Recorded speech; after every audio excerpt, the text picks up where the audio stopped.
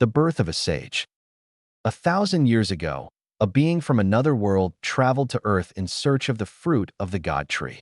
When she arrived, however, the being known as Otsutsuki Kagaya was greeted by the people of a small village from the land of ancestors. Time passed as Kagaya grew fond of the people, as she was curious of what humans were really capable of. She was also brought before their emperor, Tenji, as he too was curious about the woman that came from another world.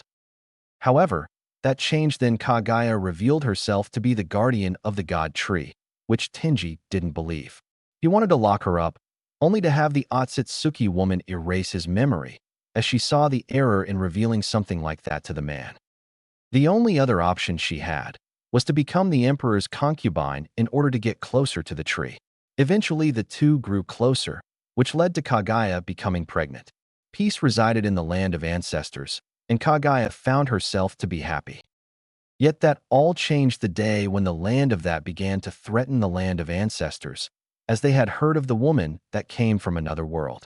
In order to protect her and to prevent an outbreak of war, Tenji declared that anyone who attacked the larger nation's representatives was to be executed. That was the dawn of war, as the land of that continued to threaten Kagaya. Eventually, she had to flee, as the people who threatened her eventually took drastic measures, resulting in her and her assistant Aino becoming hunted as they wanted to execute them.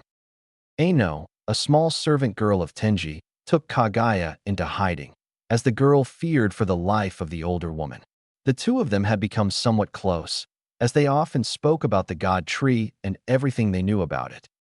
Though the only thing Aino could really say was that the God tree was their most sacred tree, as it's been there since the beginning.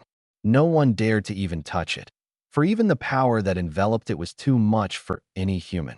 That, however, got Kagaya more excited, as she wanted its power. The Otsutsuki matriarch and her servant ran for days, fleeing the attack from the land of that. However, that ended when the hunters reacted the hunted, resulting in Aino sacrificing herself when she realized that Kagaya was in the early stages of pregnancy. It also explained why the older woman continued to become weaker, though the younger girl gave her life to protect Kagaya and her unborn children. That day, everything changed, as the death of her friend caused the usually stone-faced Kagaya to become visibly horrified. Losing her faith in humanity but still longing for peace to return, Kagaya took drastic measures as she committed taboo by consuming the fruit of God tree. She wanted more power, even with her thinking that she was already godlike. Yet there was one thing that happened when Kagaya consumed the fruit of the God tree, one thing that even she didn't realize. The God tree awoken from its slumber. She didn't take into account that the God tree only had 10 branches, with each branch bearing only one fruit. Using her newfound power, Kagaya single-handedly ended the wars by casting a genjutsu, known as the Infinite Tsukuyomi, on all the people of Earth. She eventually did let some of them go, as she didn't want the human race to perish, only to have their memories erased. For her accomplishment of stopping the wars, everyone that she set free from the genjutsu eventually began to worship her as the rabbit goddess, Usagi no Megami. She later gave birth to her twin sons, Hagoromo and Hamura. Time passed, and the power that Kagaya consumed began to corrupt her, resulting in her losing her trust in humanity as she began to lose her mind. Her public image also took a turn for the worst, as she changed from a benevolent goddess into a demon. That final act broke her mind, with the being inside her taking control. Kagaya had, however, began to change some of the remaining human of the Infinite Tsukuyomi into an army of white Zetsu, in preparation for the rest of Otsutsuki clan to descend from the other world.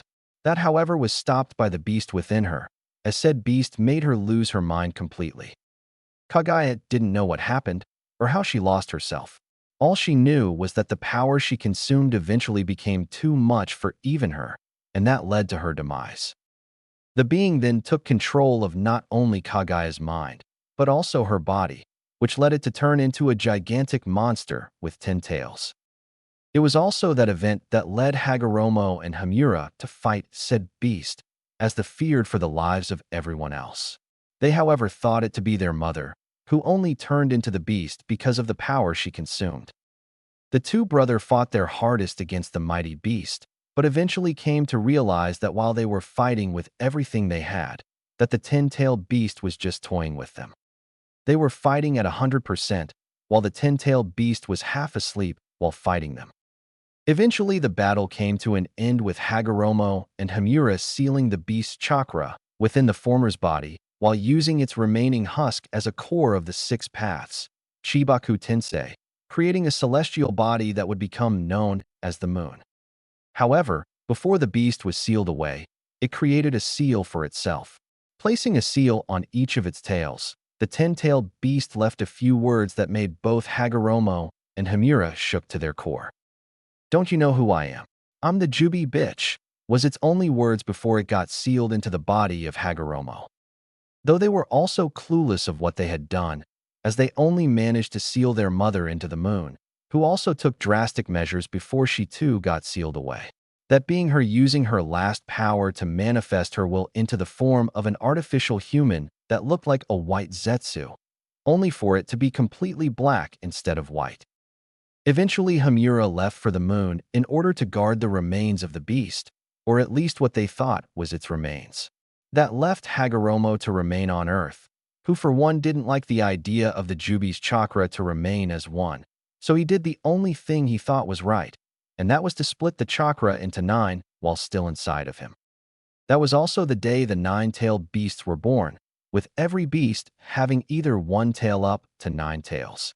They were also called Biju, as they were beasts purely made out of chakra. Each one also had its own unique power, as every single one also had its own strength, with the Ichibi, 1-tailed, being the weakest, to the Kyubi, 9-tailed, being the strongest. Hagoromo eventually grew close to the tailed beasts, even as much as having them refer to him as father. That also got Hagoromo to place a seal on each of them, for he feared that someone might one day come to try and revive the Jubi, which was possible if the person was strong enough and also had the same eyes as him. For it was only those eyes, the purple-like eyes with the ring-like patterns in it, that could free the Jubi and Otsutsuki Kagaya. He thought that if all the Biju resided within one body, that on one could ever get to said person, as he knew the Biju within wouldn't allow it. He also had to take drastic measures by telling them exactly that, to which they, surprisingly, accepted.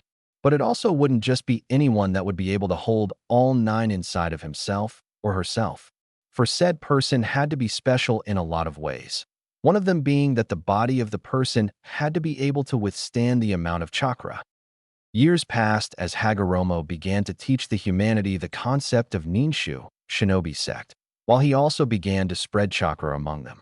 He also had a family of his own with his oldest son, Otsutsuki Indora, who inherited the Sharingan, Copy Wheel Eye, and his younger son, Otsutsuki Ashura, who inherited the Mokuton, would release. Hagoromo, who also became known as the Rakuto Sennin, eventually gave his role as head of the Otsutsuki clan, on Earth at least, over to his younger son before he died. That action, however, enraged his eldest son, which also led to the 2 brothers to go war with each other. All became of Indora wanting to be the head of the Otsutsuki clan. Time flew by, and war raged on as the world continued to grow. Indora eventually founded his own clan, the Uchiha clan, whereas Ashura also not only found the Senju clan, but also the Uzumaki clan. However, it was only the Uchiha clan and the Senju clan that kept fighting, as the Uchiha clan still wanted to make their dream come true, which was only the dream that Indora left behind after his death. Though throughout the war Biju stayed quiet, as they didn't want anything to do with the human. They didn't like the humans much, yet they also didn't like them. After the death of the Rakuto Sennin, each and every one of the 9-tailed beasts went their own ways, going either into hiding or watching over a few clans while still hiding.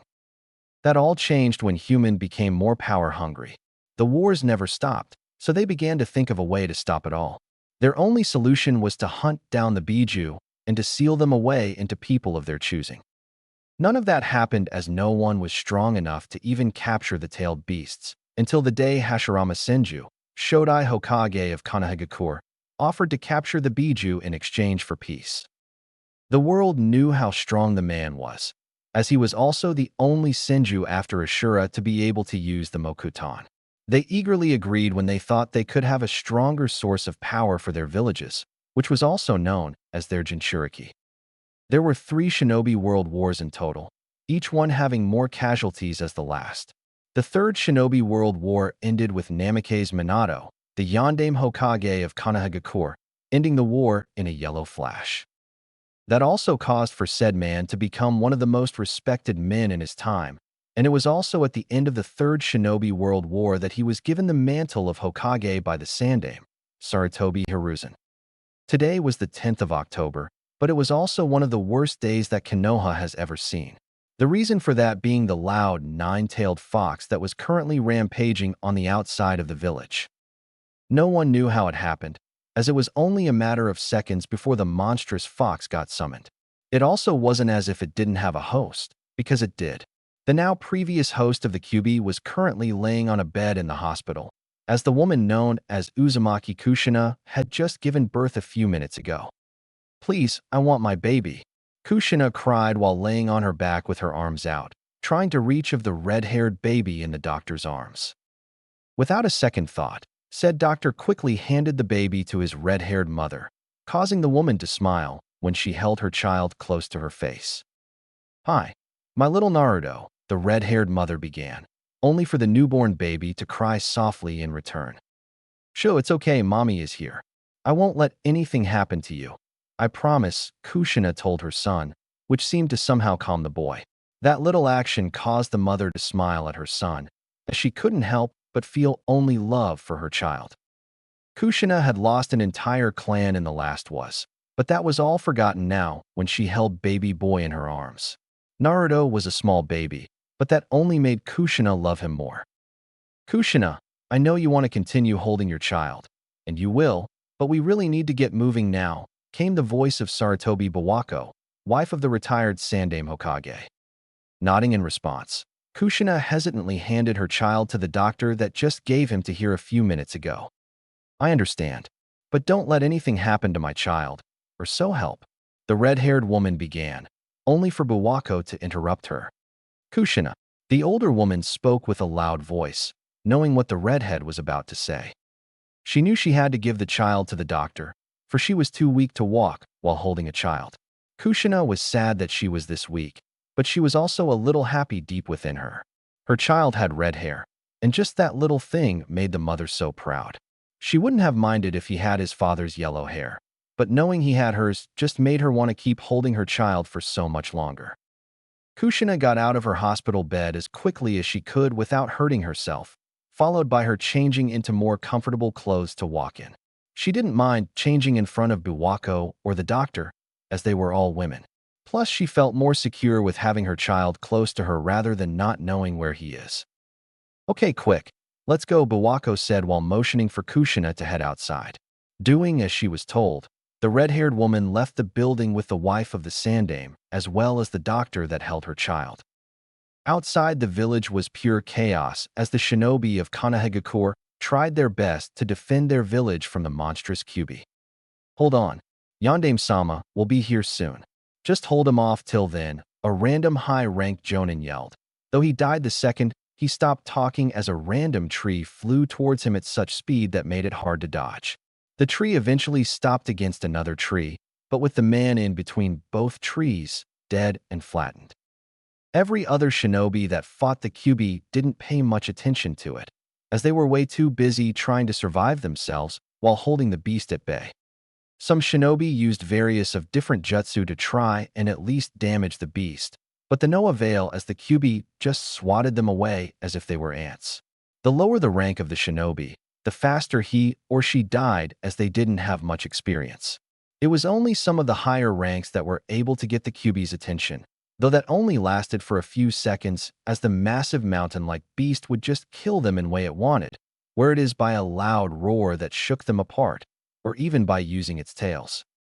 It was a day that Konoha and all its people would remember till the day it's no more. They wanted to retreat when they saw they had no effect whatsoever on the beast, only for them to be reminded that if they do that, that their families would die. It was only that thought that kept everyone where they were, not caring if they died or not. No one wanted the beast to reach the village walls, as then the beast would kill their families. 5 minutes passed, and a lot of shinobi kept dying, for the QB kept killing everyone that stood in its way. That was until a massive puff of smoke appeared near where they were all fighting. Looking to its left, the QB saw a massive toad with a yellow-haired man standing on its head. Yandame-sama, came the voices of many of the shinobi that was still alive, seeing that their Hokage had finally showed up. Now it was just a stare-off between the QB and the massive toad a few miles away from it. Gamabunta, you ready for this? Minato asked his summon, now to be revealed as Gamabunta. No. How can anyone ever be ready when they're up against the QB of all things? The huge toad asked with a bit of worry behind its voice. That just caused the yellow-haired man to laugh before he got serious once again. I'm sorry, old friend, but I need your help to take the QB down. Then I need to find my wife and son, for I fear that something bad might happen to them if nothing has already. I don't know how the beast got free, but that is worry for another time. Right now, we need to protect the village, the Yandame told his friend, who in return just grunted in irritation. Fine, but you owe me for this. The toad spoke once more, causing the Hokage to just smile and nod. He wanted to say more. That was until the QB decided to attack the only thing that was almost as big as it. Kushina was currently walking towards a secure location while being escorted by Biwako and the doctor that held Naruto. They would have liked to have more security in a time like this, but that was out of the question seeing that everyone was either fighting for their lives or in hiding. They also didn't have time to think about that, for they needed to get the red-haired mother and son to safety, in fear of whomever summoned the QB from Kushina's seal to be still around. That was confirmed when a tall man in nothing but a black robe wearing an orange mask to cover his face showed up in front of them. What they? Came the voice of Biwako, as she didn't know where the new arrival came from cause she hadn't sensed him till now. The man wearing the orange mask didn't give her the opportunity to say anything else, however, as he quickly disappeared only to reappear behind the older woman, cutting her down before she could even blink. Surprised by the new arrival and the death of her friend, Kushina quickly got into a stance to not only defend herself, but also her child. Even the doctor, who had no experience in fighting, was ready to do battle if need be, but her thoughts also came to an end when the man cut her down as fast as he could. Who are you and what do you want? Kushina demanded, though a little fearful at that. She was still weak from giving birth not that long ago, but what made her more weak was when the QB got ripped out of her. Luckily, that didn't hurt her baby in any way, or at least she hoped so. The man stood in front of Kushina while now also holding a sleeping Naruto, which Kushina quickly realized. Without any thought, as quickly as she could, and with strength she didn't know she had, Kushina jumped towards the man in an effort to retrieve her child. Give me back my child! The woman screamed at the top of her lungs while also trying to attack the man, only to have her attacks either miss or go through the man as if he was a projectile of some sorts. That was when Kushina realized what the man was doing, her eyes going wide with fear and surprise. You're using a time distortion jutsu? She said more than asked, for she knew that ability. Minato, her husband, had also used said jutsu, just not nearly on the same level, and that terrified Kushina.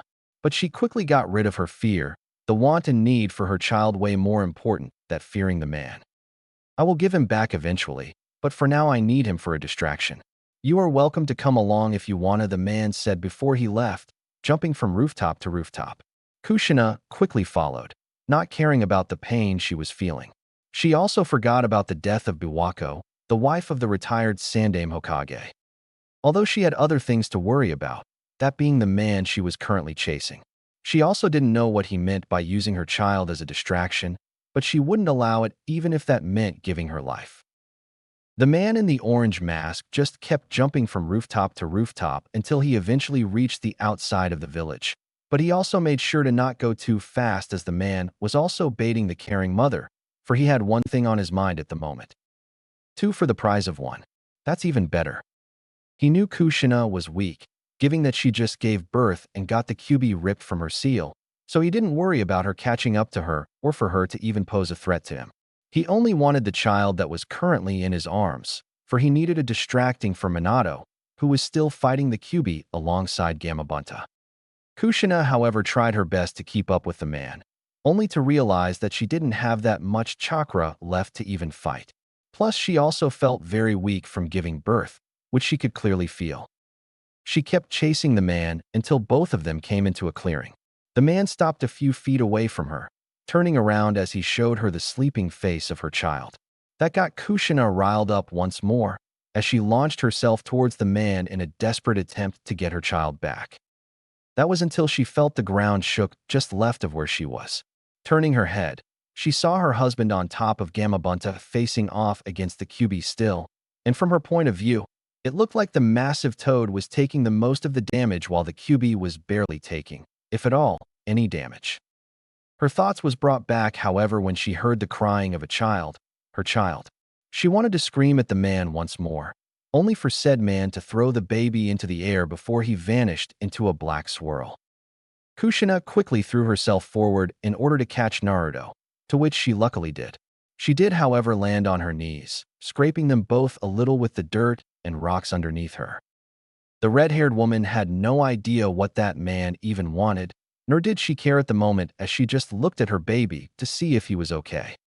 "Shoo, mommy is here.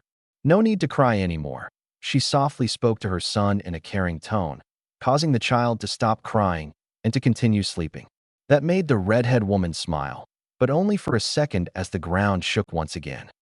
Her eyes flew open when she saw a massive cloud of smoke, signifying that Gamabunta had gone back to where he came from. She feared for her husband's life, but she also knew she had to protect her child, as she was in a huge clearing while the Kyuubi was very close by. Suddenly, her husband appeared a few feet away from them, not seeing that his family was behind him. "Minato!" the red-haired woman screamed, seeing that her husband was in bad shape, as his clothes were also a bit torn. She guessed that he somehow got hurt while even on Gamabunta's head, but now she just feared for child once more when she realized that the Kyuubi was coming their way, and at a rapid pace. Minato, however, was shocked to his core, for he had no idea what his wife and child was doing here. He quickly ran towards them, in hopes of getting them away from where they were as soon as possible. "Kushina, what are you doing here?" he asked in a rather loud tone of voice, only for him to fall silent when he saw his child for the first time. The yondaime would have been the happiest father alive at the sight of his child, had it not been for the threat approaching them. He wanted to get them away, but he knew now that he stood no chance against the beast, so he had to take drastic measures. Looking at his wife, he quickly came up with a plan. "Kushina, is there any change that you'll be able to reseal the Kyuubi inside of you?" the man asked, knowing it was the only way. He also hated asking that, for it would make his wife a Jinchuriki once again, and he didn't even like her being that the first time. That all fell short when she shook her head before she spoke. "I can't, I'm sorry. My body is too weak. If you reseal it into me again, then I might not make it. He got ripped out of me, and I just gave birth. My body won't be able to handle it," she told her husband in a sad tone. Their conversation, however, got interrupted by a loud roar, causing both of them to turn their head toward the beast that was now facing them once more. The Kyuubi just kept charging the three of them, acting more angry than before, however. Minato luckily used his Hiraishin no Jutsu, Flying Thunder God technique, to get him and his family out of the way. That caused the Kyuubi to run past them, as they were too fast for the massive beast. Taking the small amount of time to think, Minato came up with yet another plan. Though his one was a lot worse, as he looked towards his son. He gave a brief smile towards the sleeping child when he saw he red hair, though a little disappointed because he wanted his son to have his hair color. Minato quickly threw another one of his unique kunai towards the opposite direction when he saw the Kyuubi charging them once more, then again using his Hiraishin no Jutsu to escape. When he, Kushina, and Naruto got to the other side, the Kyuubi just roared out towards the sky as if it seemed frustrated. Minato was currently just playing cat and mouse with the mighty beast, but his jutsu was taking a toll on him, and he knew he would have to end it soon enough. Kushina, for her part, had no idea what to do, so she just held on to her child, while Minato got them out of the way each time the Kyuubi attacked them. That was until her husband spoke, getting her attention in the process. "Then we only have one other option," he told her, giving her son one last look before he looked towards the Kyuubi once again. Realizing what he meant, Kushina shook her head. "No, you can't mean that. He is just a baby Minato," she practically screamed at her, thought she knew he was right. She just didn't want him to have the same life as she did, for the life of a Jinchuriki is never a good one. I need to, or else Konoha falls, he told his wife, only to have to use his jutsu once again to get out of the way of the attacking Kyuubi. Said beast was really getting angry now, as not only was it placed under a Jinjutsu, it was also being toyed with, and that was something the beast hated. Before it could attack once more again, Minato quickly to charge after he told his wife to prepare for the seal. He had told her of what seal he intended to use, which only caused the woman to look at him with wide eyes. You idiot. You're going to die if you use my clan's most effective sealing technique, she thought before she quickly got everything into place. Luckily, Minato had everything ready, even if she didn't want to know why he would keep such items sealed and close by. She also understood why he had to do it, as the Kyuubi was no pushover, and that was something she knew better than anyone else alive. Kushina did her job fast, placing a few candles around her child while he was laying on a small cushion. Underneath said cushion was a drawing of a seal, something she had quickly done before doing the rest. She then lit the candles while her son was still sleeping. Turning around, she saw her husband fighting, yet struggling to keep the Kyuubi at bay. Taking one last look at the sleeping form of her baby, Kushina jumped up as she made her decision to help her husband in sealing the mighty beast. She didn't like the idea of having to seal the Kyuubi into her own son, but she knew that if they didn't do that, then Konohagakure would fall. Gathering all her remaining chakra, the red-haired woman jumped towards the Kyuubi where it was still fighting her husband. She then went through a set of hand seals, which then caused a few yellow chakra chain to emerge from being her. Minato, I'll hold him. You do the seal, she yelled towards her husband, seeing that he was few feet away from her and wouldn't hear her if she just spoke like she normally did. Seeing what his wife planned, the Yondaime Hokage nodded before he too went through a set of hand seals. Fuin Jutsu, Shiki Fujin. Sealing Jutsu, Reaper Death Seal. As Minato finished with saying that, a huge being appeared behind his body, only to the Shinigami, Death God, start with pulling his soul out of his body. The Shinigami then wrapped his left arm with prayed beads, as it then starts chanting unintelligibly until a cursed seal appeared on its arm. It then drove its arm through the Minato's soul, thus giving the yellow-haired man the change to seal a target. Minato acted quickly by choosing the Kyuubi as the being he wanted to seal, which caused the Shinigami to grab onto the target's soul. Said beast tried to get away, but was unable to do so as Kushina kept using her chakra chain to hold the beast in place. That, however, only got the Kyuubi more angry as it tried even harder to resist, but with the chakra chain and the Shinigami holding its soul, it too became a little hard for the Kyuubi to hold on. Eventually, the Shinigami got what it needed. Now it only needed a target. The being looked around for said target, until it came across Naruto, who was still sleeping with the candles around him. Seeing the seal written below the baby, the Shinigami knew it to be the target as the Kyuubi then got sealed with Naruto. However, before it was completely sealed away, the Kyuubi took one last try to get himself free as the beast saw the target it was to be sealed in. The massive beast's claw came down upon the sleeping child, but was stopped when both Minato and Kushina grabbed on a said claw. It wasn't without injury, though, as the claw of the Kyuubi had pierced both of them, resulting in the Kyuubi getting fully sealed into Naruto. They both knew they weren't going to make it, so they just crawled towards their sleeping child before Kushina decided to speak first. Naruto, I'm so very sorry for all of this. I hope that you can one day forgive us for doing this to you, but I also hope you can forgive us for not being there for you, the woman began, only to break into tears before she struggled to continue. Mommy loves you so very much, never forget that. Me and your father will watch over you, as we both love you, she said before she coughed up some of the blood that was slowly trying to spill from her mouth. Minato then took his turn to speak, already saddened by everything his wife said as he realized that his son will grow up without a family. Naruto, this is your father speak, the man began, trying to cheer his wife up a little, but to no avail, and he knew it.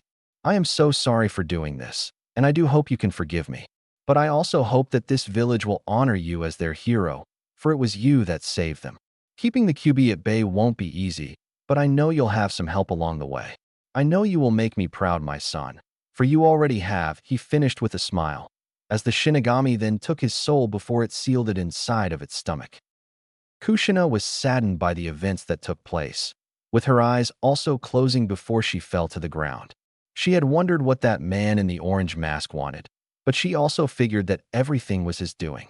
She couldn't explain it, not even in her last moments, but she somehow knew it was all his fault. Kushina just had no idea whatsoever why the man would do something like that, or what his goal was. A few minutes passed as Sarutobi Hiruzen appeared in the clearing, his eyes wide with sadness and shock at the same time. Next to him took a man with his lower half of his face covered, while his Hitayate was in such a position that it covered on of his eyes. Upon seeing the dead bodies of both the Yondaime Hokage and his wife, said man began to sob. "Sensei," the man said as he then went to their bodies, followed by Hiruzen who too had a few tears in his eyes. "Kakashi, get their bodies to the village.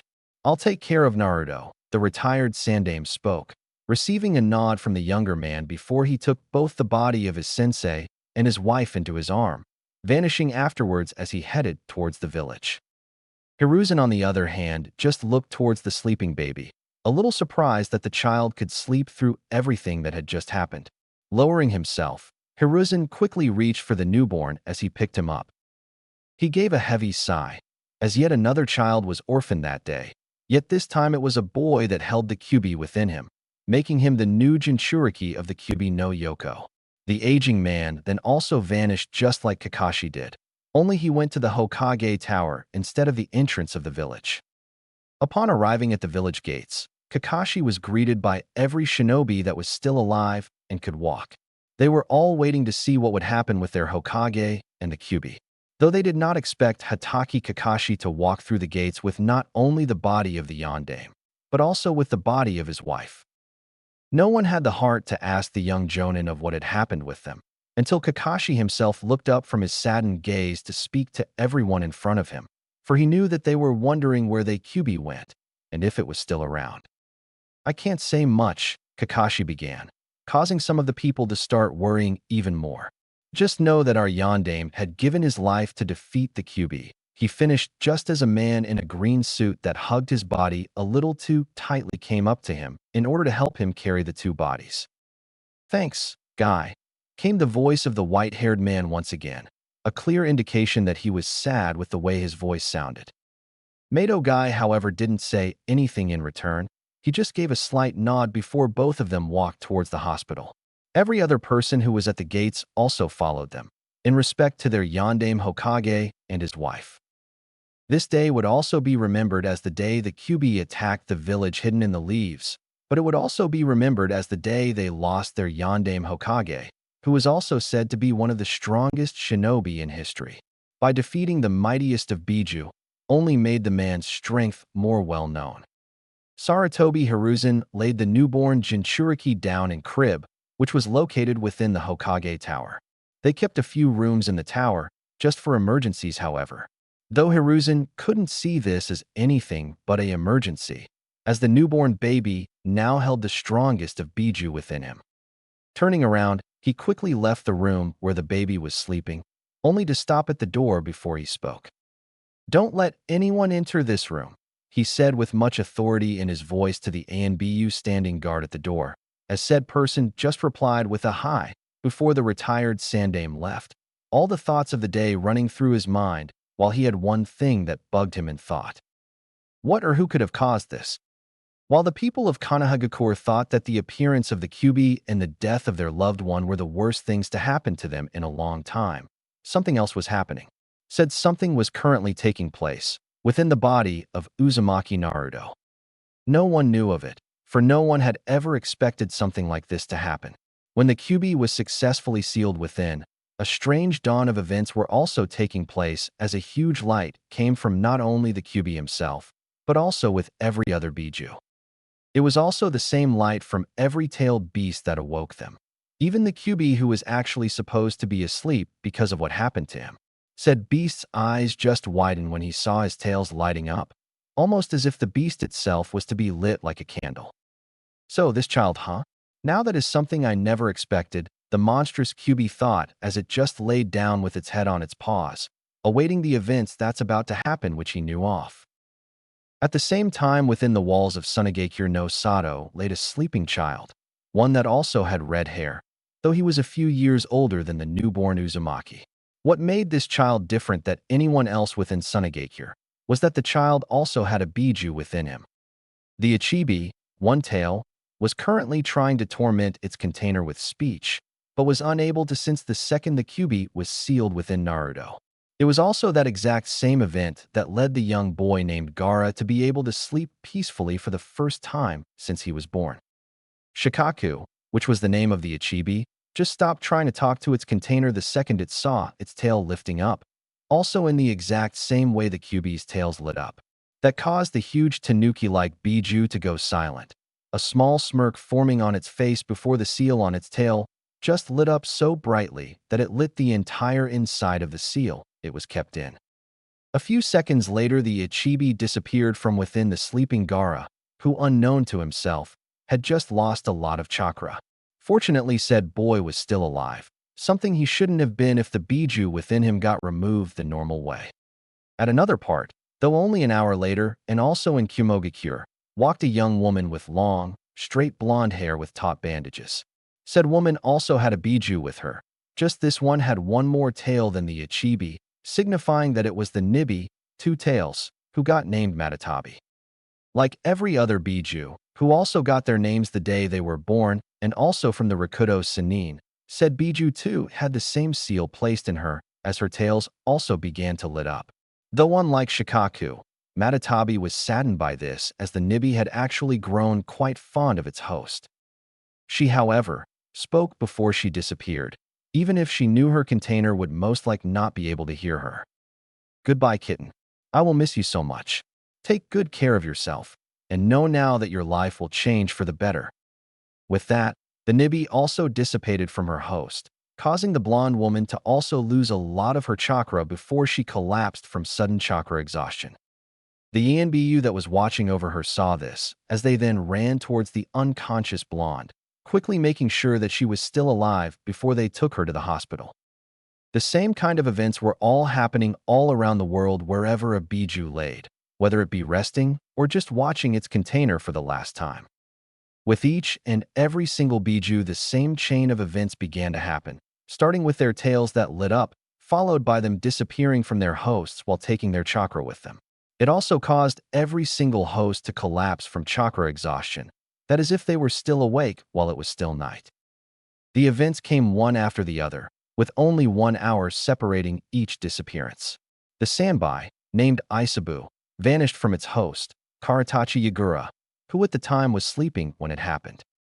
Next came the Yanbi, named Son Goku, whose host was named Rashi.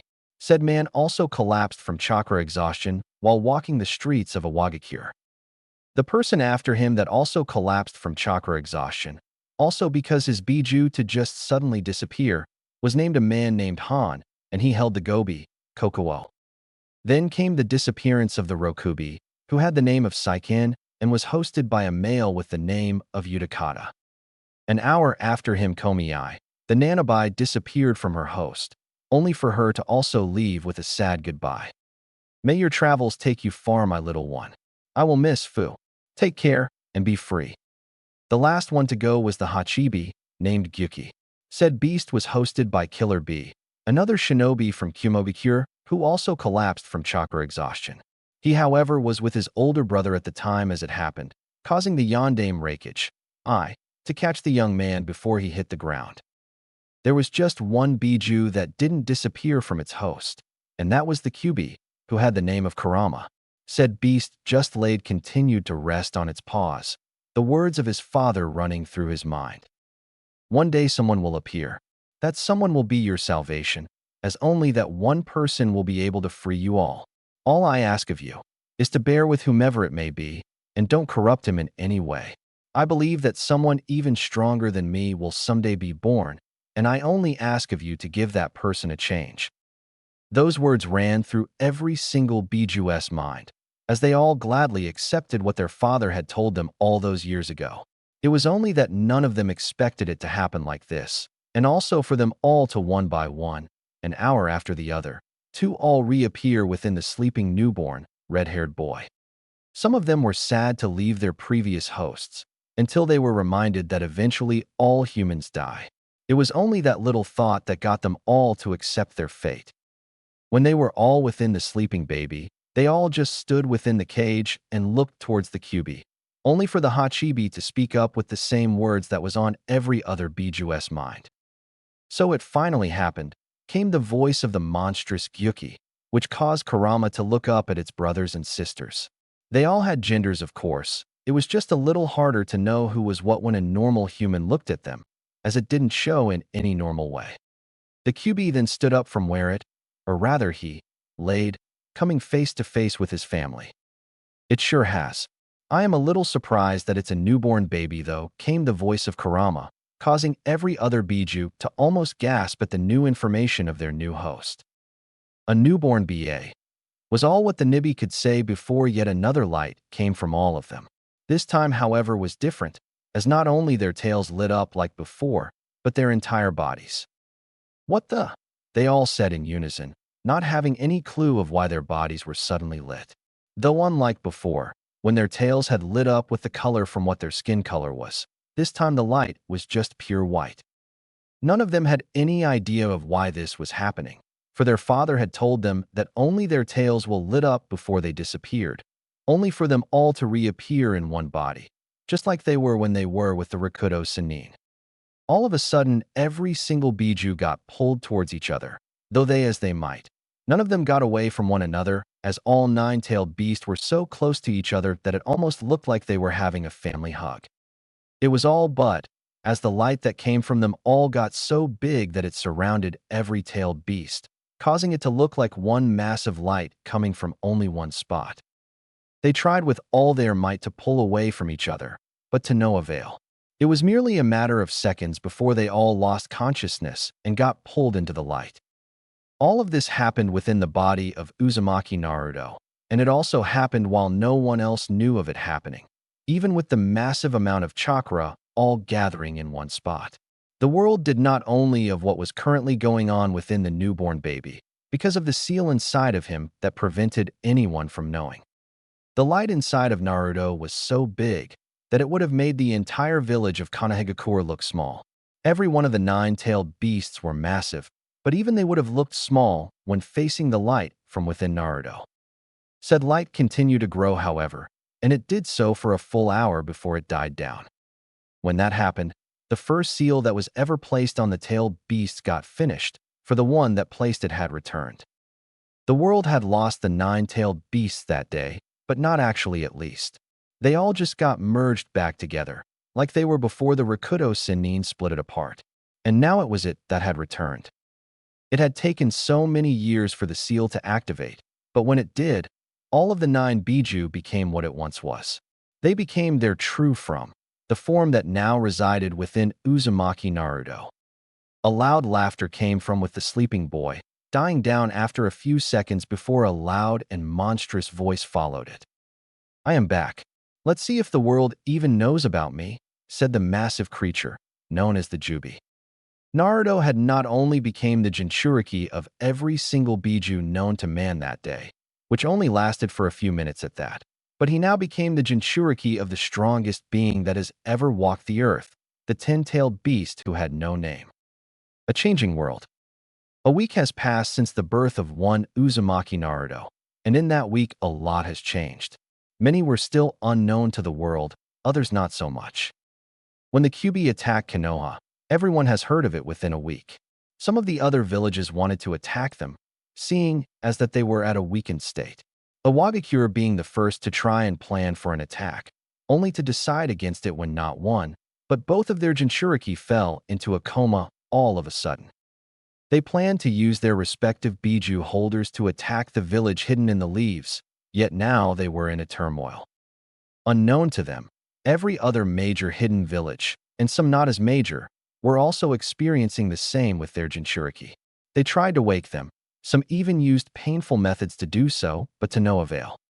It worried their Kage, for they lost a huge amount of power with their Biju holders in a sudden coma. They were all unsure of what to do, so they decided to just wait and see when they would wake up.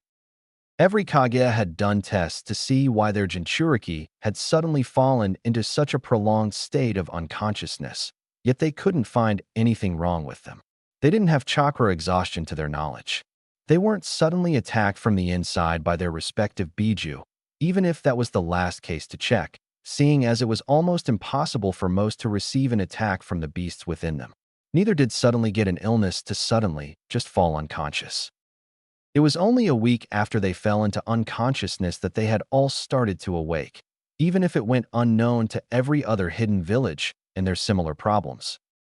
When they were all awake, each individual was attacked with questions to try and find out what happened to them. Yet no one had an answer. Every Jinchuriki individual had yet to feel anything different, apart from the sudden tiredness that they could not explain. Those Jinchuriki who had the power and knowledge to enter their mindscapes had done so, only to find their own Biju asleep behind their respective seals.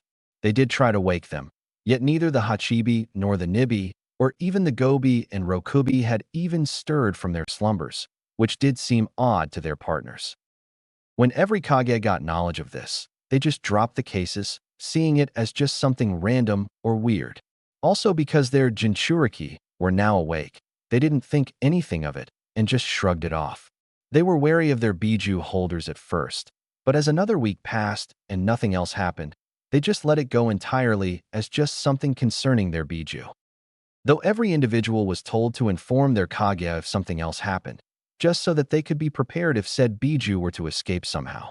That doubled for the Jinchuriki of the Ichibi, as the Kazekage had ordered his finest seal masters to tighten the seal of his son, a young red-haired boy with the kanji of love on his forehead. Although those seal masters weren't that informed with Fuinjutsu, the only one knowing anything about sealing was an old short lady. The young boy had surprisingly awoken to feel a lot better, for his respected Biju always kept him up and refused to let the boy sleep. So when he fell into his prolonged state of unconsciousness, the entity of Sunagakure had gone into a panic. Though nothing happened to him, and unknown to him, even his own Biju was also asleep, just like every other Biju within their respective hosts, ranging from the Ichibi holder to the Hachibi holder. Yet the holder of the Kyubi no Yoko, the young Uzumaki Naruto, was awake the entire time, and the unbelievable had happened to him, unknown to everyone. Konohagakure no Sato. While everything else happened around the elemental nation, a newly born red-haired baby born in the village hidden in the leaves had been experiencing his own set of troubles, though he had no way of defending himself as he was barely a few weeks old. Konoha was still in a state of emergency, and while the Sandaime Hokage had retaken his position, much to his and his old teammates' misfortune. All the while, everyone had suddenly become aware of the newest Jinchuriki.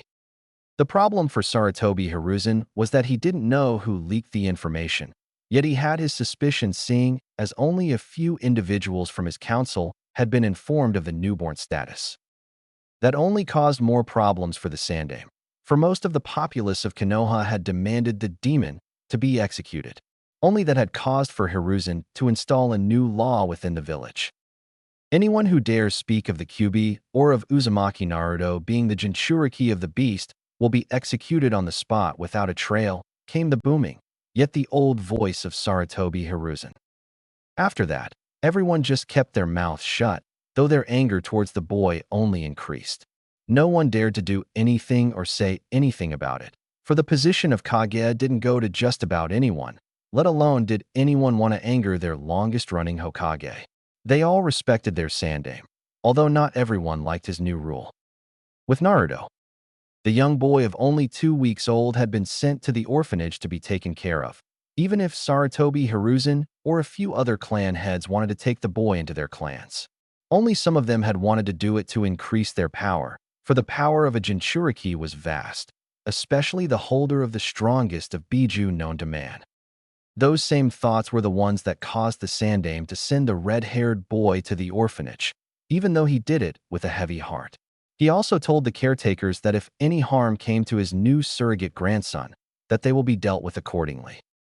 "Let anything happen to Naruto, and I will have your head," were his exact words. They were caretakers, so taking care of babies was in their job description. They nodded as fast as their heads could nod without them hurting themselves, seeing as that it was a direct order from their Kage, and even though they didn't want to do it, they knew they had to. The young red-haired boy was currently sleeping, something he surprisingly did a lot. When he was awake, he did cry, but only to a bare minimum. His caretakers didn't care or worry, though, as they didn't want to take care of the demon. It just meant more time for themselves. Unknown to them, or anyone else for that matter, young Uzumaki Naruto was in constant pain. He didn't show it, nor could he feel it as the beast within him took the pain away. That was also the reason why he slept so much, because of his Biju healing him constantly. The pain, though, was because of his chakra coils that were undeveloped, seeing as because he is still a newborn baby.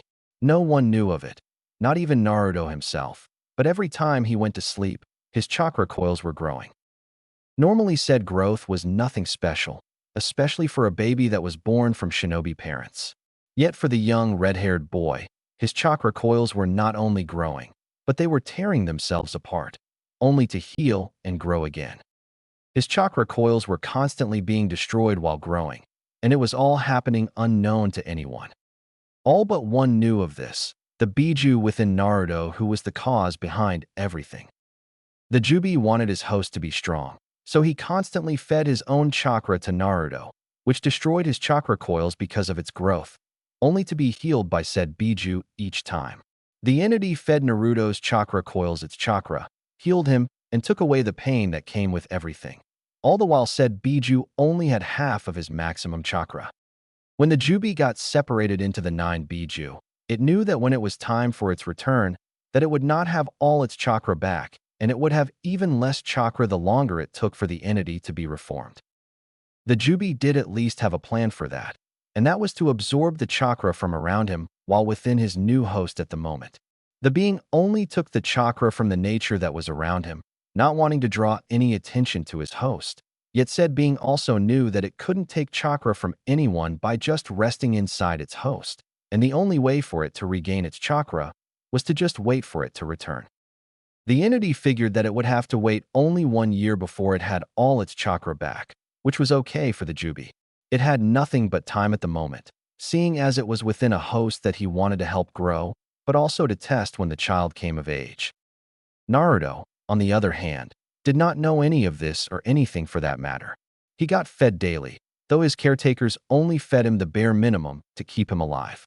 They also had to bathe him and do everything for him because of his young age. It irked them, though they didn't want to anger their Kage as they valued their own lives. While all that was going on, another problem arose. A problem yet to be known to the world. The aforementioned problem appeared within a cave, and inside the cave stood only a few individuals. Some were in holographic states, as they were not in the cave, only their holograms were. Only 2 of the individuals were solid beings, as they formed 2 men teams. Every individual had one thing in common which could be easily seen by anyone that they came across, and that was their clothing. They all had on a black cloak, with red clouds adjourned all around said cloak. They stood in a circle, and while holographic figures couldn't be identified because of the lack of any color to them, the 2 figures that were the only ones that appeared to be solid could be identified. One had blonde hair that was tied into a ponytail, the other seemed to be a hatchback figure. They also had on straw hats that covered their faces, making it look like they were hiding from the world. The only reason the blonde-haired man's hair could be identified was because of the current situation. Kakuzu, Deidara, be quiet, came a voice from among the holograms that spoke with authority in his voice. Both mentioned individuals obeyed, as they didn't want to anger the person that told them to keep their mouths shut. Said individual, while also wearing a cloak, was also wearing a mask with one hole in. An eye showed from behind the hole, yet it was not a normal eye.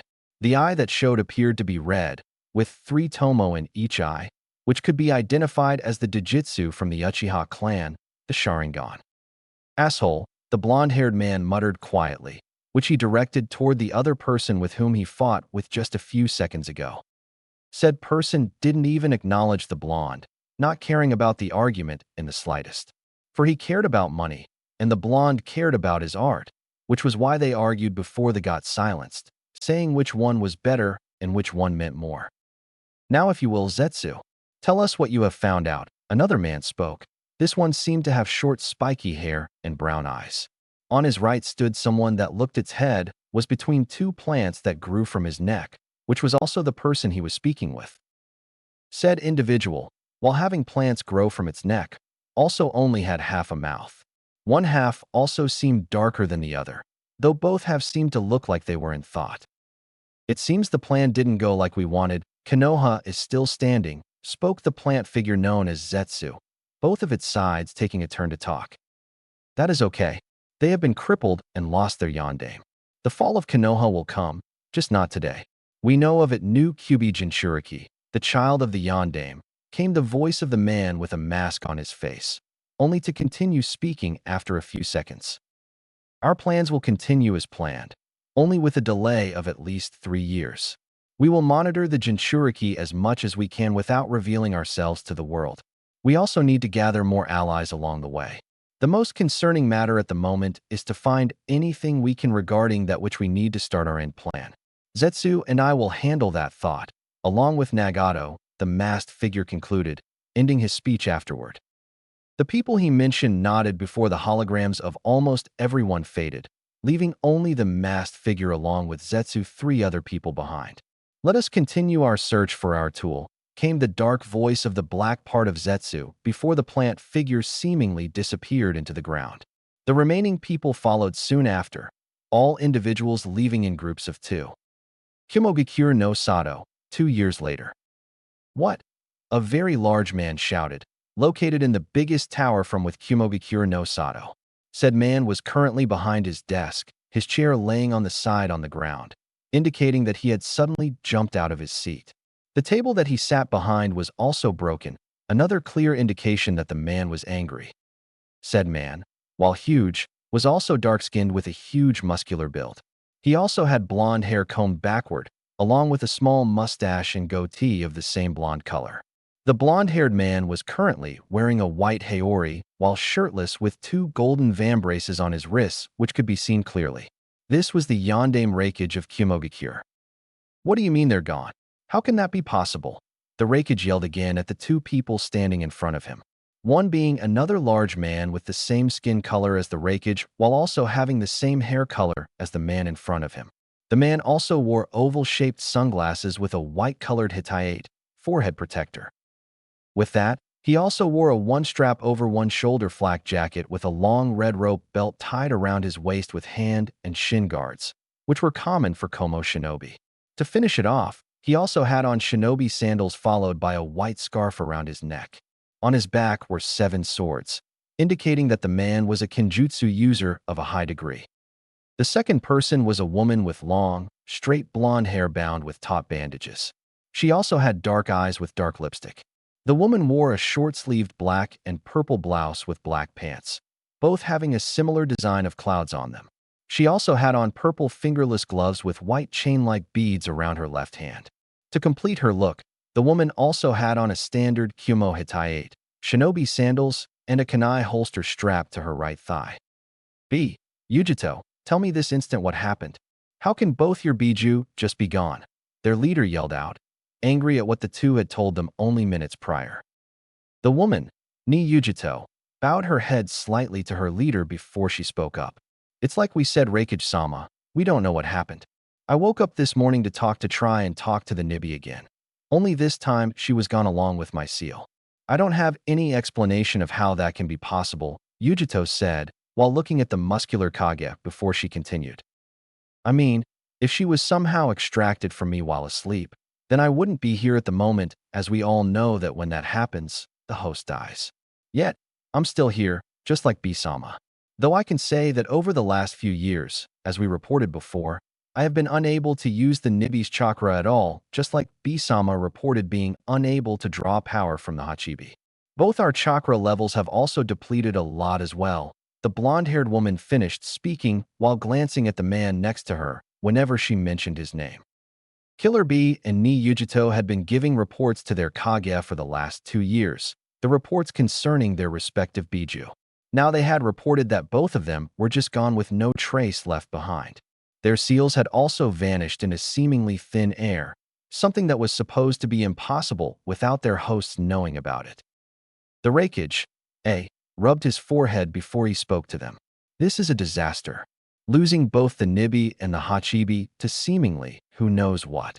We need to get to the bottom of this while also keeping it under locks. Don't tell anyone else about this. Am I understood?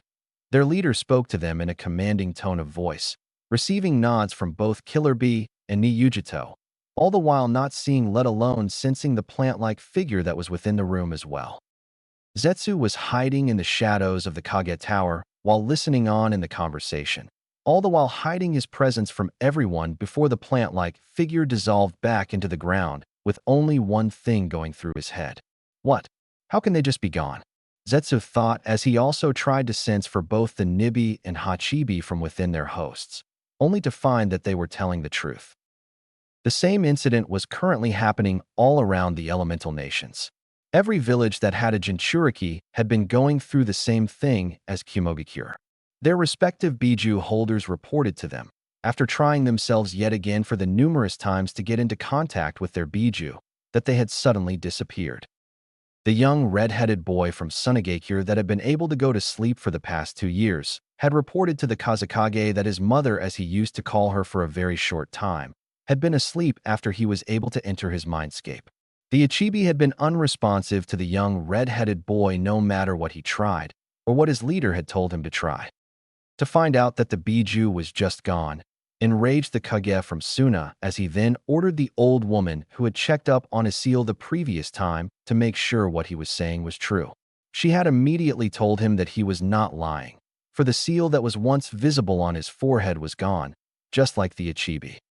It happened in Awagakure as well, where the Tsuchikage had nearly blown his 2 Jinchuriki away with his abilities once they informed him of the situation. The old Kage had ordered for them to be checked out as well to make sure they were truly gone, for he too didn't want to believe what he was told. In Takigakure no Sato, the same happened, followed by Kirigakure as well. It all happened on the same day at the same time, while no one on the outside knew any wiser.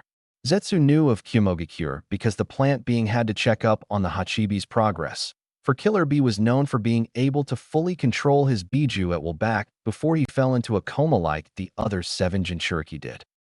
The only place that did not know of anything was Konoha. Their Jinchuriki, being the youngest one, didn't even know of his status, let alone anything else.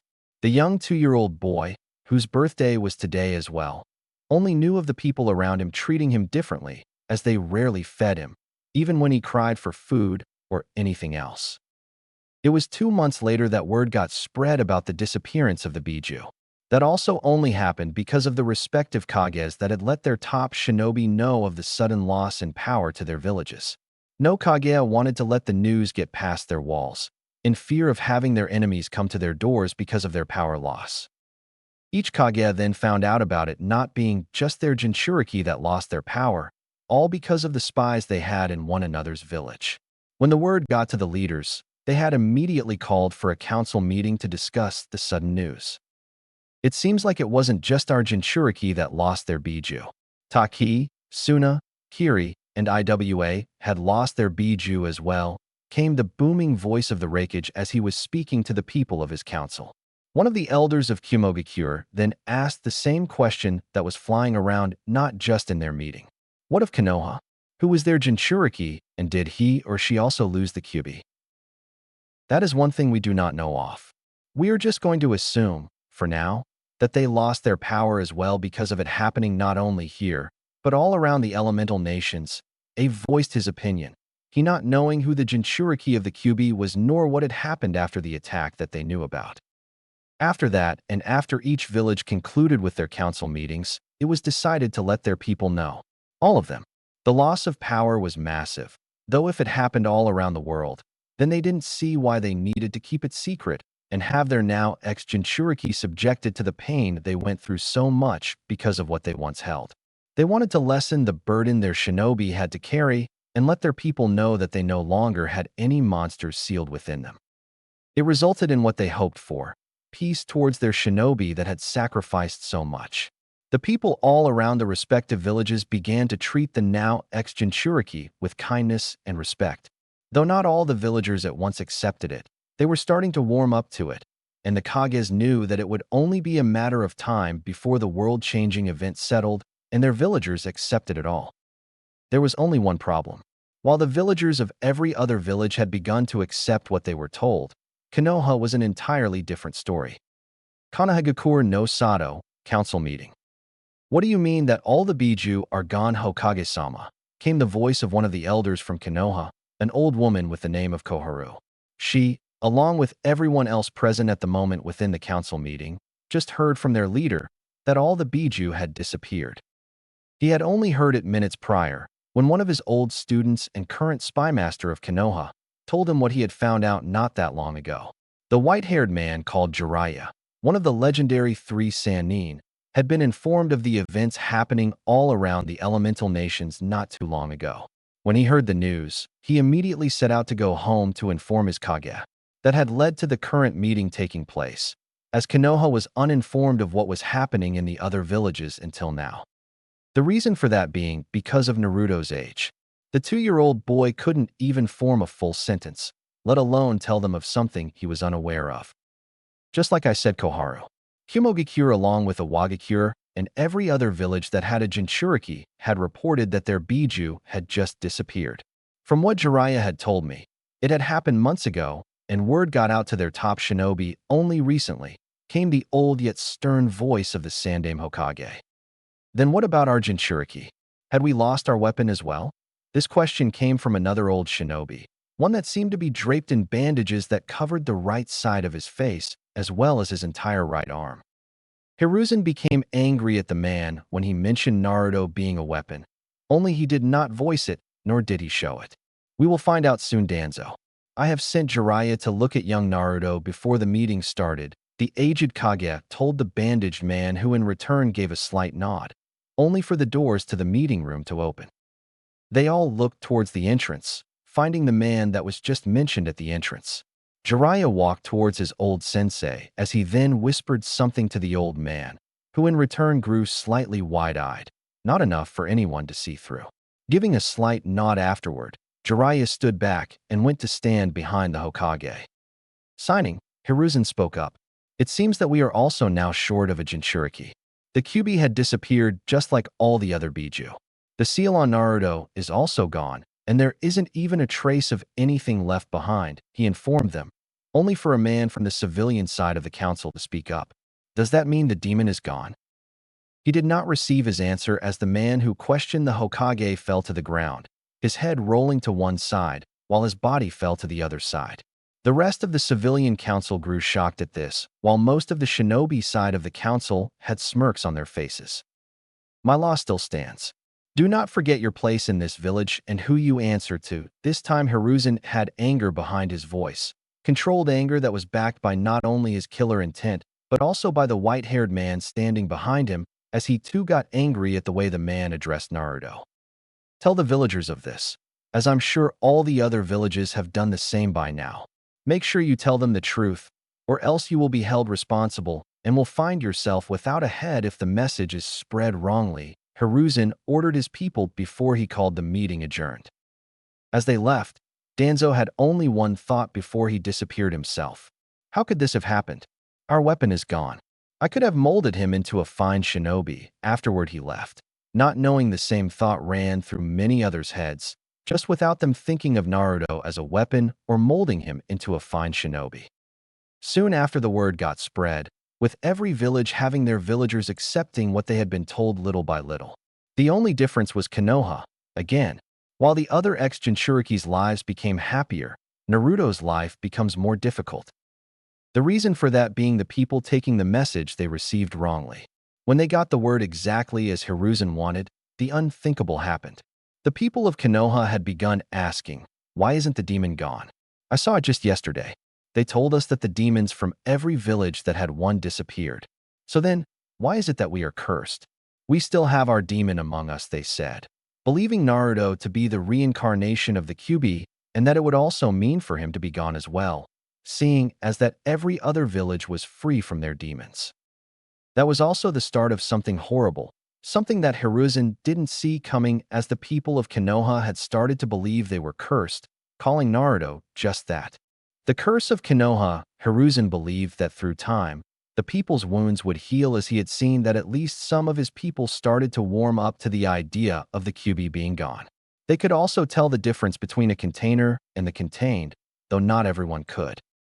It was because of that which caused the Sandaime Hokage to keep his law up to try and protect Naruto, hoping that with time, everything would be alright. He just knew that if something were to happen to the young red-headed boy, that he would deal with the people accordingly. Unknown location. In a dark cave stood numerous holographic figures, all of which were see-through this time. They all stood in a circle again as an emergency meeting had been called by a plant-like being. "Zetsu, why is it that you have called us so urgently?" came the voice of a man that had long hair, though the color was unknown because of hologram causing it to show a shade of blue instead of its original color. "We have some urgent news to share that I have discovered as of recently. The Biju, all of them, seem to have disappeared without a trace. I checked everything myself and found it to be true. There aren't any traces of them left from their now previous hosts. I will continue to search for them, though we don't know where to start because of the hosts still being alive." The plant-like entity spoke out as the black half and the white half took turns to speak, finishing each other's sentences. That caused everyone to grow wide-eyed, not wanting to believe what they had just been told. "What? How can that be possible?" The masked man with the Sharingan yelled out in anger, not wanting to believe the news. Zetsu said nothing and waited for the man to calm down, which wasn't long as the masked man spoke once more. "This changes a lot of things. Now we have to find them before we can do anything else, no matter what it takes. Search this entire planet if you have time. Find the Biju. They can't be just gone." He spoke out, still showing a little bit of anger as he wanted to find them as soon as possible. With that said, all the holograms dissipated to do what they were told, leaving a dark cave behind yet again. Naruto, the Jinchuriki reborn, and a hidden power. Today marked a great day for Konohagakure no Sato. It marked the day when their Yondaime Hokage defeated the Kyuubi. Though the beast may have been gone entirely, not everyone accepted that. When Hiruzen had his shinobi spread the news of the disappearance of the mighty fox, some accepted it, as they were able to see the difference between the jailer and the prisoner. The rest, however, which were the majority of the civilians and some chunin and a few jonin, did not accept it at all. It was them that began to spread the word about Konoha that was cursed, as their demon didn't seem to want to leave, no matter what they did. While the defeat of the Kyuubi was still celebrated, many chose the day to exact revenge on the curse of Konoha, the demon boy. At first, they did nothing too revealing to the young boy, only being able to get away with a few things such as glaring at him, refusing to give him anything or to even look at him. When he turned 3, however, he got thrown out of the orphanage. "Now you're old enough to defend yourself, you monster. You also better not tell Hokage-sama about this, or else you would cause him a lot of trouble. He already has so much to do for us. He can't help you as well, filth," was what the lady told him that had to take care of him for 3 years. Naruto, being only a 3-year-old boy at the time, accepted what he was told, and he decided not to give his Gigi any more trouble than he already had. The old man visited him from time to time, though those visits became less and less as he grew older, all because of him being the Hokage and because of the damage Konoha still had to fix because of the attack 3 years prior. It caused him great sadness not to be able to see the red-headed boy more, yet he didn't have much of a choice. The village came first, and no personal feelings were above that. No one ever reported anything to him about Naruto being abused in any way, and when he visited the child when he did, Naruto would tell him that everything was okay. Hiruzen knew the young boy was only saying it to help ease the mind of the old Kage. Only he didn't know that it made him worry more about the young boy. He had put 2 chunin on guard to watch him at all times, not knowing that those 2 chunin hated the boy. When he ordered Danzo to choose the men to watch over Naruto, he did not know about them hating the boy and seeing him as the curse of Konoha. Danzo, on the other hand, because of him now also disliking the boy because of the loss of the Kyuubi, did not care what happened to him. He had also told his leader to not put Jonin to watch him because he isn't a Jinchuriki anymore, and that they needed manpower to do more missions to help rebuild Konoha to what it once was.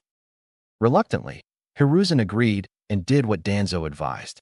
He was just hoping that no one was hurting the young red-headed boy, seeing as that no one could or wanted to adopt him after the world-changing news spread.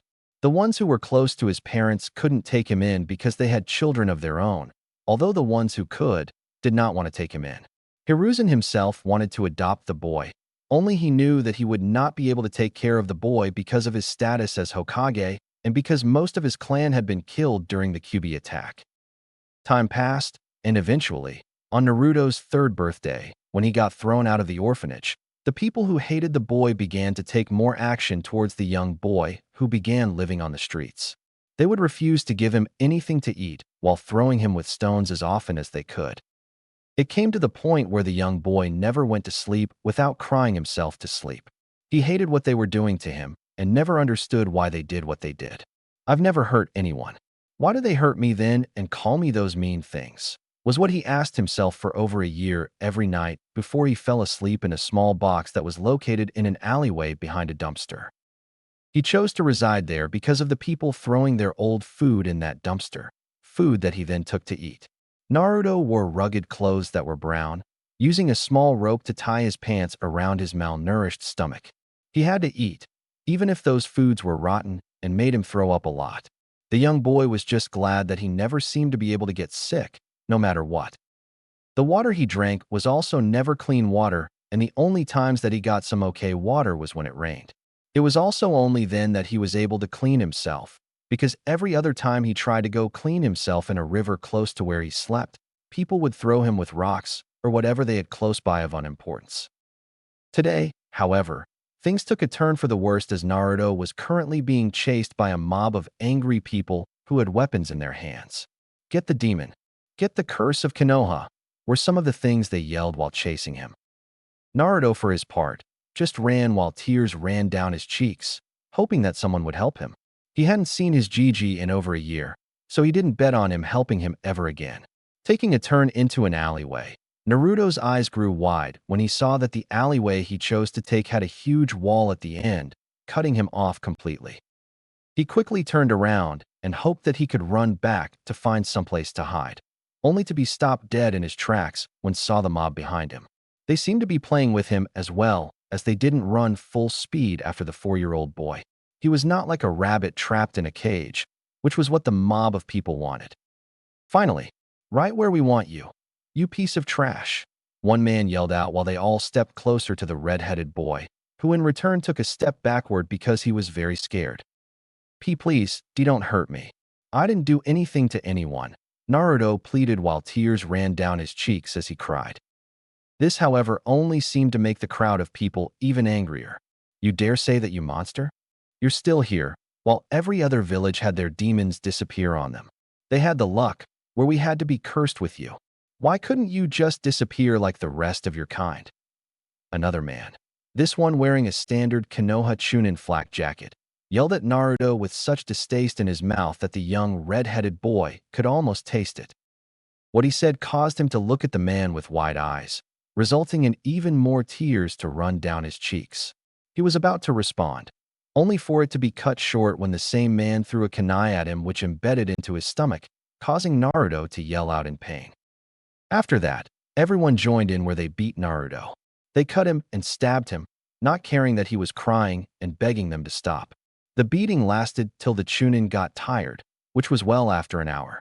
Afterward, they left, believing that they had killed the red-headed boy as he was not moving at all.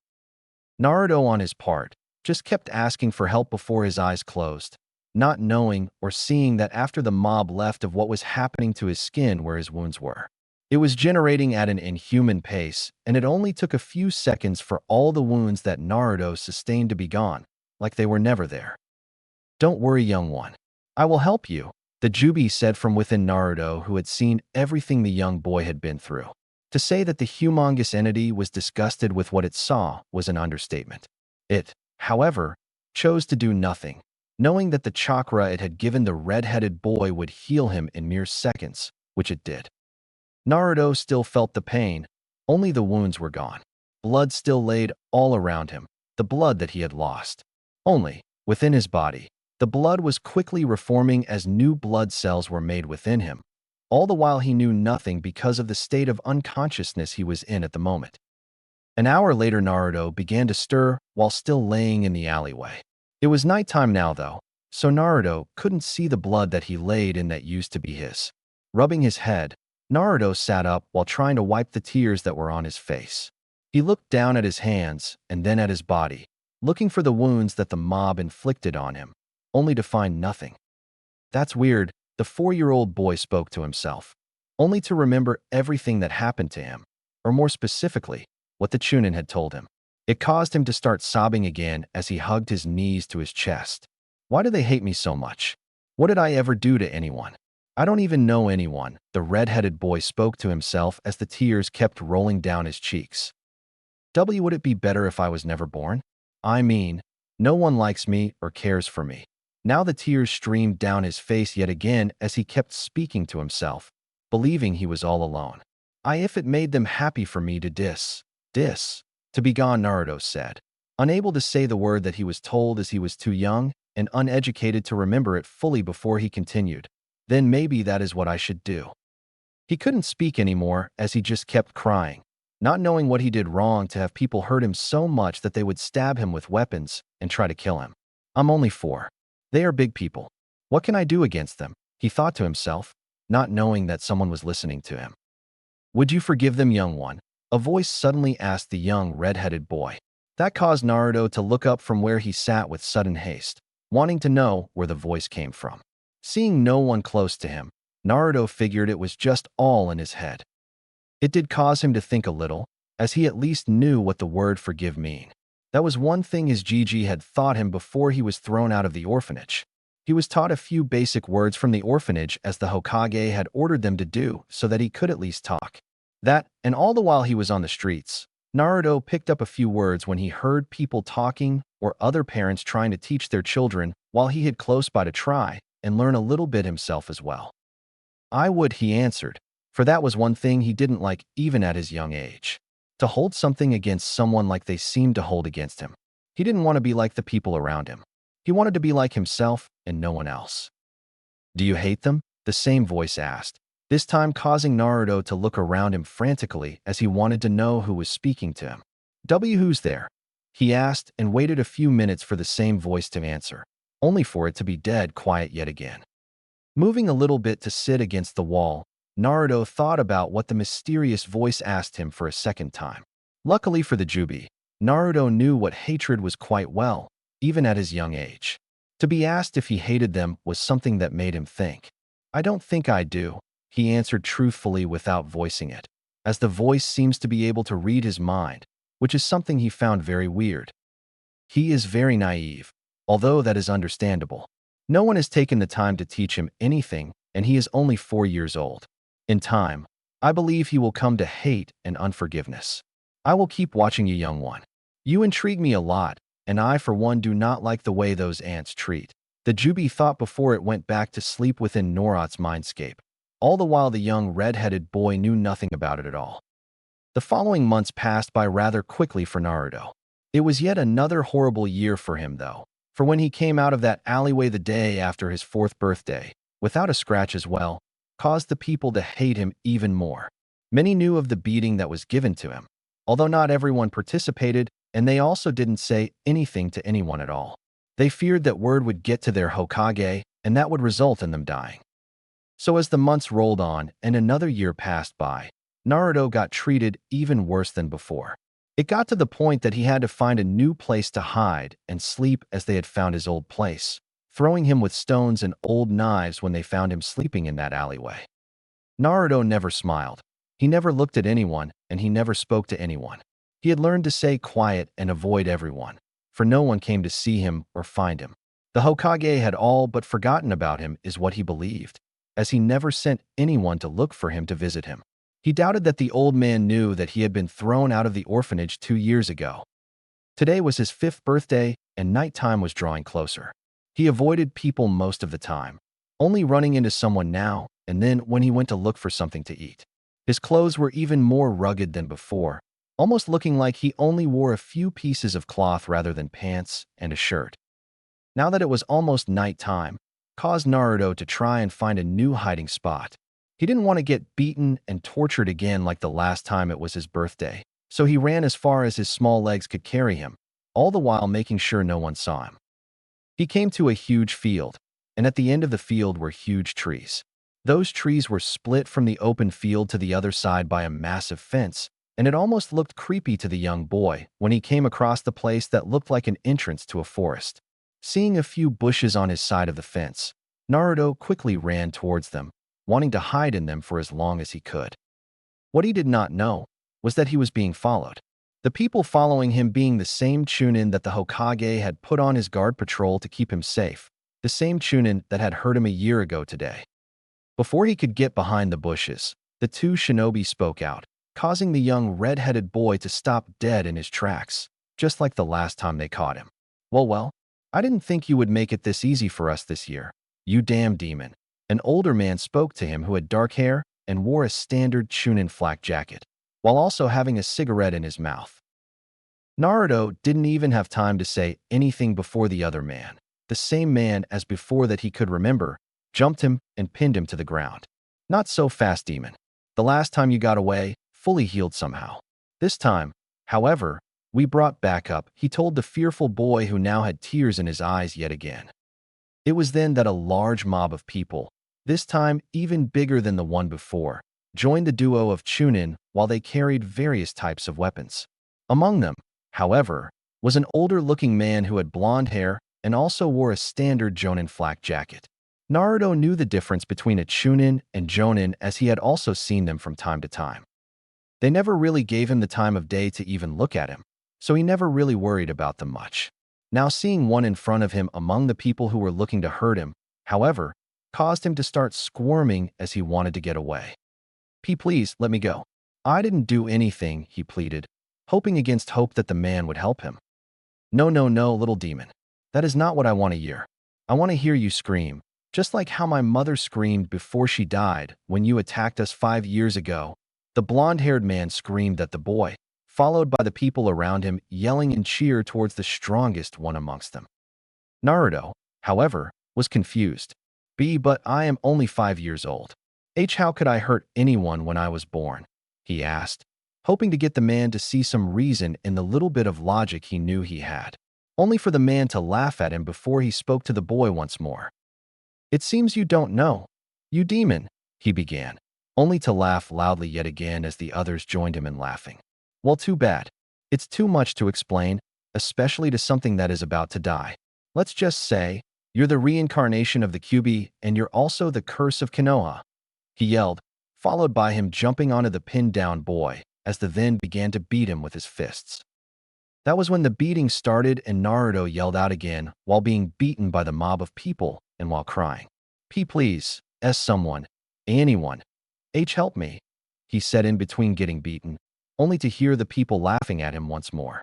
It was then that they seemed to get serious as they began to use their weapons. First, they stabbed him on his right side with a kunai, followed by his right side getting pierced. Then they kicked him again, followed by someone else this time stabbing him. He screamed in pain when they stabbed him, which caused the dark-haired Chunin to get angry even more than he already was. Quickly grabbing onto his head, he took his kunai and sliced him where his vocal cords were, causing Naruto to almost pass out in pain. The Jonin then stabbed him in the chest with a needle.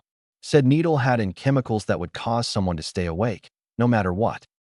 Afterward, the beating just continued before the Jonin taking his kunai into his right hand. Goodbye, demon, the man said before he sliced the red-headed boy's throat, deep enough to make sure it couldn't be healed. That caused Naruto to reach out to his throat, wanting the bleeding and pain to stop, all the while he tried to scream, but was unable to because of them destroying his vocal cords. The people then smiled at the scene before them, wanting to see this time how they got rid of their curse and to make sure he didn't heal up again. Naruto, for his part, couldn't think or do anything else other than trying to stop the bleeding from his throat. He knew he was about to die, yet he still called out for help, although no one ever helped him nor cared for him, which was also the thought that caused the young boy to stop trying to call for help as he knew no one would help him. The red-headed boy opened his eyes, finding only darkness around him. Tears ran down his face still, which he found weird. I'm dead, I'm going to guess, he spoke to himself while sobbing softly. No one cared about me. He tried to wipe the tears from his face, only for them to keep coming. That was when a small light appeared in front of him, which he saw. He stood up, seeing that there was a platform under him that allowed him to stand. When he stood up to his full height, which wasn't much at all, Naruto began to move towards the light. Reaching it fairly fast, he quickly moved through it, finding massive jail-like bars on the other side. Not knowing what to do or where he was, he simply moved towards the bars to get to the other side. Reaching it, he saw only darkness yet again. "Where am I?" he asked himself, not expecting anyone to answer him. "You are not dead, young one," came the same voice that he recognized as the one that spoke to him a year ago after the people tortured him. "Who's there?" the young red-headed boy asked, hoping that this time the voice would show itself. When it did, however, Naruto fell on his behind. A massive red eye opened up in front of him. Then, for reasons Naruto didn't know, the light came into where he was that showed the entire Jubi to its full extent. To say that the entity in front of him was massive would be an understatement. He was also quite scary looking to Naruto, though he found that he didn't care one bit. The entity in front of him, which was most likely almost twice the size of Konoha, spoke to Naruto once more.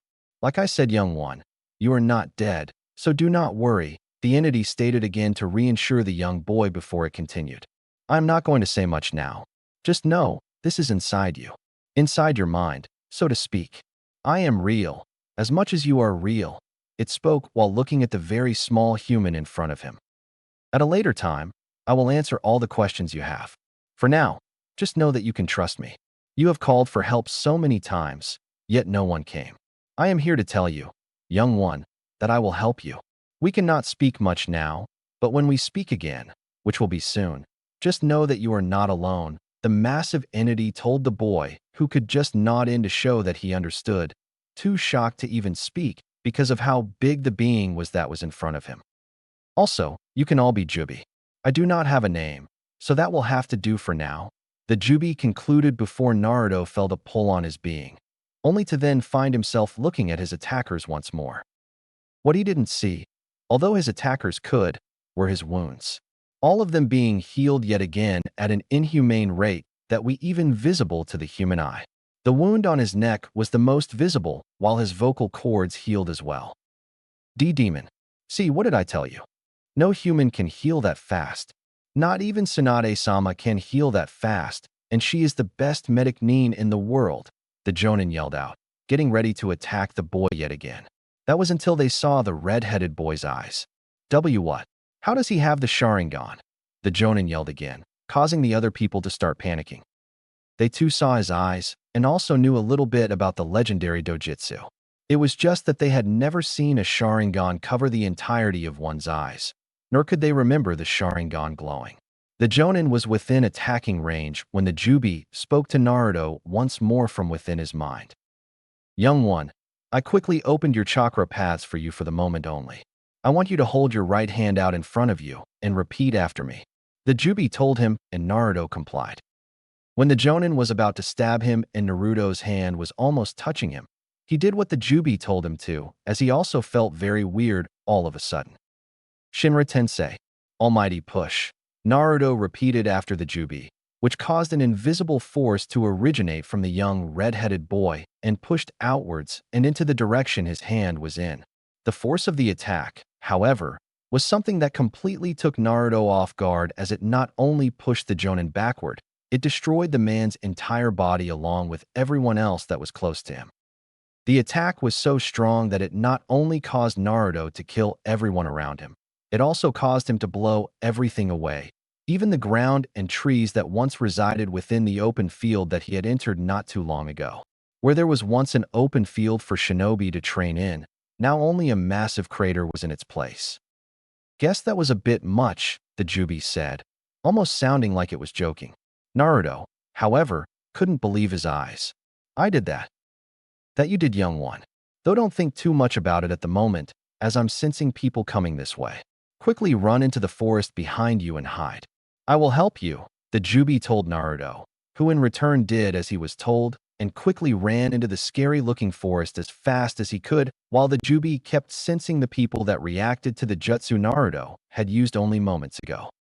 It wasn't long before the Hokage and several of his Anbu appeared in the crater, all of them shocked at what they saw. What on earth caused this? The Sandaime Hokage asked, looking around to see if he could find an answer. He saw blood and a lot of it. Find out who did this. Search the entire forest of death if you have to, as that might be the only place whoever did this ran towards. The aged Kage commanded, followed by his people doing what they were told as they jumped into the forest, not knowing what or who they were looking for in the first place. The people that were killed could not be made out, no matter how hard the Sandaime tried. Signing, he looked towards the forest. Who or what could have caused this, and why? No one is supposed to train here, and Anko is on a mission. Though not even she could cause damage of this caliber, the old man thought to himself, hoping that his ANBU could find the cause of this. Naruto was currently hiding in an old tree bark that had seemed to have fallen long ago if the bugs inside it were of any indication. While he hid from the people who were looking for him, the Jubi hid his chakra and scent from the ANBU so that they couldn't find him even if they had brought animals with them to try and find the red-headed boy. He stayed within the tree bark for so long that he had eventually fallen asleep, only to wake up when the Jubi had spoken to him once more. "They are gone, young one," the massive entity told the young boy, who in return trusted the huge being as he then got out from the tree bark, ready to head back into Konoha's streets to try and survive as he did before. "Stop, young one. Do not go back to that wretched place. At least, not yet," the Jubi told Naruto, causing the red-headed boy to stop in his tracks before he spoke to the massive entity for the first time. "But why? I know they treat me badly and almost killed me, but how am I going to survive here?" he asked the being that had told him that he resided within him. "I will teach you how to survive here, as well as many other things. Those ants will never do anything to help you. So, you must learn without their help. I will guide you and teach you. You must only do as I say, for what I teach you will be hard, and it will be a lot," the Jubi said, referring to the people within Konoha as ants because of them being so small and because the massive entity didn't like them at all. Said being had never come to like anyone until meeting its current host, where the Jubi had decided to stay on its own accord. "You will help me? But why? Why are you so nice to me, Jubi-san?"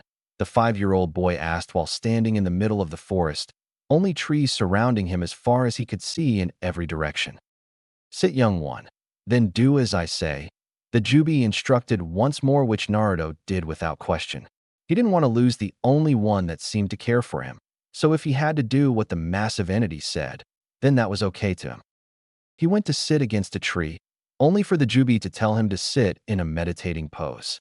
Not knowing what that was, the Jubi began to explain to him step by step of what to do, which Naruto did without question. Then he got instructed to continue, and the Jubi told him how to meditate and also how to reach his mindscape, the place where he first saw the Jubi.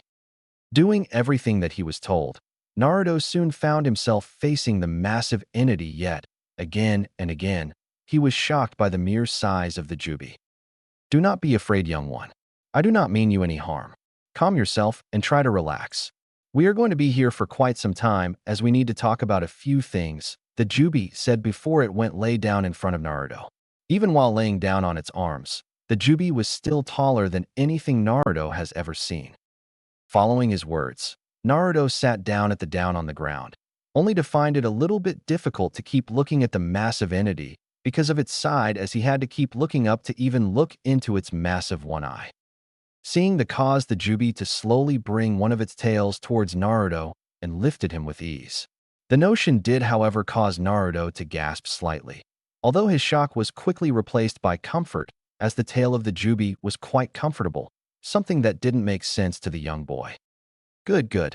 Now that you are relaxed, let's begin." The Jubi started with Naruto focusing all his attention towards the massive entity. "To answer your first question of why I am nice to you is because I saw how they treated you throughout your life so far. You did nothing to them, yet they attacked you out of hate and fear. Being the stupid, mindless ants they are, they could not see you for who you truly are. But before we continue, I need to ask you something that you need to answer me with all your honesty. Do you think you can do that, young one?" the Jubi asked the red-headed boy, who in return nodded while also replying, "Yes, Jubi-san."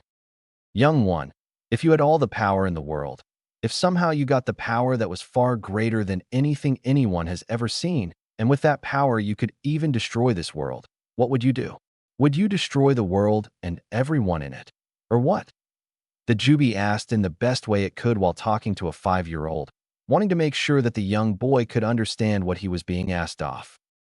Being caught off guard, Naruto did not know what to do or say. He did understand the question, so he went to think about that for as long as the Jubi gave him time. Surprisingly, the massive being was quite calm and patient with the young red-headed boy. It seemed to be quite a long time for Naruto to think of the answer, which somehow the Jubi did not mind one bit. To be honest, I don't know what I'd do with such power. I wouldn't destroy the world, never. Sure, I have no one that likes me, but that doesn't mean I would destroy anything or anyone just because people hurt me, the young boy began, and the Jubi gave him time to continue talking. If I have to do something with that much power that it could destroy the world, then I would say I would use it to protect who I wanted because it would be my power, right? I might not know a lot, but I know many people don't deserve to be protected because of the things they chose to do, Naruto said, finding it a little hard to continue because of him not knowing that much. He, however, wanted to answer the Jubi's question as truthfully as he could. So, I protect who I can. I don't believe there is someone who could protect everyone, because no one ever came to protect me, except you, Jubi-san. With that power, I'd probably do everything I could to protect who was precious to me. I try to create peace, but I'm not stupid. If true peace was real, then I would not have been hurt the way I have. He answered the Jubi as truthfully as he could with the wording he knew. The Jubi was shocked, to say the least. A young boy of a mere 5 years old gave him an honest answer. He could sense what the boy felt and knew if he lied or not. Yet the massive one-eyed being was happy with the answer he got. It was different than what he expected because of how the young boy was treated. The Jubi felt the slight resentment that came from within Naruto that was directed towards the people who hurt him, although that was expected. The red-headed boy is a 5-year-old child, a somewhat mature 5-year-old. Liking the answer he received from Naruto and knowing that it will also change as time passed because of him growing older and more mature, the massive entity spoke up. Good. That was an honest answer, and I am glad that you didn't try to hide anything from me. Although you don't know this, I can sense what you feel and know when you lie, or anyone else for that matter. The Jubi began speaking while looking at the slightly shocked boy. The reason why I asked that is because of 2 reasons. 1, if you gave the wrong answer and said that you would destroy the world, I would have killed you right now, the one eyes being said, causing Naruto to gulp at what he was told. Don't worry, young one.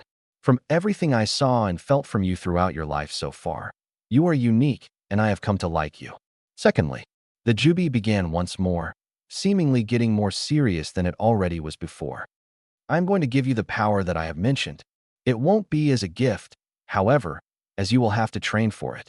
For where would the fun be if I just gave you it all without you having to achieve it yourself? That caused Naruto to look at the entity in front of him in shock. Why you want to give me such power? Why? He asked, very shocked to hear what he just heard. Tears formed in his eyes also, as he had never gotten anything from anyone. Now to hear that someone was willing to give him sure power seemed very strange to him, as he was never one to want power. The Jubi knew that, which is why the huge entity liked the boy even more. Naruto was not power hungry. Although if he got the power to protect someone he loved, then he would do so with his own 2 hands, and because he worked for it. I want to give it to you for another 2 more reasons. Firstly, as I said before, I know your heart, young one. I can feel it. You would not just take the power that is given to you. You would want to have your own power and train yourself to where you want to be. Second, I want to see what you can achieve. I'll only act as a teacher, so to speak. Yet, if you want to, as a partner as well. Now that shocked the young redhead to no end. Someone already wants to be not only his teacher, but also his partner. It made him sob in happiness for a little while, not knowing how to respond to that. It is okay to cry, young one. Know that I will never judge you. I am here to help you. It will be the most difficult path anyone has ever taken, but it will be your path. So I'll ask you this. Are you willing to walk this path? Uzumaki Naruto. That was the first time the Jubi used Naruto's name, causing the boy to look up from where he sat while sobbing in happiness as he then answered as best he could in his current state. Hi, Jubi-sensei. If the huge one-eyed being could smile, then Naruto would have seen it. Good, young one. For now, rest. We will continue talking tomorrow as I know you have many questions. Your mind, however, needs rest. So for now, sleep. The Jubi told Naruto, who in return felt how tired he was all of a sudden, most likely from the few things he had learned today and from everything that he went through as well. It didn't even take a minute for Naruto to fall asleep, which the Jubi also used to lay down completely, as the monstrosity of a being also went asleep while still being able to sense everything around Naruto up to a very far point. We are sorry, Hokage-sama. We found no trace of what could have caused that crater nor what killed those people. We also could not find out who the victims were or how many people were killed because of all the blood that got mixed during what we assume was an attack. An ANBU wearing a bear mask stood in front of his leader, giving him the report after they had finished searching for over 5 hours, to which he had then called off the hunt. Thank you, Boar. You are all dismissed for now, Hiruzen told them, getting a high, and then bowing to their leader in return before all of the ANBU that went looking for whoever it was that destroyed almost an entire training ground earlier, to head back home to rest. Knowing he will have a lot to explain the following day, Hiruzen too went home to rest. He didn't want to think of all the paperwork and questions he would receive, as that would give him a headache. So he went to bed rather early for him that night, not knowing of what his village had caused and his actions, to a point. Training with Sensei. Why so much, Red? The following day, Naruto woke up with a bit of a startle, something he was used to because of how he had to survive while living on the streets of Konoha. Looking around him, the red-headed boy quickly remembered everything that happened the previous day. Remembering how his throat was slit, he hastily reached for his throat to feel if he had any scars or if what he remembered truly happened. Feeling nothing, he quickly spoke to the entity he hoped would respond to him. Jubi-sensei, why do I not have any scars and how did I get healed so fast last night? He didn't have to wait long as the monstrous entity spoke up from within his mindscape. That would be because of the chakra you have. To make it short and simple, when you were born I fed you my chakra because of how potent and strong it is. So basically, you have my chakra running through you, though it is your own now because I chose to give it to you. The Jubi replied to the red-headed boy, only to continue speaking before the young boy could bombard him with questions. Before I answer any questions you have, start your day, young one.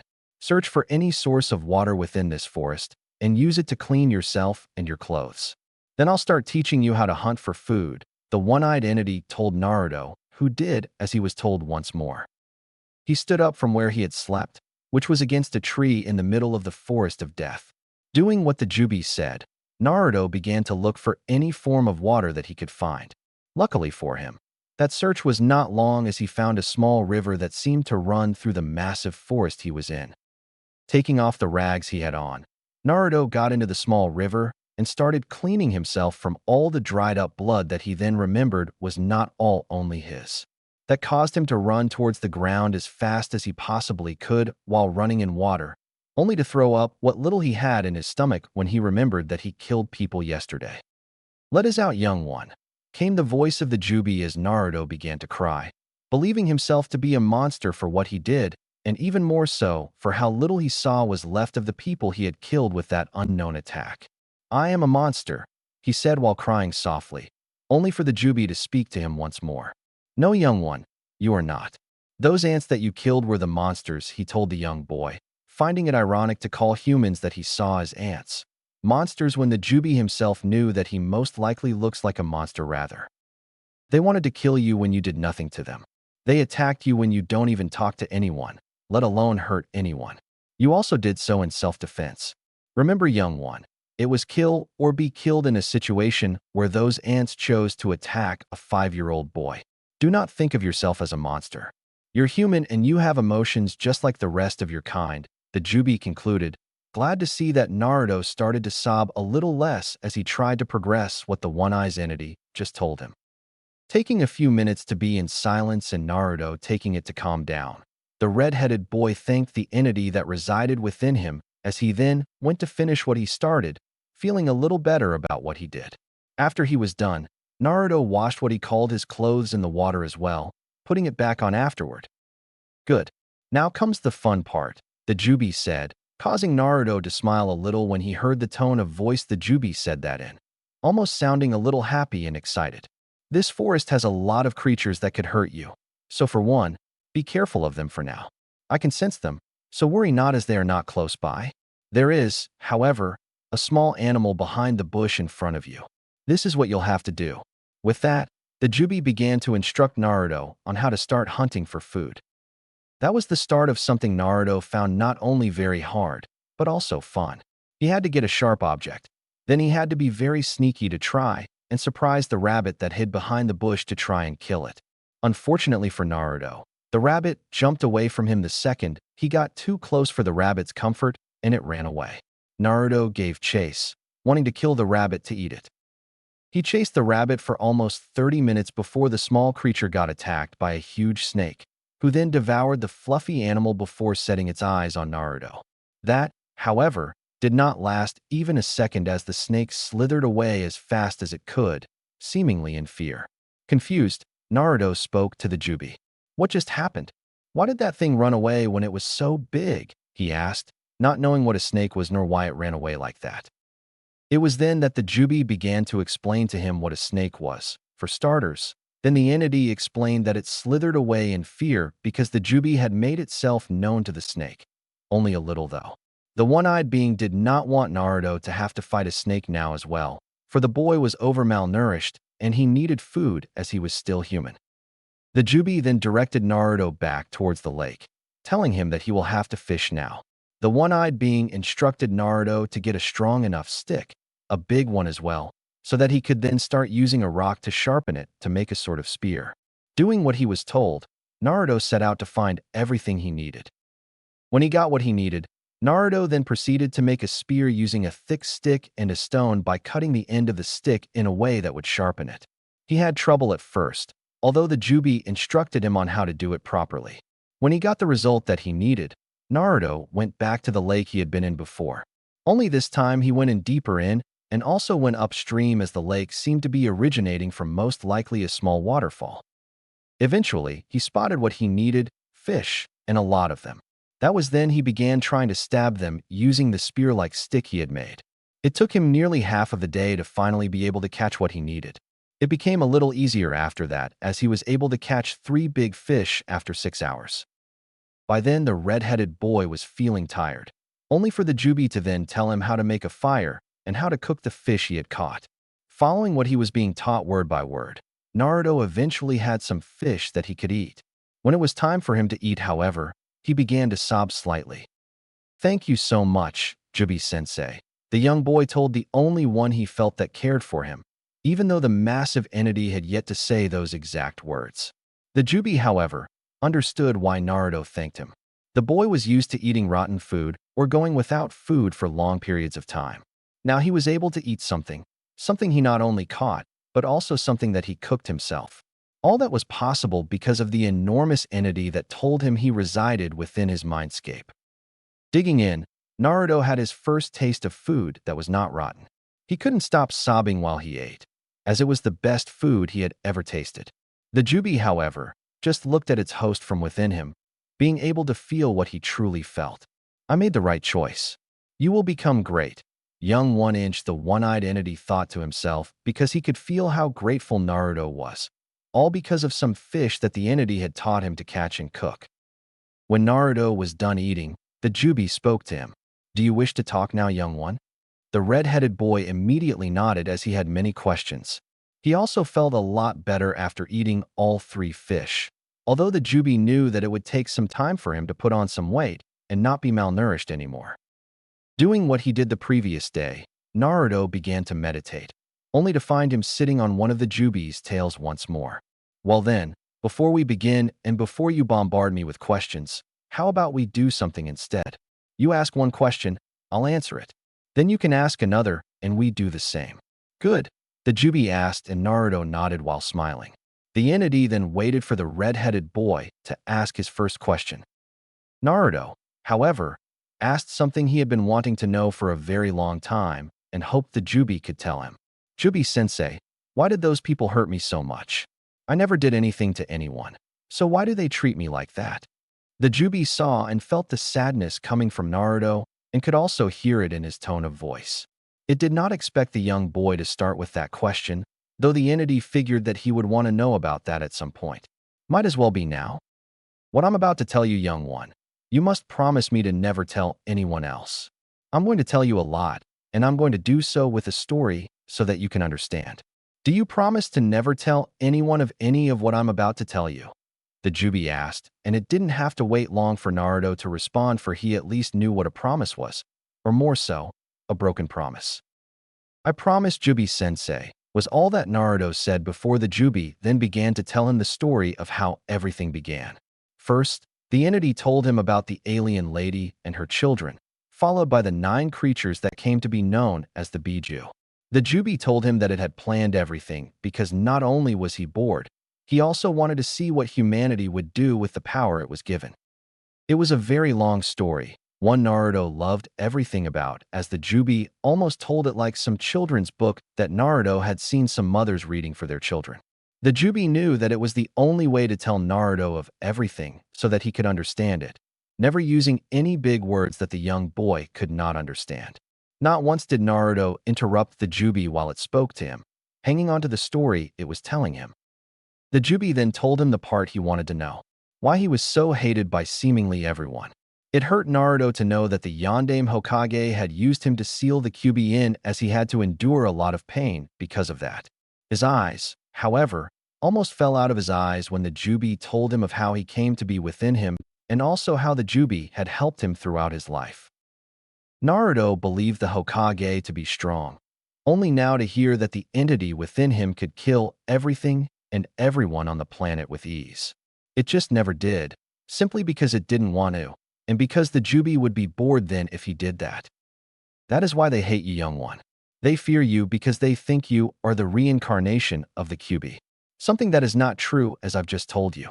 To answer another question you might have while we're at it, I want you to know what Kekkei Genkai is as well as what Dojutsu is. So just bear with me. Can you do that? The entity asked his host, and Naruto nodded, only feeling a little overwhelmed by everything he had just learned. Firstly, I'm not going to mention everything just yet. Only the basics, because I have given you a Dojutsu and Kekkei Genkai. You will not be able to use your Dojutsu for some time though, yet your one Kekkei Genkai has been in effect since you were born. That is where the Jubi began to tell Naruto of what Dojutsu and Kekkei Genkai are, and that he was the one that created most of them. The only one he did not create was the Byakugan, as that came from the alien lady. The Jubi told him of his Dojutsu called the Rinne-Sharingan, and it was the eye the Jubi had, but also different. The Kekkei Genkai that has been in effect since he was born, however, was a body one. It was what caused him to heal so fast. It was also the first of its kind, as the other body-healing Kekkei Genkai wasn't even close in comparison to his. The Kekkei Genkai didn't need chakra to heal small wounds or some big ones. It only needed chakra to heal fatal wounds. That shocked the young boy, only for the Jubi to tell him that he would need to train in it more to use it better, as at the moment, it only worked that way because of the Jubi being able to manipulate it to do just that. Now that he was old enough to start training, the Jubi would not help him anymore like that, as he needed to learn, something Naruto was eager to do and agreed with the Jubi. After he finished explaining to Naruto everything that he needed to, the Jubi told him that it was time for him to sleep, as they had a busy day the following day. Naruto, however, wanted to ask more questions, only to feel how truly tired he was once he was out of his mindscape. Learning everything he did was a bit much for the 5-year-old boy, so he just laid down where he sat and fell asleep within seconds of his head touching the ground. Life changed for Naruto after that day, and although it became more difficult, it did so in a good way, as the Jubi began training Naruto. First, he had to unlock his chakra, which he did rather easily. The Jubi did, however, from his part, hide Naruto's chakra so that no one could track him. The entity also told Naruto that he needed to do it at the moment, though he would be taught how to do so when the time comes. After unlocking his chakra, the Jubi had him more focused on learning how to hunt better. The reason for that being his body, as his sensei told him that he needed to eat more for his Kekkei Genkai to start healing his body with the nutrition he needed. It was something he needed to do before he could train in anything else, because of his body at that time would not have been able it, even with his body healing Kekkei Genkai. Naruto did just that. He focused on hunting more, eating more, and learning more about everything that his body needed to grow. That also meant learning about plants and its capabilities, The same with berries and everything else that came out of the ground that he could eat. The Jubi taught him everything. When asked how he knew all of the things he knew, the Jubi told him that it was not only because of him being the oldest entity ever, but also because of all the memories the massive creature had gotten when he got reformed from the previous 9 Biju. It took Naruto a week, with the help of his Kekkei Genkai, to get rid of the malnourishment his body had as he put on enough weight to look like a normal 5-year-old boy that looked like he ate healthily. Then came the part Naruto enjoyed quite a lot, exercising. He was told to build up his stamina, something he already had quite a lot of because of all the running he did and because of another Kekkei Genkai he was born with. When the red-headed boy asked what it was called, the Jubi simply told him to call it at the moment, his Uzumaki blood, and that he would tell the young boy a lot more about everything he still did not know about as the time progresses. It took him 3 months of non-stop exercises, each day before the Jubi told him that he was ready for the next step. Today I'll start teaching you how to control your chakra, young one. At the moment, you need this, and it's going to take you a long time, most likely for you to be able to use it even remotely properly. The reason for that being your chakra being as potent and strong as it currently is. There is one catch though. The Jubi began speaking to Naruto, who was listening and paying as much attention as possible to be able to learn more. What catch, Jubi-sensei? The young red-headed boy asked before the Jubi continued speaking. You will need to do 2 things. Firstly is training in chakra control to such a point that you'll be able to unlock your Rinne-Sharingan. Normally one does not need that much chakra control to use a dojutsu. Yours, however, needs a large amount of chakra control for you to use, or in your case, unlock yours. The massive entity spoke, giving Naruto a few seconds before he continued once again. The catch is not that, however. You will need to do so before your 6th birthday, or else you will never be able to unlock your dojutsu, because of your chakra that is growing more and more each day. If you do not have good enough mastery over your chakra by then, and you can't unlock your dojutsu, then you also won't be able to become a shinobi. That shocked the young red-headed boy into him almost falling over his own feet while standing still. What? But how? Why? He asked in a state of emergency, sounding quite distressed for the Jubi at that moment. You will have too much chakra by then, that no matter how many hours of training you put into chakra control exercises, it would never be enough. The reason why you need to unlock your dojutsu by then is because it grants complete chakra control to the part, no matter how much chakra one has. That is why you will train every single day for the next year in chakra control, the massive one-eyed entity told the 5-year-old boy, whose eyes were almost falling out of his head at what he was told. Shaking himself from his thoughts, Naruto smiled and told the Jubi that he will do it no matter what. He was also excited at not only learning so much, but also at unlocking his very own dojutsu, the Rinne-Sharingan, the eye that the Jubi told him had no equal. Naruto was also surprised to hear that he would have that much chakra at his age. It confused him slightly because the Jubi had yet to tell him everything. The one-eyed entity had, however, promised to tell him when he turned 6, and that by then, he would help Naruto in learning something the young boy had always wanted to learn: reading and writing. At the moment, it was a little impossible, even with all the knowledge the Jubi had. Said being had told him that on his next birthday, that he will have to start going back into Konoha to be able to learn even more from the books they had.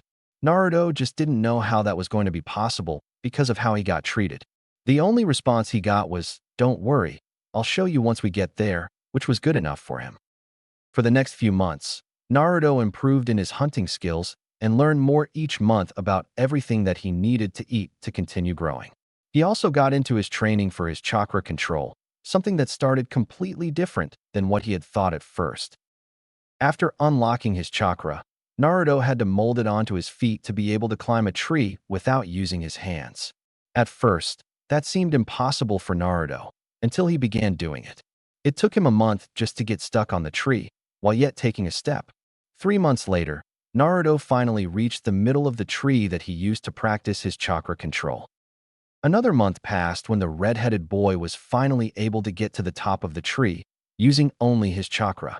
He was excited and happy about what he had achieved, only to hear that it was the easy part that he completed. What followed was even harder and took Naruto even longer to get a hold of. Water walking. In the first 3 weeks, he was unable to even stand on the water, no matter how little chakra he used. It was only a week after when he was making a little bit of progress by being able to stand on the water with one foot. That only lasted a few seconds before he lost control and fell into the water once more. 3 months later was when he finally got enough control over his chakra that he was able to stand on the water and even walk on it for a few minutes. Anything more than that, he was unable to do, and the Jubi told him that it was good enough.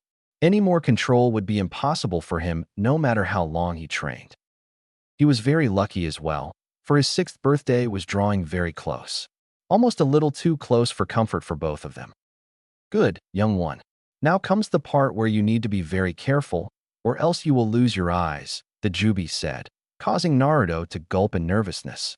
He knew that if he messed this up, it was all over. Kekkei Genkai or not. One mistake, and he would lose his dojutsu forever, then it was all over for him. The Jubi told him that he would not be able to do anything after that, because of his chakra and how much he had. If the massive entity tried anything, Naruto could die. That was something that confused the young boy at one point. Only for the Jubi to tell him that even though the one-eyed being could do almost anything, he could not help Naruto in that regard. He was also told that it was the Jubi's fault then because the chakra that ran through him was the same chakra the Jubi had, just a lot less. The Jubi was also unable to do anything because Naruto's body would not be able to handle it, healing Kekkei Genkai or not.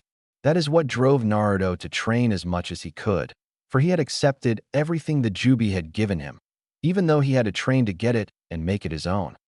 Sitting down on the ground next to the small lake Naruto had used for almost an entire year, he quickly calmed himself and did what the Jubi told him.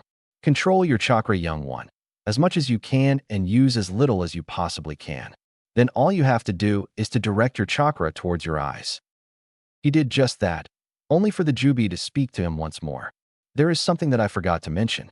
Your eyes, they won't look entirely like mine at first. You'll have a weaker version, one that also looks different in color. Also, once you achieve your eyes, which I know you'll be able to do, you will never be able to turn them off. Don't worry though, as once it's unlocked it doesn't keep taking chakra.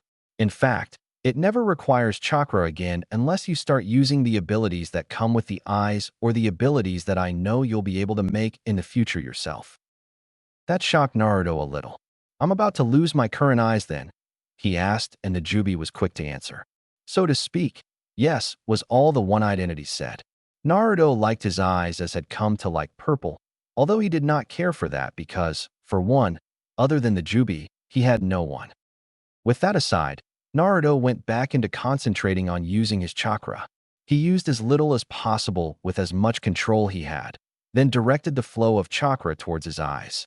When the chakra reached his eyes, Naruto fell on his knees and began to yell in pain while holding eyes. Oh shit, I forgot to tell him that it will hurt. The Jubi, though, as Naruto continued to yell for a few seconds before he fell to the ground, groaning a little after the pain resided. What happened, Jubi-sensei? Why did it hurt so much? It felt like my eyes were going to explode, Naruto said, and the Jubi took a little too long to reply for Naruto's taste. Jubi-sensei. Yeah? I kind of forgot to mention that part, came the Jubi's reply nonchalantly, causing Naruto to do something he had never done before. He yelled at the one-eyed being for how he could act every so often. Sensei, that's just cruel. Naruto yelled while acting like a child, something he never really got to be even though he still is one. The Jubi himself then did something the massive entity had never done before. He laughed at the antiques of Naruto, finding it funny how he was acting. Don't worry, young one. That was the only pain you had to endure. Now, go look at your reflection in the water, the massive entity told the young boy, who just gruffed a little while muttering something about his stupid sensei. That was something the Jubi smiled at, even though he could not show it. Naruto still acted like a child now and then, when it was taken away from him. It was a painful thing to do, yet the Jubi knew that Naruto would be able to handle it and even complete what he needed to do. Reaching the water, which was only a few steps away from where Naruto was when he unlocked his eyes, the young boy looked into the water to see his reflection. What he saw shocked him and even made him forget about the little bit of anger he had at his sensei. Staring back at him was not his old violet eyes, although they were still purple. Now his entire eyeballs were purple with a small pupil in the middle, followed by a ripple pattern that spread throughout in both eyes. There were also one tomo in both eyes, something the Jubi had told him about. Naruto also saw that his eyes gave off a slight glow, though one would have to be extremely close to see it. Wow, they are beautiful, the redhead commended, allowing the Jubi to speak one more. That they are, young one. They are also very powerful, which is something that we will need to hide for now, the entity within his mindscape to him, causing Naruto to stand up straight. He did not have time to ask what he wanted to as the Jubi continued to talk. There are forces within this world that would do anything to have your eyes, young one. They would try to kill you, just because of everything those eyes are capable of. I'm going to teach you a very simple jutsu that you will use for now to hide your eyes, showing your normal eyes. In time, you will need to learn a different technique to hide them, which you will have to do until you're strong enough to defend yourself. At the moment, the jutsu I will teach will only be able to hide your eyes in their current form. I will get into the forms you have a bit later though. For now, do as I say. Also know that you have excellent chakra control now. Not perfect, yet. You just have a way to get perfect chakra control now as your eyes will be able to help you in more than one way. The Jubi finished talking, showing him and teaching him the simple Jinjutsu that he needed to use that will be able to hide his eyes, even from the Byakugan and the Sharingan. It was only temporary, however, and would not last long, nor would it be able to hide them from the advanced Sharingan or Master Byakugan user. Doing what he saw through images the Jubi sent to him via thoughts, Naruto got it on the first try, which made him happy. He looked back into the water to see his reflection, being greeted by his normal violet eyes as if nothing had ever happened. Wow, that's so cool, Jubi-sensei. What are we doing next? Naruto asked, willing and eager to learn whatever he could. Naruto had seen that his vision was completely different than what it normally was, but decided to ask about that later as he knew that eventually he will be taught everything about his eyes. He didn't need to use them or their power now. He only needed to unlock it so that he could continue training using his chakra, something he couldn't wait to do. Now, before anything else, send a little amount of chakra to your eyes again to return your vision to what it normally was. I'll tell you what the vision is you're currently experiencing another time, the entity within Naruto said, and he happily obliged, resulting in his normal vision returning. Good. For your next part in learning, you'll have to sneak into that book place that every city seems to have if my memory is correct. It's called the library. We won't take any chances, so make sure that you are not spotted. When you're inside, you're going to borrow the books I tell you to get, was what the Jubi told his student, refraining from using the word steal and instead made it seem like Naruto will borrow the books without asking anyone for them. They had stolen so much from the young boy already that the Jubi saw it was okay for him to do the same, especially if it contributed to his learning, something that was supposed to be given to him for free.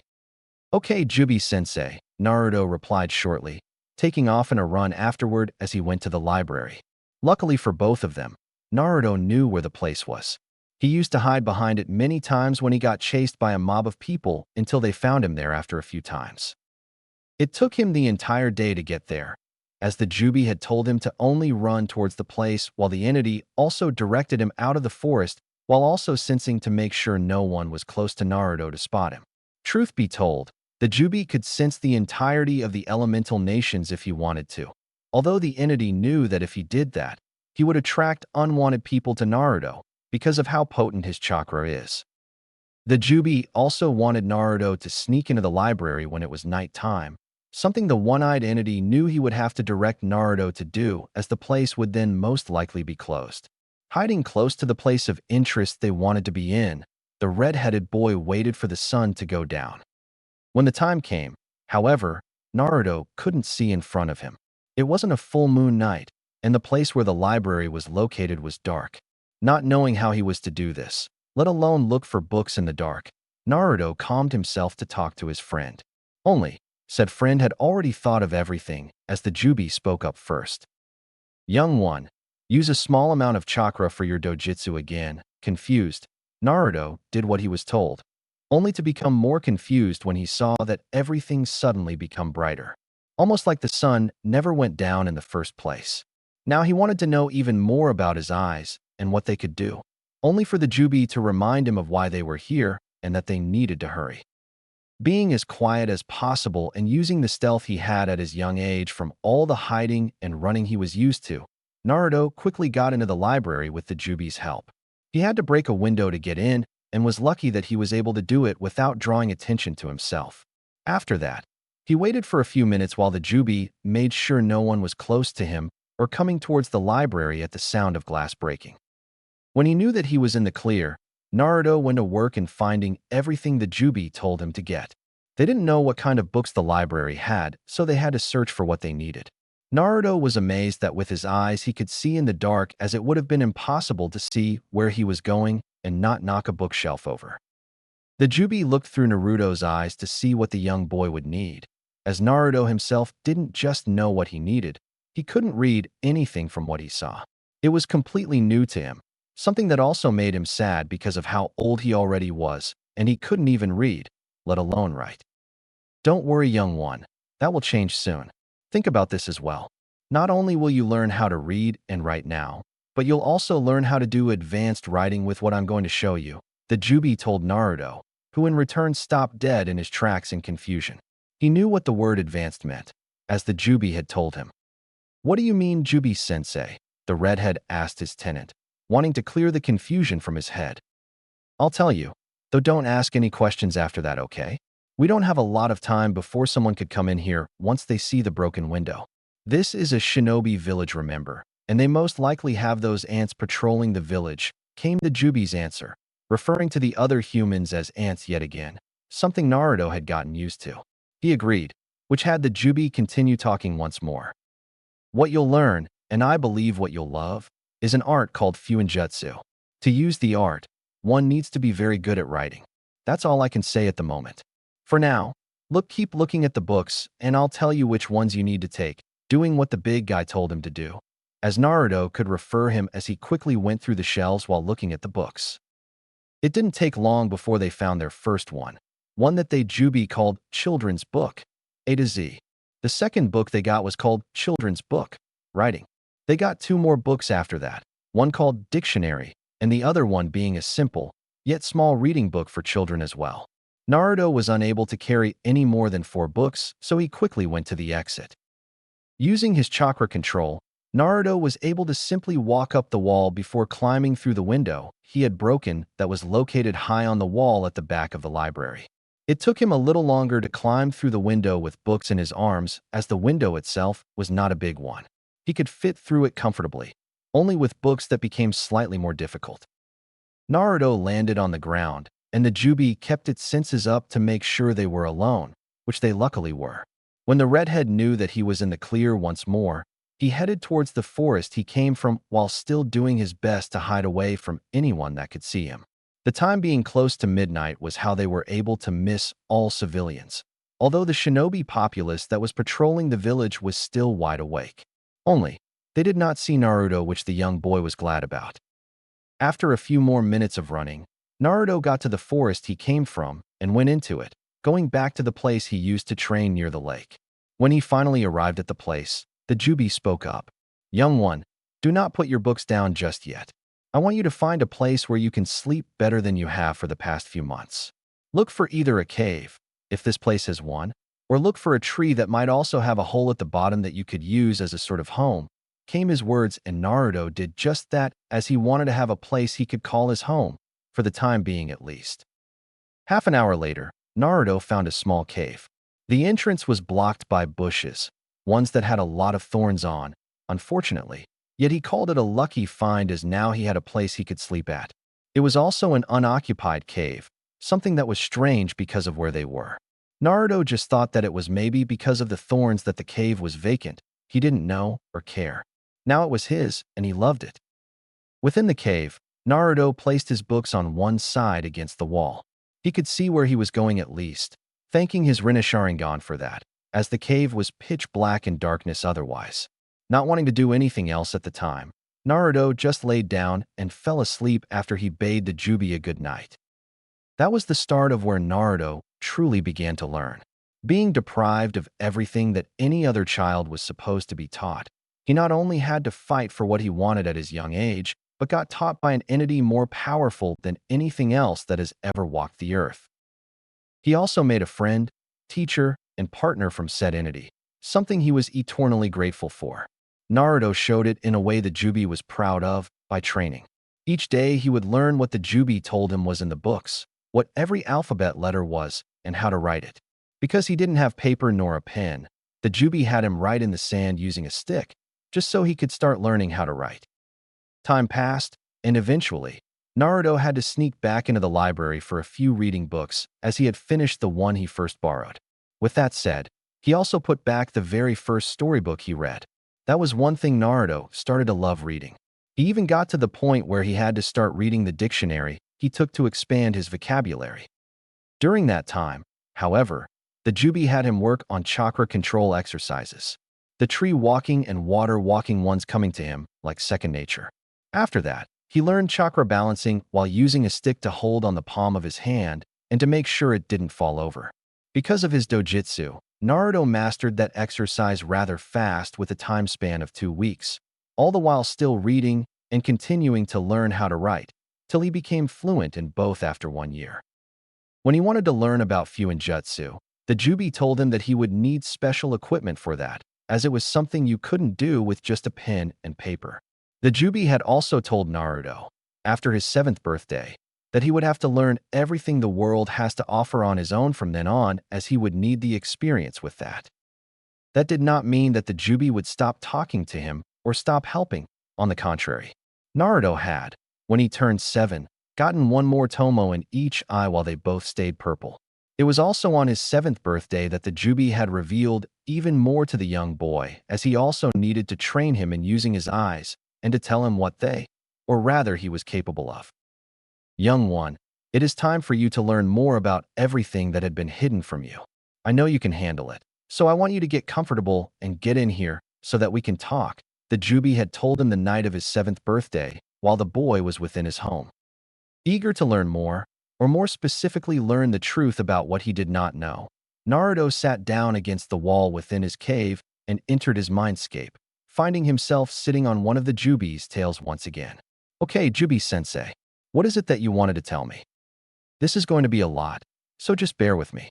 After I'm done talking, you can ask all the questions you want, or even by then, vent out the anger you might feel, came the Jubi's voice as Naruto nodded and waited for his teacher to continue.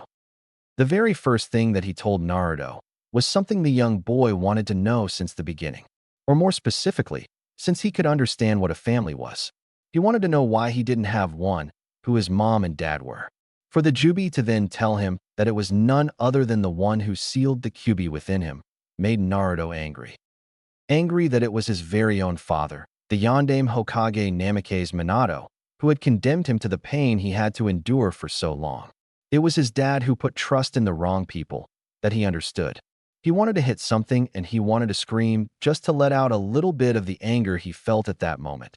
So the Jubi told him that he could scream at least as no one was within the forest at that moment. Doing just that, the young boy screamed at the top of his lungs. How could he yelled afterward, only start calming down after a few minutes. Then the Jubi told him why his dad did what he did, as he also then revealed to Naruto the one thing he didn't mention so long ago. That being, why they Kyuubi attacked. To learn that the entity that was formed from his sensei was controlled got Naruto to calm down a lot, only for him to get angry at the person who caused him all of this. That, however, only lasted a few minutes as Naruto began to think about everything that he had to endure until this point. It made him so much more thankful for everything his sensei did and taught him, bringing him to tears yet again for the same reason he cried before. Accepting what he learned and not asking any questions as the Jubi told him to, Naruto waited for his tenant to continue talking, which the one-eyed entity did almost immediately. Finding out who his dad was brought him some pain, although he knew that with time that the pain he had would go away as he was an understanding boy. Then came not only the identity of who his mother was, but also her story. Uzumaki Kushina, the red hot-blooded habanero of Konohagakure, the girl who came from the now almost extinct clan of the Uzumaki that once resided in Yuzushiogakure no Sato, a village that got destroyed because of the other hidden villages fearing their power of Fuinjutsu, almost had Naruto scream yet again. So they destroyed my clan because they were scared of a possible threat. Then I will bring back Fuinjutsu for my clan. Even though I never knew them, the young red-headed boy declared with pride in his voice. He would not fall into hatred, that he had promised not only himself, but also his sensei. Sure, he got angry. He just didn't let that anger turn into hate, as that was not someone he wanted to be. Naruto was also told that the Jubi knew all of that because of the Hachibi holder at the time, for the Jinchuriki back then was a part of everything concerning the fall of Uzushiogakure. It made Naruto glad that the entity within him made a plan so long ago to reform itself, then to get all the memories the previous 9 Biju. The redhead had a little bit of anger for his dad, while having not only having the world's respect for his mother, but also so much love for her that he even started to sob. He found it cruel that he had to grow up with her in his life, only to find out something that almost had him fall over in shock. Naruto, your parents left so much for you, although your mother more so. All of their belongings and everything they had, they left for you. I saw the Kyubi, who was your mother's previous host, reading a will through her eyes when the other part of me was still within her before getting ripped out of her. I will lead you to where it is once you feel you're ready. We just have to be very careful, for it's a very unknown place and there might be a lot of ants patrolling where the place is. Because of who your father was, the Jubi told the still sobbing young boy as he got a hold of himself before he nodded, really wanting to see what his mother left for him, and to some extent, his dad. After that, the Jubi got even more serious and Naruto could almost feel it from within him. Young one, while that might all be a bit much to take, what I'm about to tell you is even more so. You cannot, no matter if you become a shinobi and have the Hokage be your leader, ever tell anyone, unless you fully trust that person and know they would not tell anyone else either. Understand? The Jubi asked and Naruto told him that he did, resulting in the one-eyed entity continue speaking. You know what your eyes are called, and that there isn't a dojutsu in existence that could even be on the same table as what you have. Even at its current state, no other eye can compare. Although I want you to know, never only rely on your eyes. Though, I believe you already know that part quite well, the young boy only nodded at that while listening to his sensei. Now, to start with the explanation of the tomo in your eyes and why you keep getting more, just know that I made them like that for you. Think of it as levels. Each time you get more tomo in each eye, the stronger you get and the more abilities you unlock with every single tomo. The max you will be able to reach are 9 tomo in each eye. The first 2 tomo in each eye are the easiest ones, as you only need to have more chakra and have better control over that chakra to get them. I will explain each tomo's abilities a bit later. Now, the third tomo in each eye is a little more difficult to get, as you need to not only have even more chakra to get them, but you also need to be a lot stronger. As in Jonin level strong, as that level also resembles a fully matured Sharingan. The Jubi then waited a few seconds before continuing. The tomo after that, however, requires so much more. By then, when you unlock a tomo, you only unlock 1 per eye. You'll have to then unlock the other eye's tomo to progress, till you have 9 tomo in each eye. The last 2 tomo, however, is near impossible to unlock. I have faith in you, however, young one. For not only when you unlock those tomo do you become even more stronger, but I will also have a surprise for you by then. Naruto was smiling at what the Jubi said and couldn't wait to keep training and learning whatever he could. It almost sounded like he was playing a game with the Jubi, which made him excited though also made him serious as the power he holds sounded like a lot. I hope I'm worthy of that, sensei. But don't worry, I'll do my very best. I know you will, young one. You'll just need to train like no one else has ever before. It would be good to have someone train with you and to get someone you could trust, although I don't think that might happen anytime soon. Those ants don't deserve anything. They would also most likely only try to use you once you reveal everything to them when the time comes. More so when they come to know that the power you hold can't be stolen, nor will it ever be passed down. Well, the Rinne-Sharingan, that is. That confused the redhead, so he voiced his thoughts. What do you mean by that, Jubi-sensei? Figuring that Naruto would ask just that, the Jubi elaborated. It means that one day, and if you have children, they won't have your eyes or your chakra. However, that's not something we should be talking about now, as you're way too young for that or anything related to that, Naruto. However, the eager boy he was to learn wanted to know more, although those thoughts stopped when the Jubi told him to not ask about that just yet, because of his age. Accepting that, Naruto left his mindscape as his sensei told him that it was time for him to continue learning, while he also had a few other things that he wanted to teach the young redhead. Today was Naruto's 8th birthday, and the young boy was extremely happy. After his talk with his sensei, the young boy dove even more into his training that the huge entity provided. Each day, he would work himself till he dropped to the ground in exhaustion from what the Jubi had him do. Naruto learned to better control his already excellent chakra control. He had to improve in that aspect as each day his chakra would grow more and more, all because of the exercises he did while also hunting for various food sources. The young boy also only once visited the place his parents lived in. Although he did not enter, is because of how many shinobi he saw that roamed the place every few hours or so. It did look, however, that no one was able to enter it, as no one ever tried. He did not know why that was, but figured that they respected the house of the yondaime and his wife, and did not want to touch anything of theirs without permission. That was when the Jubi told him that he was most likely the only person on Earth that was allowed to enter the place, as he was their child, and they most likely placed a few ninjutsu on the place that required his blood to enter it. While in the Forest of Death, Naruto had also started to learn how to fight. It got to the point where he would search for anything to fight that lived in the massive forest, which he was quite lucky because of how many beasts and insects lived within the woods that were big enough to eat him. He began training against them, learning how to fight them without using his eyes or his chakra.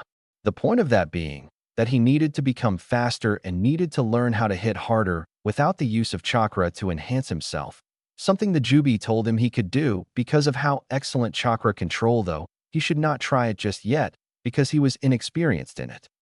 After a while, the Jubi gave something to Naruto via the shared mindscape.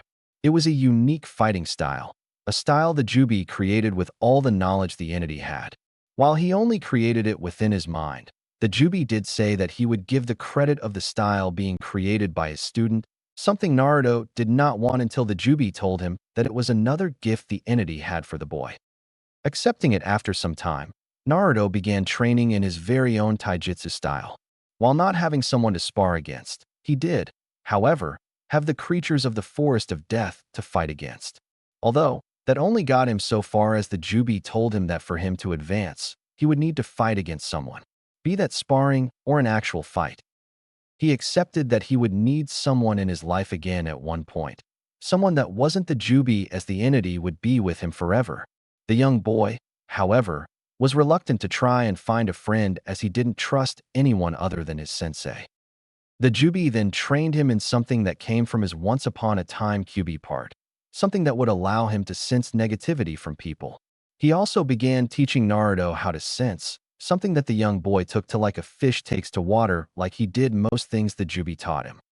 Another thing he revealed to Naruto was that he would one day have all the power and abilities the previous Biju had, and so much more. It was a little strange for the young boy because he did not know what he would do with so much power, though the Jubi told him that he would figure it out as he was a smart boy and not someone who was power-hungry. In that time, Naruto had also grown a lot. At the moment, he stood at 4 feet 3 inches, 131 centimeters, which was tall for an 8-year-old boy. He had on a red t-shirt and blue shorts while still being barefoot. Those clothes were clothes that he had borrowed once he had gone to the library for the 5th time to get more reading books. While in the library, he stumbled upon a lost and found basket that had the clothes he currently wore, along with other things that he did not take as he didn't want it to seem obvious that he took them. His hair, however, grew even longer and spikier as it currently reached just below his shoulders. The color of his hair also seemed to get a little brighter, something Naruto didn't mind as red was his favorite color for obvious reasons. He wanted to have his hair cut a little as he didn't see any point in having them that long. That was until the Jubi told him that maybe he could acquire a jutsu along the way that uses hair, something akin to maybe an offensive jutsu or even a defensive one. Liking the idea, he kept it long and would let it continue to grow, even if it currently looked a bit dirty because of where he lived.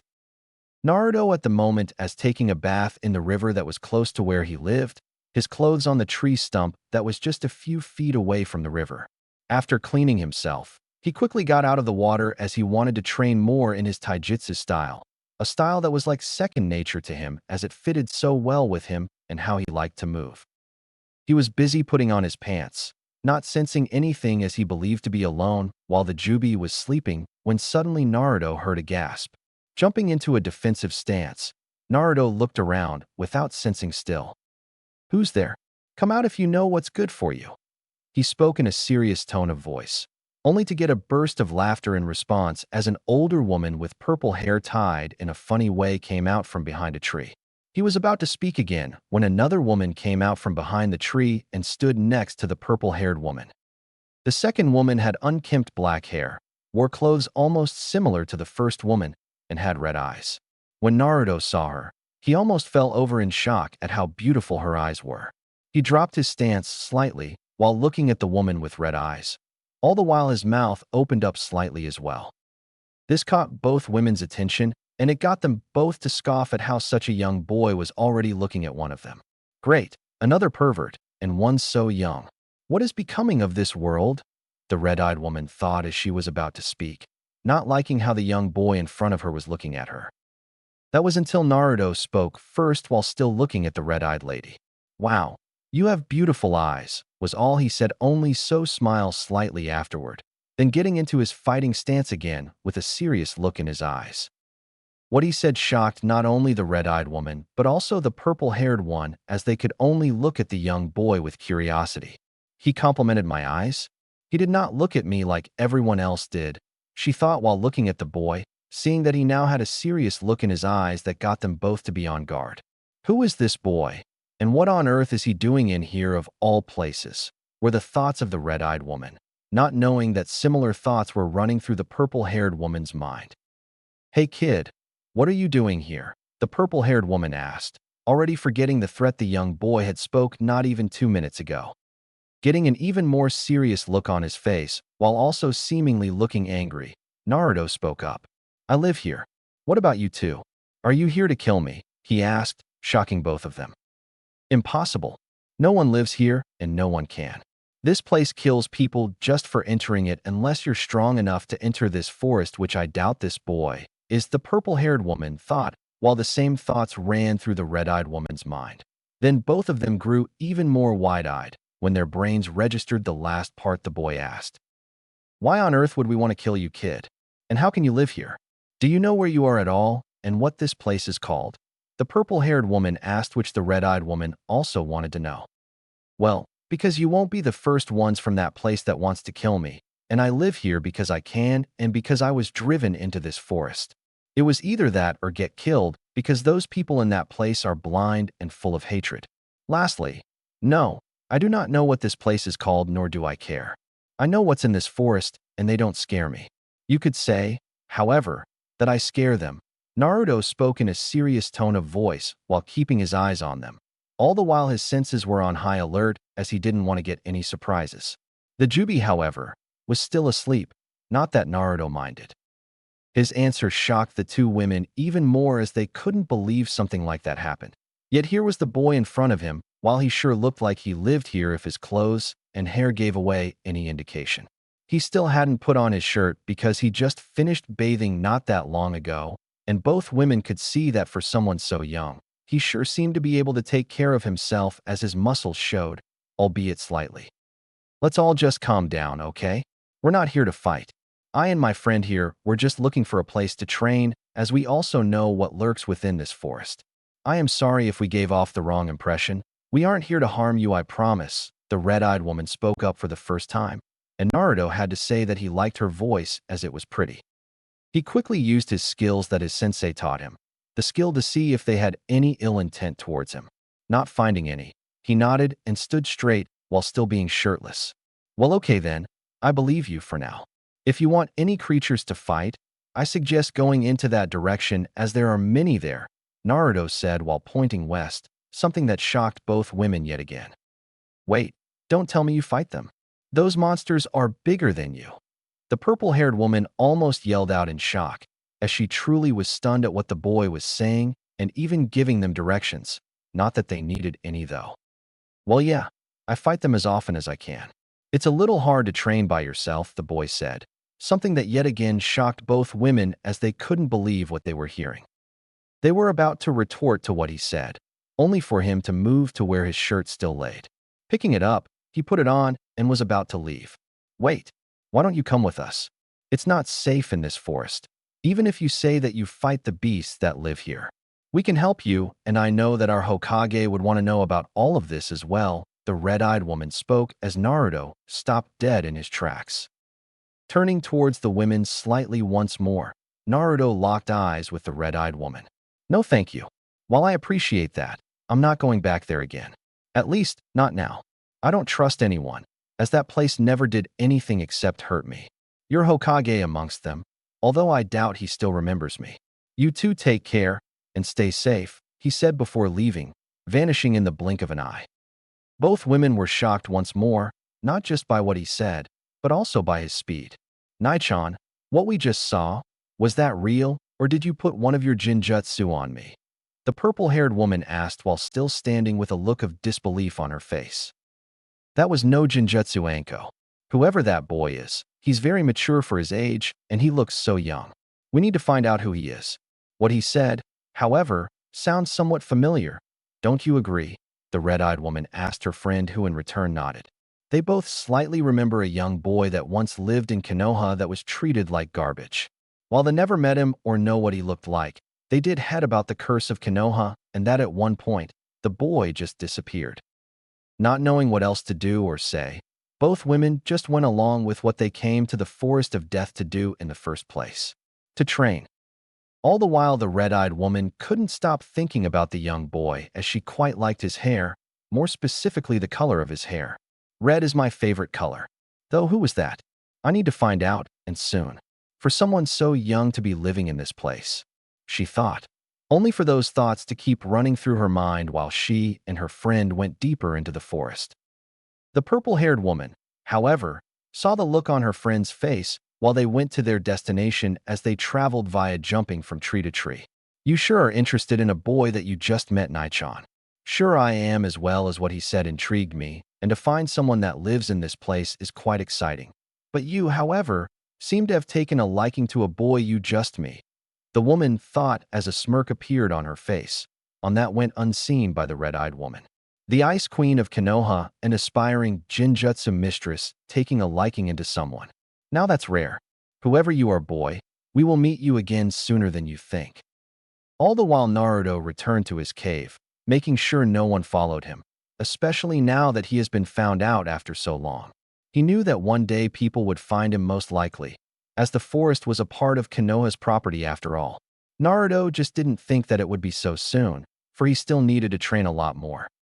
The young red-headed boy also didn't want to stay in the forest forever, as he wanted to accomplish something with his life, so for two women to run into him wasn't that big of a surprise to him. "Maybe I'll meet them again. I just hope they don't try to attack me again like those other people did so long ago, as this time I'm not taking any more crap from anyone," Naruto thought before he laid down, closing his eyes to take a nap for the day. A friendship is formed. A month has passed since Naruto met the two women in the Forest of Death. True to his word, he didn't know what the forest was called, nor did he know that sometimes shinobi entered the forest to train in, as he had never met anyone within the forest before then. He had thought that maybe they stayed away from the forest because of how dark it can get and with the creatures that lived with the forest. Sure, he could sense people from time to time, although then it was only because those people were close to the forest. They never entered it, and it was a good thing for him, as he was never bothered. During the month that passed, however, Naruto began to train more in his sensing abilities, as he wanted to make sure no one could surprise him all of a sudden. He would meditate for hours, then he would practice his taijutsu style once more after doing some exercises. After that, Naruto would normally go hunting in order to eat and fight against whatever creature he came across that would want to try and attack him, which were quite a lot. Today was yet another warm day in Konohagakure, yet that was never a problem for Naruto because of all the trees and the shade they gave. He was currently walking towards the waterfall that he knew was within the forest as well, as said waterfall supplied the water the river had that he used, as well as the streams that came from the very same river. It was a secluded waterfall, and one had to climb the mountain to get there. Then there were lots of boulders and bushes at the entrance where the stream of water came from that flowed down the mountain towards the river. The only problem was that the bushes had a lot of thorns on them as well. Normally that would mean nothing for a shinobi, but Naruto came to care for nature and tried to preserve it as best as he could. He felt at peace with nature, whether it was beautiful or dangerous, he liked it. While walking towards the waterfall, Naruto also chose the time to improve on his sensing abilities as he was currently able to sense everything with the forest. He could if he wanted to expand his sensing to be able to sense almost all of Konoha with how good he had gotten with it. The only problem with that was the people of the village, as he did not want to sense anything from the place that only brought him bad memories. He was also able to sense the presence that had been following him for the past few minutes and know exactly who it was because of said person's distinct chakra signature. Naruto chose to walk towards the waterfall instead of jumping towards it like he normally would because of the person who was following him. Deciding that he had enough, Naruto stopped dead in his tracks and turned around. Looking up at one of the many large trees that surrounded him, he spoke in a calm voice while also crossing his arms. "Lady, you can stop with whatever you're doing. I don't know why you're following me, but I don't like it. It gives off the impression that you want to attack me unless that is what you want to do." What he said caused him to hear a slight gasp, something the woman who followed him did not think he would be able to hear. Coming out from behind the tree and jumping down to the ground, the red-eyed woman that Naruto had met before revealing herself. "That was unexpected. How did you know that I was following you?" she asked in a slightly surprised tone of voice, only to suppress her surprised look as soon as it came. "You don't have sensor shinobi in your village?" Naruto asked as he cocked his head slightly to the right while looking into the woman's red eyes. The woman in front of her would have smiled as she did find his actions a little funny, if not for how surprised she looked. "Why, you're a censor? How? Who trained you?" she immediately asked, jumping to the conclusion that someone trained him if he was able to sense her of all people so easily. "Firstly, yes, I am a censor. Secondly, I do not need to answer those questions as I don't even know your name or the reason you followed me. I am going to assume it's not just to talk to me. So mind to tell me why you followed me for the past few minutes?" Naruto asked in a serious tone of voice, something that caused the woman in front of him to become slightly uncomfortable yet also sad. He's so young, and he's already acting way more mature than he should. Something horrible must have happened to him, the red-eyed woman thought before she spoke to him in a calm tone of voice. "I am sorry about that. I was honestly just following you to make sure that you're okay since you told me and my friend the last time that you live in this place. I did not mean anything bad by it, and I certainly didn't and still don't intend to attack you." She smiled at him while still standing where she first landed after she jumped down from the tree. "My name is Yui Kurenai, and it's nice to officially meet you." The now-named Kurenai spoke while still smiling, something Naruto could sense was not a fake smile as he knew what that looked like from experience and from him being able to sense negative feelings. Seeing that she was honest and that she had introduced herself to him while having no ill intentions towards him, Naruto bowed slightly, as it was something his sensei had taught him along the way. "It's nice to meet you, Kurenai-san," he began, speaking in his normal tone of voice now, before he continued after standing straight again. "I'm Uzumaki Naruto." The redhead introduced himself to the woman in front of him. Kurenai, for one, after hearing his name, could not speak as her eyes grew wide. She knew that name, more specifically the Uzumaki part. She cupped her mouth while struggling so stand, something that caused Naruto to be on the defense as he did not know what was going on. Naruto? Uzumaki Naruto, she asked, more rhetorically than wanting a confirmation, although Naruto just nodded slightly at that. That was when tears began to form in her eyes while she still looked at the boy in front of her in shock. She began sobbing, unable to say anything as she was not able to contain the feelings she had within her. Naruto did not know what to think of this, nor what to do as he had never been in a situation like this before. So he just stood there, albeit not in his defensive stance anymore as he waited for her to say something. He did not have to wait long as she smiled at him as little as she could while trying to get herself under control. "Why, you don't know me, and I know this must be strange for you," she began while wiping the tears from her face while still smiling at the boy in front of her. "But I knew your mother," she finally told him, something that shocked him a little, but not much. "You knew my Kachan? How, if you don't mind me asking?" Naruto questioned, curious in all honesty, as he also wanted to hear the connection this woman in front of him had with his mother. Finally getting herself fully under control again, Kurenai spoke. She used to be very precious to me when I was younger. While she was not my sensei, she did teach me so much, and I grew close to her, along with my other friend you've seen before and another friend you have yet to meet. You might not know this, but her name was Uzumaki Kushina, and she was one of the strongest women of her time when she was still with us, she told him, only to continue speaking. This must be a lot for you, and I'm sorry to be the one to tell Dash, she began yet again, only to be cut off from the boy in front of her. You don't need to be sorry, Kurenai-san.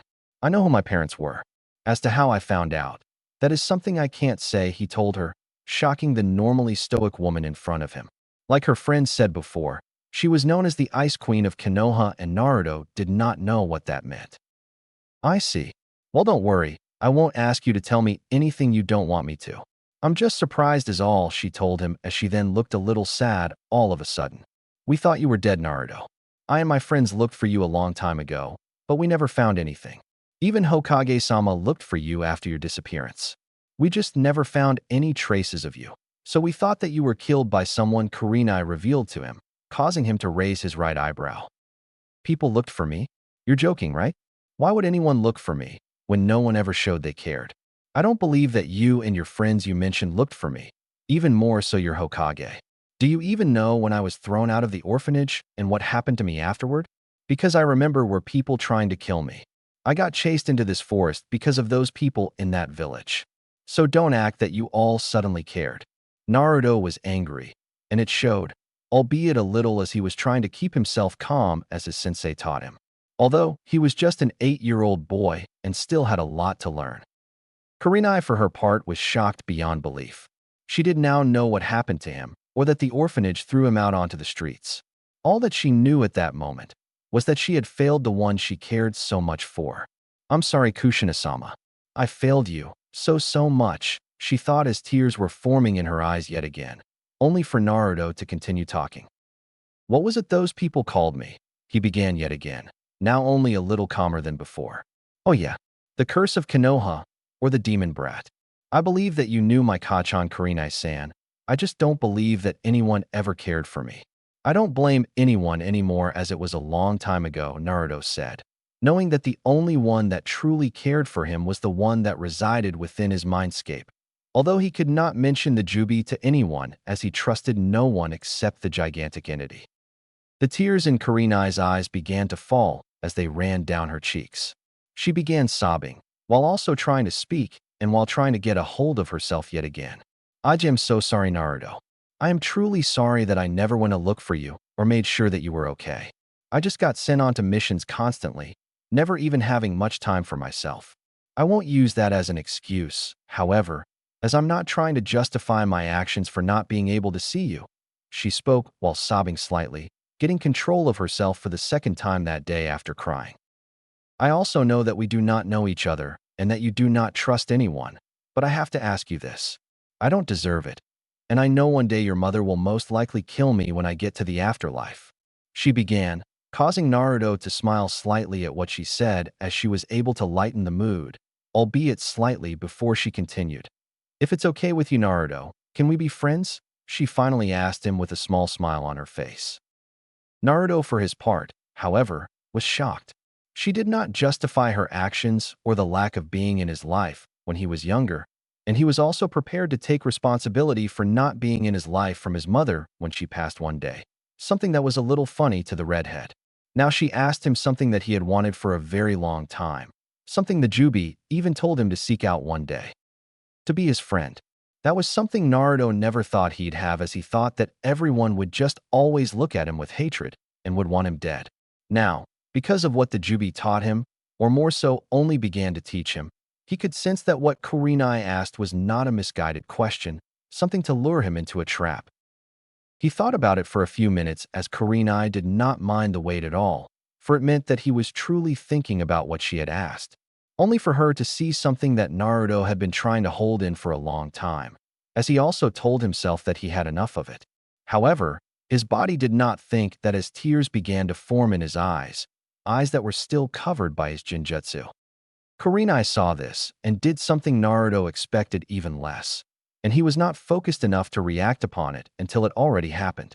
She moved towards him as fast as she could, only to kneel slightly and pulled him into a hug. Naruto did not know what to do as the tears were now rolling down his cheeks, while he also grew stiff from the contact, something that did not go unnoticed from the red-eyed woman. She, however, did not stop there and did not release him from her embrace. "Please, Naruto-kun, please give me a chance to be your friend. I don't know the pain you've suffered, but I want to assure you that this is not a trap." Kurenai spoke as tears formed in her eyes for the third time in less than an hour, something she was not used to. She was able to hold them back, however, while still holding Naruto in a hug. It seemed like an eternity passed before Naruto hugged the woman back, while he sobbed slightly at the affection this woman was giving him, and that after they just introduced themselves to one another. "Oh, okay, Kurenai-san. We can be friends," he told her, causing the red-eyed woman to hug him a little tighter while still making sure she did not hurt him. "Thank you," she replied while they hugged, after which they separated from the embrace. She did not know that not only did she just become Naruto's very first friend, but she was also the first person to have ever hugged him that he could remember off. Standing back a little and standing straight again, Kurenai looked at the young boy in front of her. "Do you mind if I stay with you for the day? I'd like to get to know you a little better if that is okay with you," she questioned, hoping that she wasn't being too pushy or tried to advance their just-formed friendship too fast. Smiling slightly, Naruto nodded. "Sure, I don't mind. Though I was on my way to clean myself before you arrived. Although that can wait for now," he told her, feeling a little weird at the moment as he did not know how friendships worked. He was also slightly on edge, making sure that she didn't attack him all of a sudden as he still didn't trust her. Kurenai saw this and became a little sad at first, only to remind herself that he had been alone for who knows how long and didn't trust anyone. She knew that she would have to work to gain his trust, something that she didn't mind doing at all. Looking at him for the first time in more detail, she could see that he was dirty and his clothes were torn a little. "Are you sure? I don't mind to wait if you want to go clean yourself first," she told him, wondering where he cleaned himself as the direction he was walking in was away from the river she knew about. Thinking about it for a second, Naruto smiled a little while looking at the older lady. "Then okay, if you don't mind it. I'll be fast," he told her, not knowing why he was feeling the way he did, as if he actually wanted to spend time with her and get to know her. Maybe that's what friendship is, he thought to himself, only to hear his sensei speaking for the first time that day. "She sure is an interesting one. I am glad that you finally have someone you can call your friend, young one, other than me. I can sense that she holds no ill intention towards you, which is good. Maybe she can train with you as you need a sparring partner. You also need to go to Yuzushigakure's soon, young one. Although we'll talk about that later," the Jubi told him, confusing the young boy when he told him that he needed to go where his mother was born. Putting it aside for now, as the Jubi said, Naruto began walking towards his destination he first intended to go. Kurenai saw him walk towards the wall, only to be shocked yet again when she saw him walk up the mountain using chakra. Either someone taught him that, or he is a genius to be able to teach himself how to use chakra like that, she thought to herself, only to run after him as she was curious to where he was headed. Kurenai also knew that she should not have been surprised to see him use chakra like that, as he already showed that he knew how to use chakra when he was able to sense her. Yet that little reminder slipped her mind with all the shocking news that she had been receiving today. "Mind if I tag along?" she asked him, and he nodded, not minding it at all. Soon after they reached the waterfall, and Kurenai could only look at the place in wonder. Sure, they had a tough time getting to where they are now because of the entry point having a lot of bushes with thorns, as Naruto had told her not to destroy said bushes because he not only loved nature, he also wanted to keep this place a secret. That caused the red-eyed woman to smile as he had shared something with her, even though it was just a location of a beautiful waterfall. She wanted to ask him so many questions, yet she also knew that if she asked too many too fast, that he could pull back from her and become distant. That was something Kurenai did not want, especially after just forming a friendship with the red-headed boy. Getting to where the ground was dry, Naruto took off his clothes and put them on the dry ground. All the while Kurenai had her back turned towards the young boy to give him his privacy, something he has yet to learn. Doing what he said before, Naruto quickly got to cleaning himself with the water only. When he got out, he used his chakra to dry himself, something he had taught himself. Because of her back being turned the entire time, Kurenai did not see what he did and only heard him speaking after 5 minutes. "I'm done, Karina-san," he told her, knowing that she must have turned around to give him privacy, something he didn't mind because he was so young. He didn't want to make her uncomfortable, so he refrained from mentioning it. Turning around when he spoke, Kurenai saw the now clothed redhead boy looked a little cleaner than he did before, although not a lot, and she guessed it was because of the lack of soap for him to use. Thinking about it again, she didn't know where to start as she didn't really have any male friends, let alone someone as young as the boy in front of her. Her only true friends were the ones she had mentioned before, although she did not mention their names to Naruto. I don't know how this really works, as I've never had a friend before," Naruto began, not mentioning the Jubi because of his promises to the one-eyed entity. He continued speaking after a few seconds. "Do you maybe want to spar with me? I am training to become a shinobi, and like you've probably noticed before, I do know how to use chakra. I'm just not getting into that at the moment. Yet I am trying to become better in taijutsu, and that requires someone to spar with in order to become better, right?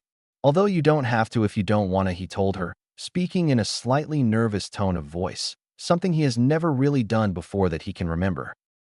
Kurenai, however, was surprised yet again, this time by what he had revealed to her. She thought that maybe it was him testing their newfound friendship, something that saddened her when she heard that she was basically his very first friend. She also was not that versatile in the arts of taijutsu, yet she still knew how to fight, as it was one of the things one had to at least know to advance into the ranks of Jonin. "Sure, Naruto, I don't mind sparring with you at all. I am, however, going to have to warn you that I'm not as good in the arts of taijutsu, though I know my way around it," at least she revealed to him. Yet she believed that she at least could help him become better at it since he was still so young, and he did have a point when he mentioned the lack of a partner to spar with to better himself. Smiling slightly at her acceptance, Naruto led Kurenai to where they could spar for as long as possible. It was still within the forest, yet it was a bit more open as the area almost looked like a smaller version of a training ground she normally used. "Okay, let us begin then," Kurenai said while standing on the opposite side of the redhead, who in return just nodded at her. Quickly falling into her own taijutsu stance, one which Naruto had seen when he borrowed a taijutsu book from the library just to see what type of styles they had, Kurenai then waited for him to do the same. She did not have to wait long as Naruto fell into his own taijutsu stance, a style that Kurenai was unfamiliar with. Naruto's fighting style had him sweep his right leg forward with his left leg backward, while he presented his back to Kurenai. His arms were extended wide, almost as to welcome an attack, while he still had his eyes on her. The red-eyed woman did not know what to make of this style, as she had never seen it before, so she quickly voiced her curiosity while still in her own stance. "That sure is an interesting stance you have there, Naruto. What is it called? If you don't mind me asking," she hoped he would answer as she wanted to get to know him better, only she knew that it would not happen overnight. Smiling a little, Naruto spoke. "When we are done with our spar, I'll tell you. Although it's not complete yet, that much I can tell you for now," he answered, not revealing that much as what he said did not reveal how much he knew or how much he did not know. Naruto on his part thought back to when he first started to learn this fighting stance, when the Jubi had him also run around with a boulder on his back from time to time. "Very well. Though I am curious about where you learned this, and even who taught you how to use chakra. If you did it all yourself, then I have to say that I am impressed," Kurenai spoke with a smile on her face, only to then get serious as the two began their friendly spar right after she told him that. They began quite fast as Kurenai dashed towards him, although not at her full speed, as she did not know what he was capable of, nor did she want to hurt him in any way, even if it was a sparring match. She quickly learned that she should not have underestimated him and should not have held back as much as she did, because she soon found herself on the ground when she reached the young boy. Confused, Kurenai quickly jumped to her feet while she looked at him while he just stood in the same stance as before. What? I didn't even see you move," she told him as he quickly spoke up afterward. "That's because you didn't take me seriously. I know I'm young, Kurenai-san, and I've been alone all my life, and that also means that no one could have taught me what I know. But that doesn't mean that I just sat by and did nothing the past few years. So this time, Come at me with all you have, and I will do the same, okay? Don't be afraid to hurt. I can sense that you're reluctant to attack me. While I appreciate it a lot, as it means that you don't want to hurt me, just know that this is a sparring match. Naruto spoke with a lot more maturity than any boy Kurenai had ever met. Heck, he's more mature than most adults I know, she thought to herself before she nodded in acceptance. That was when the real sparring match between the two new-formed friends began, and Kurenai quickly found out that the boy in front of her was a lot stronger than she had thought he'd be. Naruto dodged any and all attacks that Kurenai threw at him, while she was also able to block and dodge all his attacks. It surprised her a lot, mostly because of the age difference. Nevertheless, Kurenai knew never to underestimate someone just because of their age. There are people in this world who's younger than me, yet stronger as well. Are you one of them, Naruto? If so, how's that possible? Who trained you? She thought to herself while she still kept her focus on Naruto, being able to multitask quite easily. Soon they found that the sun was beginning to go under, not realizing that they had been sparring for most of the day. Normally, Kurenai would not be able to spar that long, yet she did it this time to not only spend time with the boy she thought to be dead, but also to train herself a little, which she was able to do because of the young boy and how much stamina he seemed to have. When she called for the fight to stop, Kurenai began to breathe heavily as she finally felt how tired she truly was by just sparring as long as she had today. She then looked at Naruto and saw that he wasn't even seating, causing her to smile a little. He truly is your son Kushina-sensei. He even has as much stamina as you had, if not more, she thought to herself before she spoke up for the first time in hours. That was quite the sparring match, Naruto. I can see that you're quite strong, and I am happy about that since you live here. Thank you for today. This was really something, as I've never been this tired before, she said while trying to catch her breath, seeing Naruto smile at her slightly. I had a great time as well, Kurenai-san. Thank you for sparring with me, and thank you for everything. This might sound weird, and I was not planning on telling it to you for some time, but I feel that I can now. Naruto began speaking while smiling slightly, as throughout the time they were sparring, he could sense only good intentions coming from her. He could not feel or sense what she was feeling, as he could only do so with negative feelings. Yet he could sense that she truly did not want to hurt him even if they were sparring to their fullest.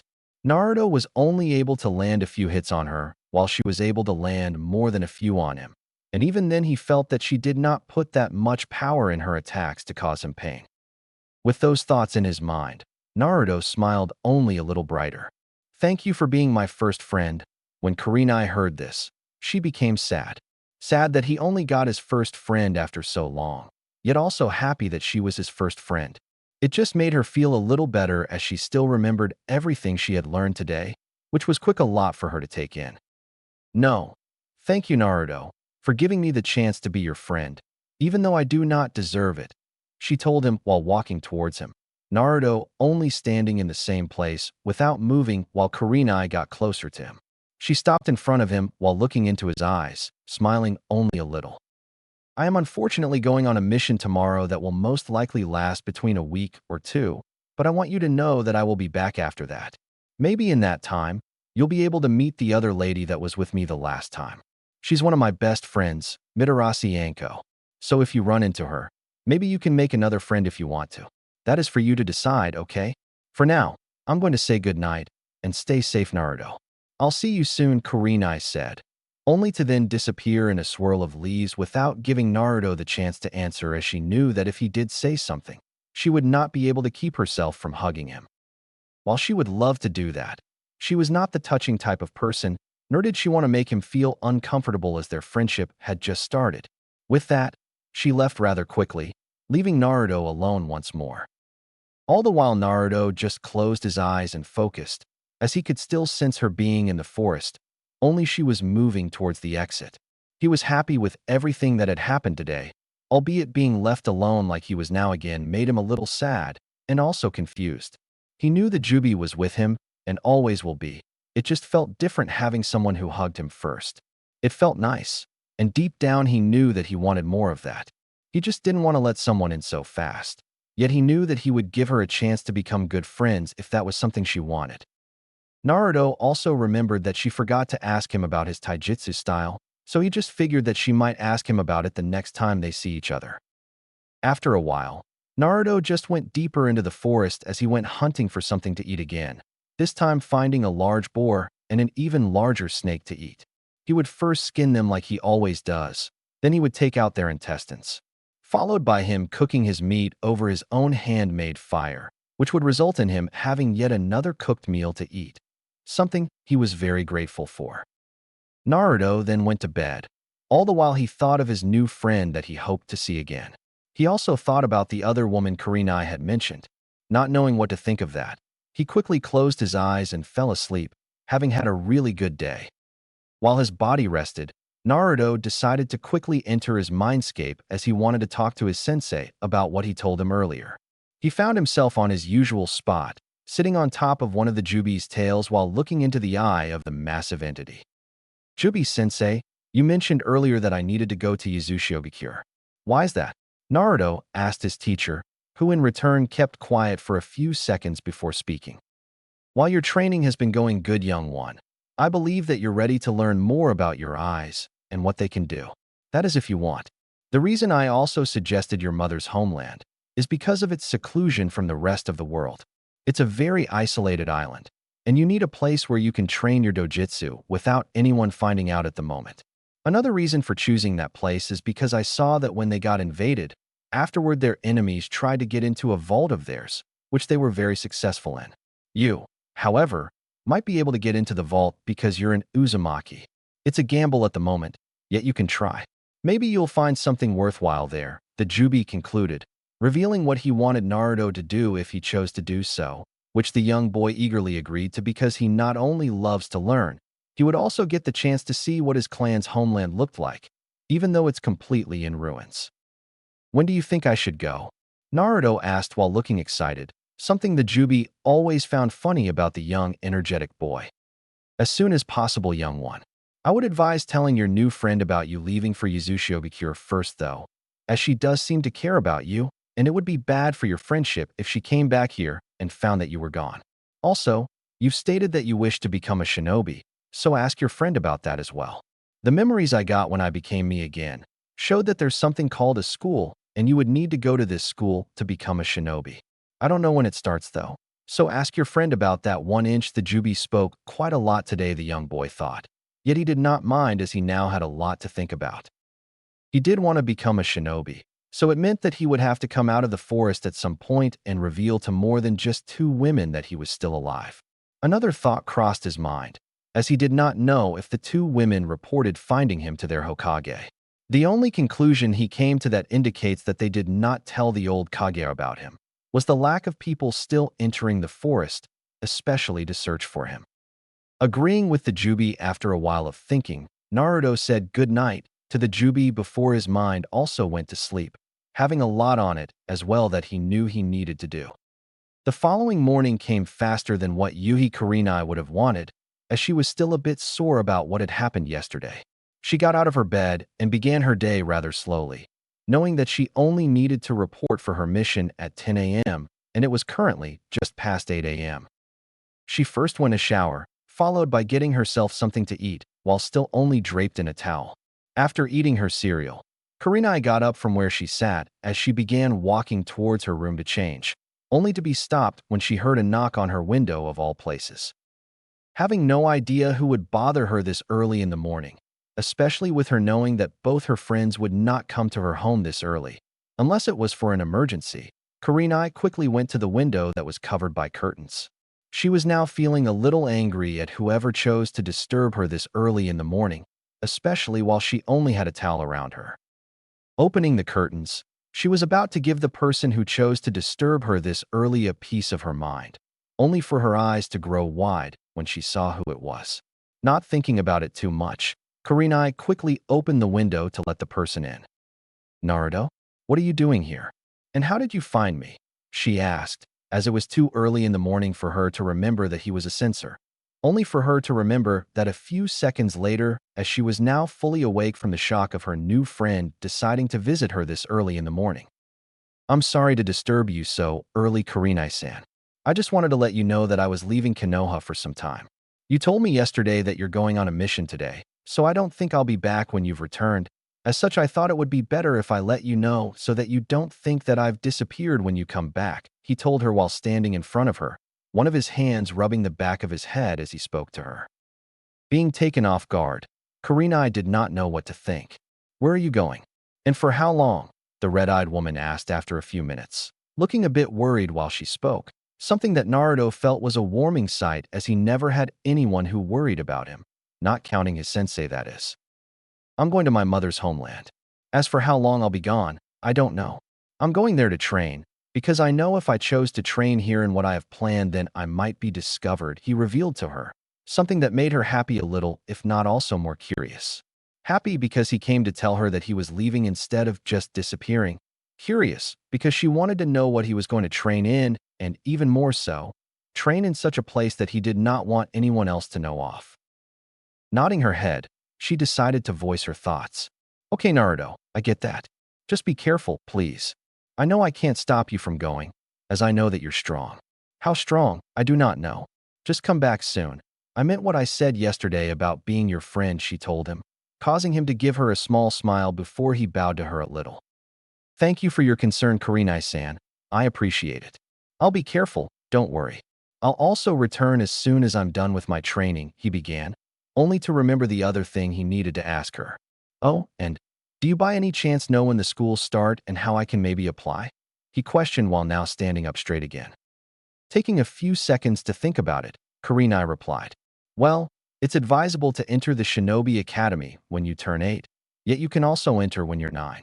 Any older and you might have a slight problem, as it could stunt your knowledge because of the things they teach you the first 2 years. Or, so I've heard, to be honest. However, I don't really know. You're going to have to talk to Hokage-sama to enroll, as you don't have any parents.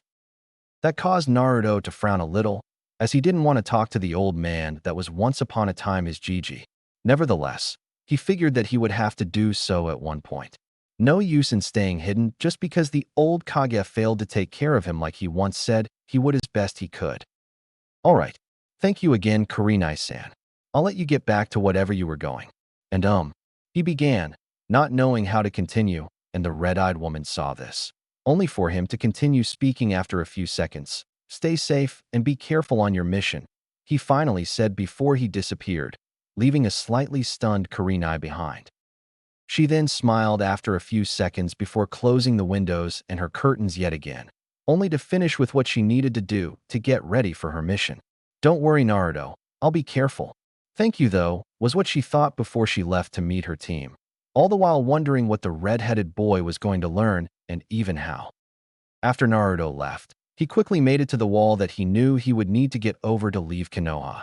With the help of his sensei, Naruto quickly jumped over the wall without anyone or anything being able to detect him, as the Jubi had told him that the entire village walls were surrounded by a few ninjutsu that allowed specific people to know who enters and exits the village.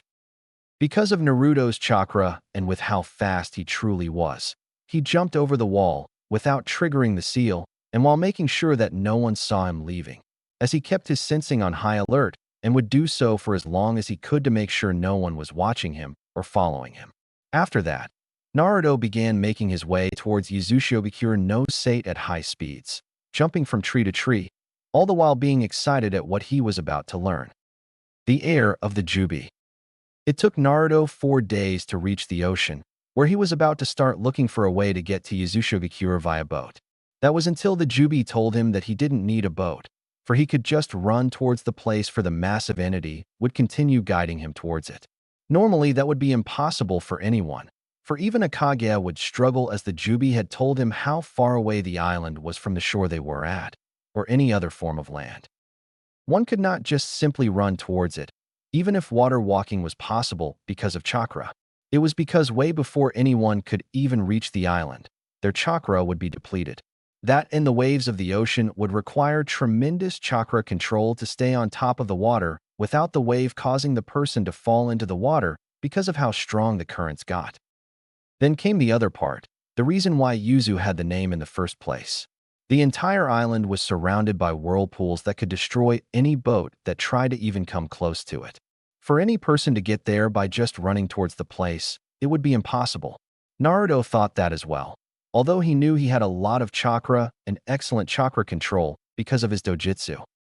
Young one, I do not think you understand or even know how much chakra you have.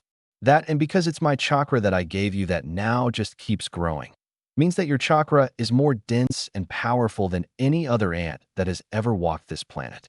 To put it into shinobi terms, you have more chakra than the entirety of the fire country put together, the Jubi began to explain, causing Naruto to only stand where he was with an open mouth at what he just heard. He knew what his sensei was telling him was the truth, as the entity would also never lie or make a joke about something like that. Wow, that's a lot, Jubi-sensei, Naruto finally replied while he looked at his hands, being able to see the chakra that flowed through him. He could only hope that he would be able to learn more about his eyes and about everything the Jubi was willing to teach him at the moment. With that aside, Naruto began with something no person has ever tried before because they knew they would not be able to make it. He ran onto the water and began running towards the island that used to house his clan, all the while making sure no one followed him as he kept his senses up at all times, something the Jubi was proud of. Unknown location. 12 figures all stood in a circle, all of them being holograms and each figure looking different than the other. Amongst them was the masked man with the Sharingan in his one visible eye, standing next to the plant-like man known as Zetsu. Unlike the previous times this group had a meeting, this time the masked individual along with two spiky-haired people all looked quite angry by their facial expressions and the masked man clenching his fists for all to see. Why has no one been able to find the Biju? If they were killed someone, then some of them should have reformed by now. Has anyone find out anything useful regarding that and regarding the weapon we need? The masked man asked, clearly angry by the tone of his voice. He also knew that it was not everyone that had to specifically look out for what he is talking about, yet anyone with intel could help at the moment is what was running through his mind. The one to speak up was one of the spiky-haired people, one standing next to a woman with long hair and a man with almost equally long hair. We have found nothing. No Biju reforming. No traces of them or their chakra in any place. Even the leftover chakra that other individuals had taken over time to keep for themselves had disappeared. The man spoke in a serious tone of voice, yet the people around him could hear that he was also frustrated. For the weapon we need, no one has shown any signs of having it, nor does anyone from your clansmen seem to have the ability to unlock it. I also tried again to make it with the cells I've managed to get, only for it to result in the same way as before. Nothing, Zetsu spoke, both white and black half taking turns to speak, while the white half seemed a little too excited and the black half showing no emotion at all. What of my fellow clansmen? Are they willing to side with me and the coup? Or are there still individuals that refuse to see reason with the current clan head? The masked man asked, putting everything he had learned aside, for now. There is a problem with that. The Hokage knows about the coup, and has Uchiha Itachi as his double agent. We will not be able to inform Fugaku about this, as he would not believe us since Itachi is his firstborn. The other problem is Itachi, as he is growing very strong and could pose a threat to us. His best friend, Uchiha Shisui, died not too long ago while Danzo tried to get his eyes. Only Shisui escaped before he died, and gave both his eyes to Itachi, resulting in him unlocking the eternal Mangekyo Sharingan, while I also believe that Itachi was able to acquire the Kotoame Tsukumi from Shisui. Danzo fled the scene before he could be found out, and that was all that I was able to gather while in Konoha, the plant-like man concluded, revealing shocking information to the group. I knew the old man would fail, I just did not expect it to turn like this. Now we need to convince Itachi to join us, but leave that to me, the masked man said before the only woman of the group spoke up. What are we to do now, Toby? With the Biju gone, and us not being able to get the Rinnegan, how do we continue? Just like before, or do you have something else in mind? The angelic voice of the woman came as she asked the question that was on every other person's mind that was a part of the group. For now, we continue raising money and keeping our organization in the dark. Once we have Itachi, we will move forward as Konoha will soon lose even more power than before. The masked man spoke again, sounding almost a bit too happy about Konoha losing power. After that, everyone left once more as they headed to do whatever they could to gather money for their group, while many of them had their own things to do on the sideline that no one spoke about. Soon after that, the room revealed to be just empty again, only to have a few fuinjutsu markings on the ground where the holograms appeared that also glowed for a few more seconds before dissipating. Konohagakure. Deep in an underground base sat three people. All three of them were quite old, while the one in the middle had a few bandages around his one arm along with a bandage covering his one eye. In front of them was Uchiha Itachi, a member of the Uchiha clan and eldest son of the current clan head. He was currently kneeling in front of the three old people, one also being an old woman. Itachi, when does your father want the coup to start? The old man with bandages covering most of him spoke out, having no emotion behind his words in any way. Father is a little hesitant at the moment. He fears that Hokage-sama knows about the coup and already has measures to deal with it, while mother, on the other hand, does not want to be a part of the coup along with many of our clansmen, the Uchiha revealed. All the while he had different thoughts on his mind, as before his best friend died. He revealed who attacked him and what that person wanted. Tell Fugaku that Root will support him and have him speed things up with his clansmen that don't want to cooperate. The man in front of Itachi, Shimura Danzo, spoke again, while deep within him, he was angry, only he did not show it. Damn you, Shursui. Those eyes were mine. Whatever you've done with them, I'll find them, the old man Warhawk thought to himself as he then dismissed the Uchiha in front of him. After Itachi left, the other old man spoke up. What do you think, Danzo? Does Hiruzen have countermeasures? And if so, what are they? The old man asked with a bit of fear in his tone of voice as he was unable to hide it from the other two in the room. Hiruzen knows nothing. The old man is too delusional. My spy tells me that he does not know of the coup as he has no one looking into the Uchiha clan anymore. Sure, he moved them from where they once resided, but that was only because of the Kyuubi attack. After the disappearance, everything seemed to quiet down. Fugaku, however, never let his anger and hatred go after being accused of everything that happened. It gives me the chance to become the Hokage, however, and I will take it with full hands, Danzo replied with still no emotion behind his tone of voice, something the other two people did not mind as they were used to the old Warhawk like that along with his root. Only, none of them saw the black crow that hid away in the same room while looking at the tree old people before disappearing and leaving no trace behind that it ever was there. Uchiha Itachi was currently sitting in yet another dark place, one that was located beneath the Hokage Tower. He was alone in the room at the moment, only for the doors to open that he had entered from not that long ago. Walking into the room were two people, one being Sarutobi Hiruzen, the Sandaime Hokage, and the other one being a man with silver hair that seemed to defy gravity and that also had most of his face covered, all except one eye. Hokage-sama, Kakashi the Uchiha greeted them as he bowed slightly to his superior, only for them to greet Itachi in return, all the while looking serious as Hiruzen went to sit down on the sofa that was in the room, while torches also shone in the room to give it some light. Itachi, what news do you have for me? Also, you mentioned before that you had something dire to tell me? Your crow didn't reveal that much too. Unfortunately, the aged Kage began speaking, wondering what the Uchiha had for him as he was aware of the coup. He could only hope that they had seen reason and decided to not do as they planned. Looking at the aged Kage that he saw looked somehow tried. Paperwork perhaps, he thought before speaking. Unfortunately, Hokage-sama, Father and Danzo still want to continue with the coup. They do not know of me being a double agent, nor does anyone know about this, the Uchiha prodigy said before he channeled chakra to his eyes to reveal his eternal Mangekyo Sharingan. Both Hiruzen and Kakashi gasped when they saw the newly evolved eye that Itachi had, only for the Uchiha to continue speaking as he knew what was on their minds. This is the eternal Mangekyo Sharingan, as you both know. However, what you do not know was how I acquired it. The younger man began speaking as Hiruzen and Kakashi could see the sadness behind the eyes of Itachi. Shursui died not too long ago, something you both know as well. With the help of my mother, we were able to hide the fact that Shursui's eyes were gone.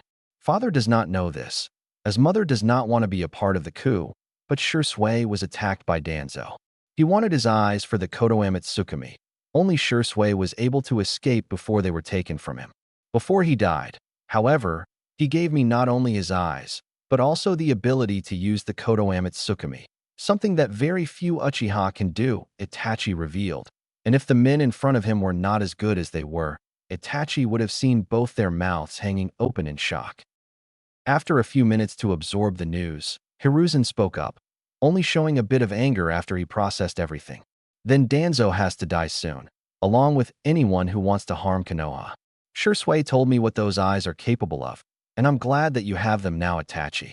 While I am saddened about the death of your best friend, I have to, unfortunately, ask something from not only you, but from Kakashi as well. The Hokage then directed his gaze to the silver-haired man before he continued speaking. I want you both to kill all the Uchiha that are a part of this coup, and only leave those alive that has nothing to do with it, along with all the children, he told them both, something that internally made Itachi both happy and sad. Happy because he would still have family left, sad because he knew he would have to kill his father along with a few more people from his clan. When that is done, report back to me along with your mother, Itachi. We will then deal with Danzo, as I've had it with him. Hiruzen spoke in an angry tone of voice, something that both men in front of him understood quite well, as they too wanted to see the old Warhawk dead. Your time has come, old friend. You did not follow what Tobirama-sensei taught us, though we both knew how greedy you were all along for the position of Hokage. The Sandaime Hokage thought to himself after he dismissed both Itachi and Kakashi, who both went to prepare for the attack they knew would not be too long away. A week later, Naruto finally arrived on the barren island known as Yuzushiogakure no Sato. While he had to run the entire time on the water, he also had to jump over many waves that would have crushed him if he did not do so. All the while he never slept and only ate while running every now and then, as he had prepared himself some food for the trip that he kept in a small bag hanging on his back. Not once did he falter while running, as he knew if he did, then he would have fallen into the ocean. Nor did he get tired, as he stayed focused the entire time, for he was not able to sleep at all because of the lack of land. That was until he reached his destination. Only before he could reach the land did he have to stop when he reached the whirlpools. He figured, since they were made by his clan, that maybe he would only need to give a drop of his blood for the whirlpool to stop. Trying that idea, he bit his thumb and quickly threw some blood into the whirlpool in front of him that he could feel had a strong pull on him while he stood on the water.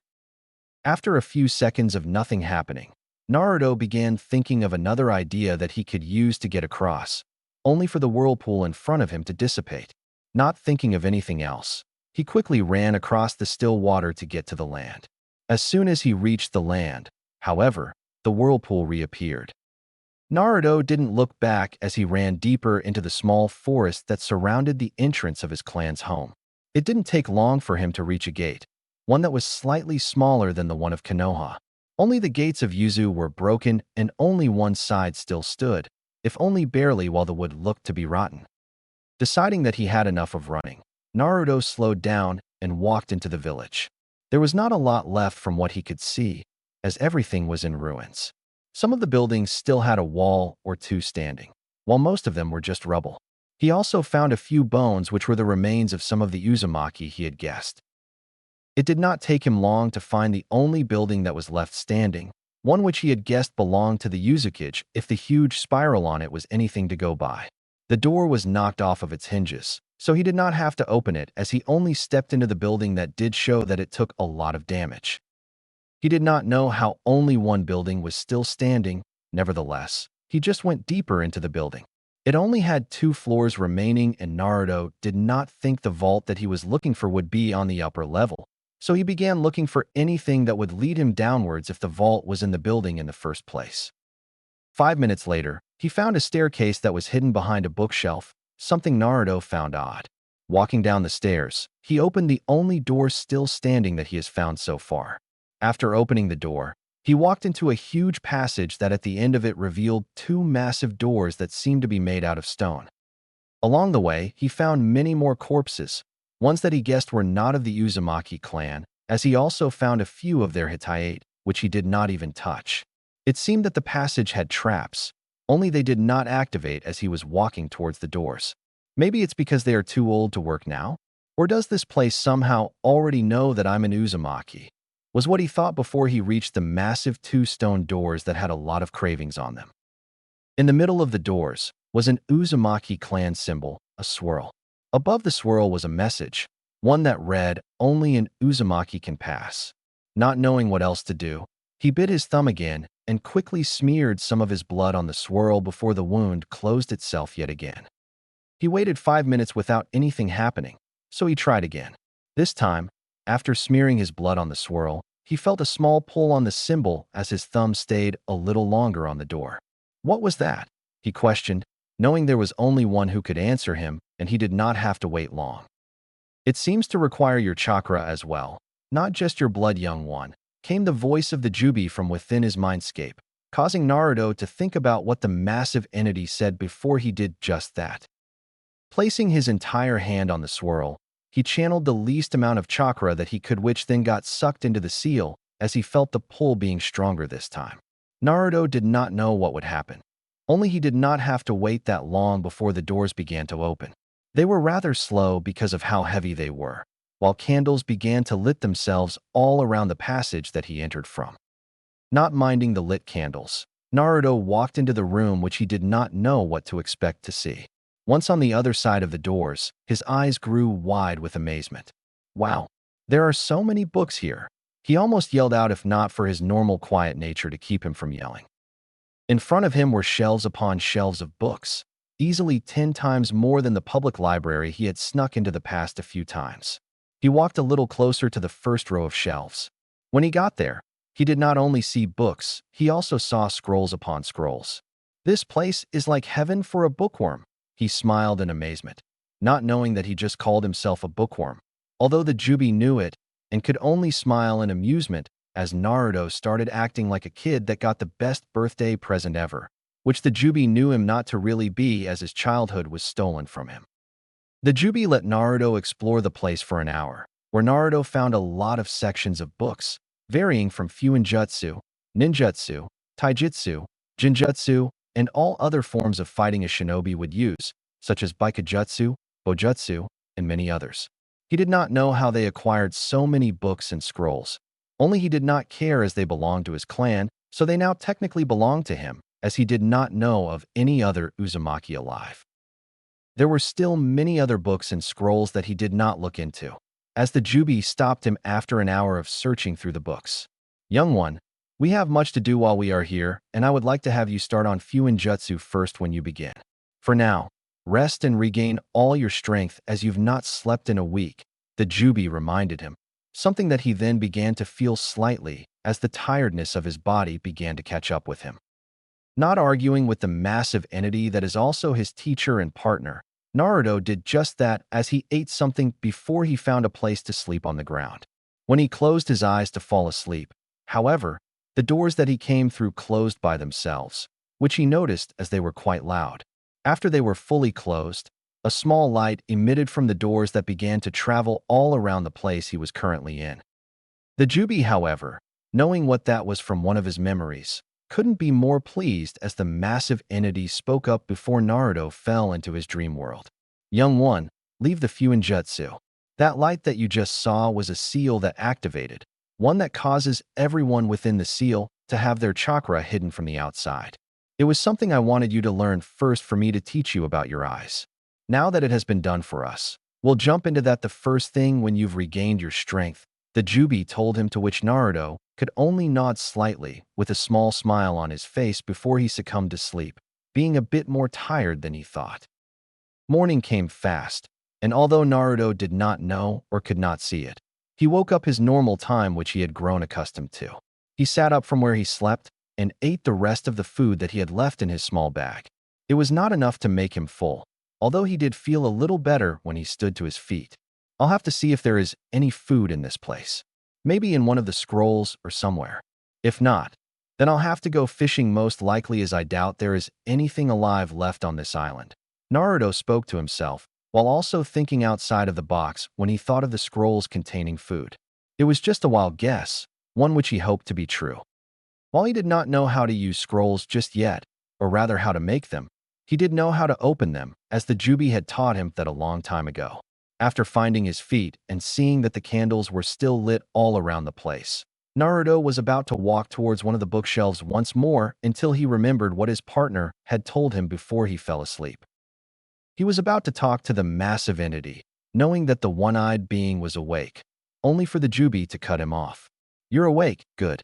Find a place within here where you can train young one." I doubt that it would not have one, for a place that has these many books would most likely require an additional space for one to train in, the Jubi told Naruto. Something that made sense to the redhead, as he also figured that with so many books in one place, and with this place being underground, they would need somewhere to train to not destroy the books and scrolls. Setting out to find if what he and his sensei hoped to be true, Naruto began looking around for an additional room. He did not have to search for long as he was able to find one that was quite big as well, and one that also had the same markings around it to indicate the seal was within the room that the Jubi had told Naruto about the day before. There were a few other seals within the room as well, ones that Naruto did know about, nor did he focus on them that much at the moment. "Let's talk, young one. It's time for you to know the full extent of your dojutsu," the Jubi said, and Naruto instantly knew what that meant. He sat down in a meditative pose, entering his mindscape soon after, and found himself on his usual spot in front of his sensei. He got used to how big his sensei was, something that he knew any other person would faint upon seeing. He did not have time to say anything as the Jubi began speaking the second Naruto looked at him from his sitting position.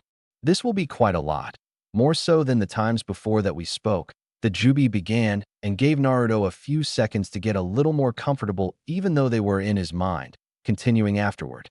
"The first side of your power that you need to know is your Sharingan side, the tomo that's appearing in your eyes." With that, the Jubi began telling Naruto about his Sharingan. The redhead already knew what the Sharingan was as well as the Rinnegan, as this was not the first time the Jubi had told him about them. Now, however, it seemed that he will get a better explanation of his dojutsu, however. He was curious as to what his eyes could do, so he gave all his attention to his sensei. There are 3 forms of the Sharingan.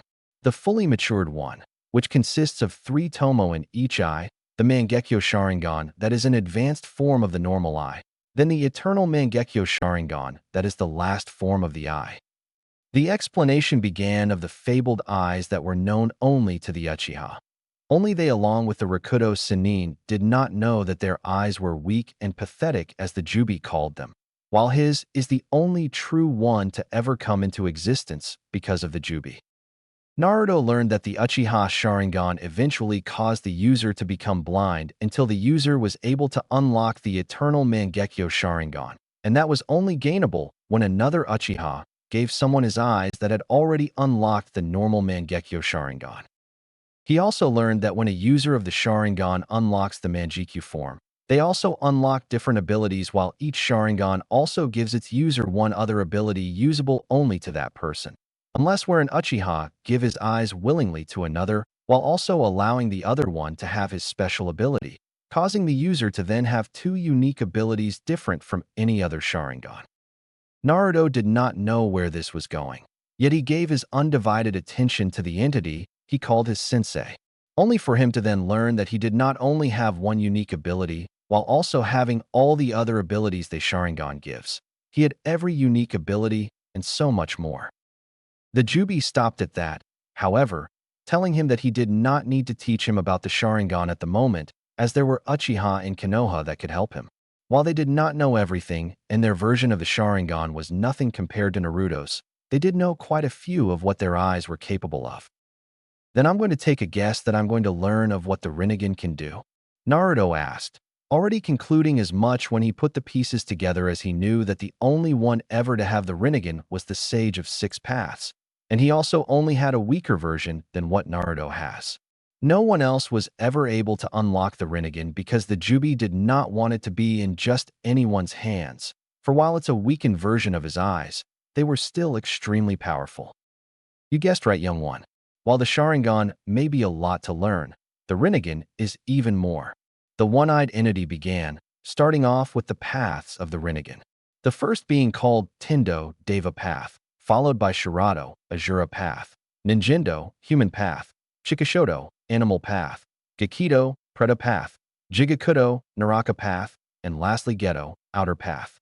However, the Jubi told Naruto that he only gave the Sage of 6 Paths access to the first 6. He did not allow the man to have access to the outer path, because then his eyes would have stayed with him once he died, and it would then have been made possible for anyone to unlock the eyes by accessing the blood of the sage or his direct descendants.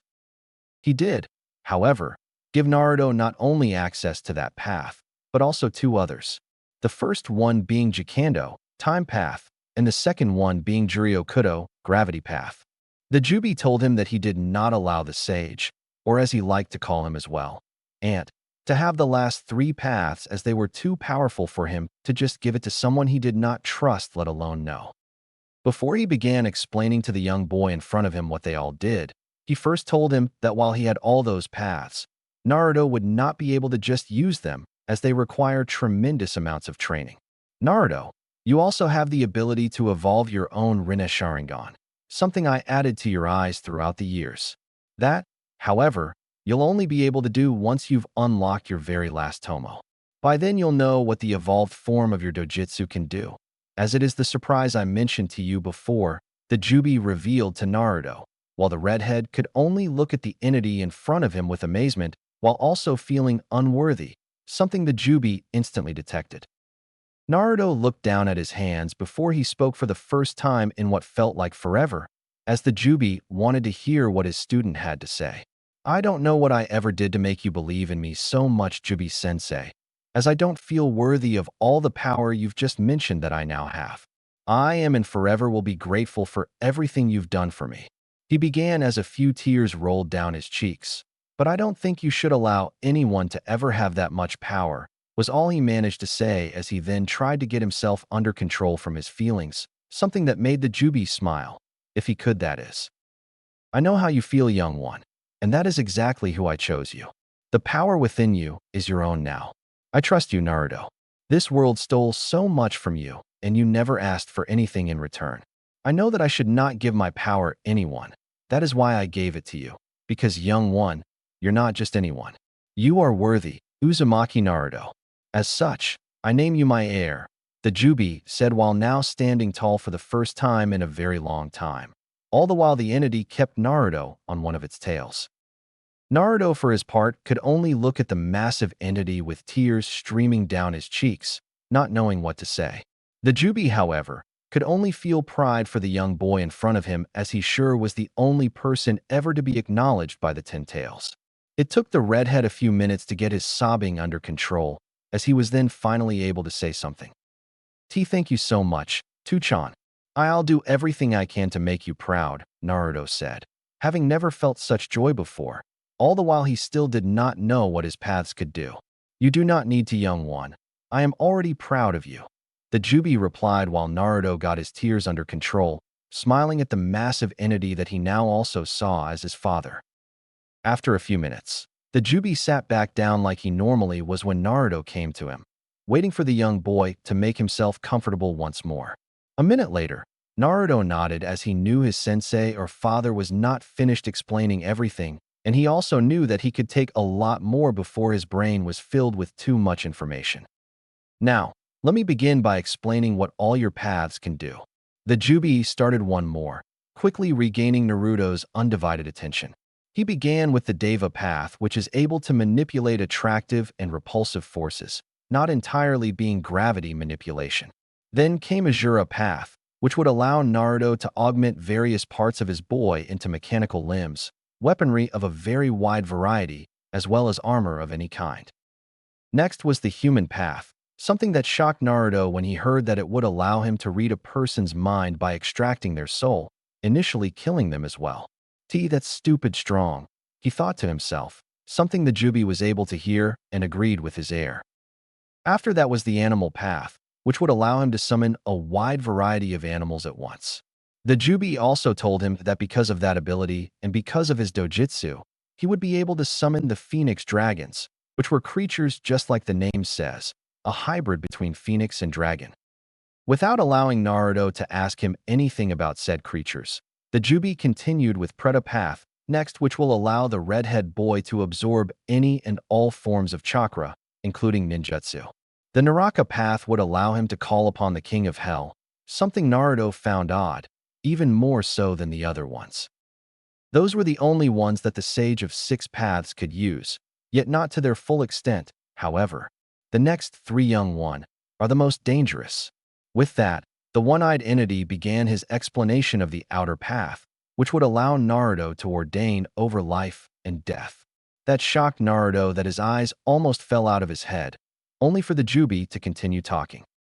The time path would allow Naruto to control time to a certain extent, while he would also be able to control time in huge masses all at once, although that was only for a certain amount of time. He would also be able to conduct the path into his fighting, as he would then have a huge advantage.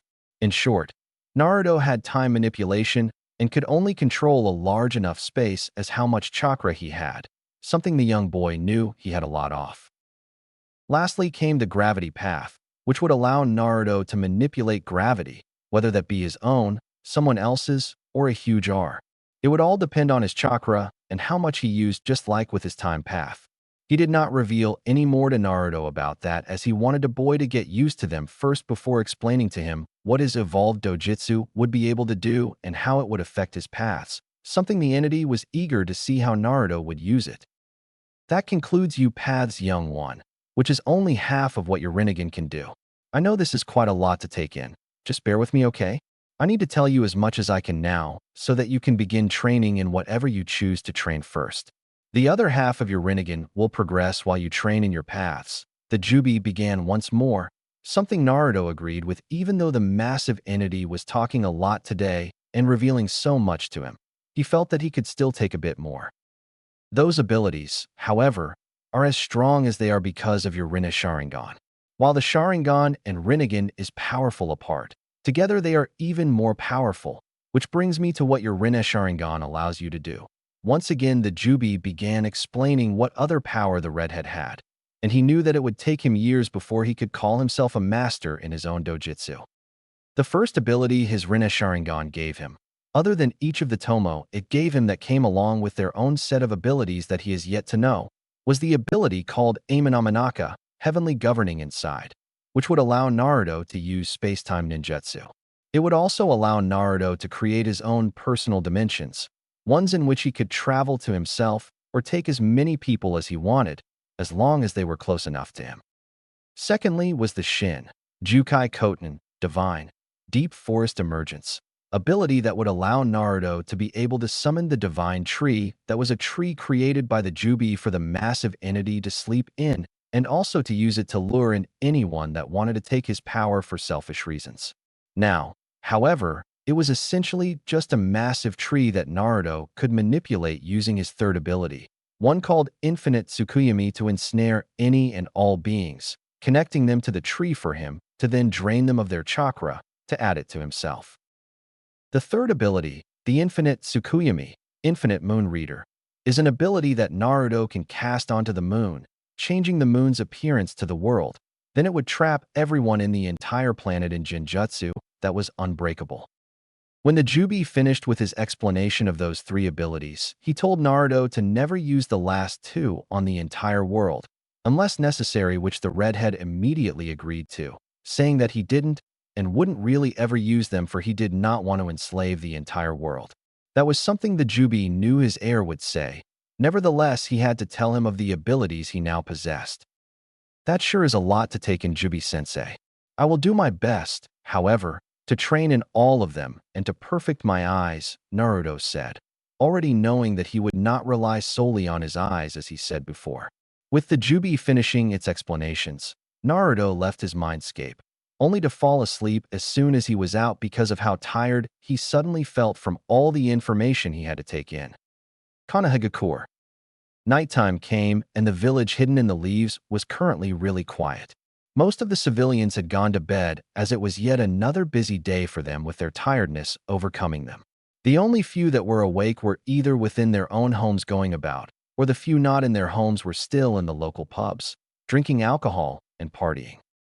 Within the clan district of the village, however, more specifically the Uchiha clan, the few members of the clan that wanted to take part in the coup to overthrow the Sandaime Hokage were currently busy within one of the training grounds within the compound as they were getting ready to attack. They were a total of 25 Uchiha members, while they also knew they would have the support of the entirety of the Root ANBU, which they knew were quite a lot from what Danzo had told them. Currently, Fugaku, The head of the Uchiha clan was standing in front of them, drawing all of their attention towards himself. While he was disappointed in the rest of his clan, more specifically his wife, Fugaka knew that he had run out of time to try and get the rest of his clansmen to join him in his cause. He did feel proud, however, with his eldest son standing next to him as he began talking to the people in front of him.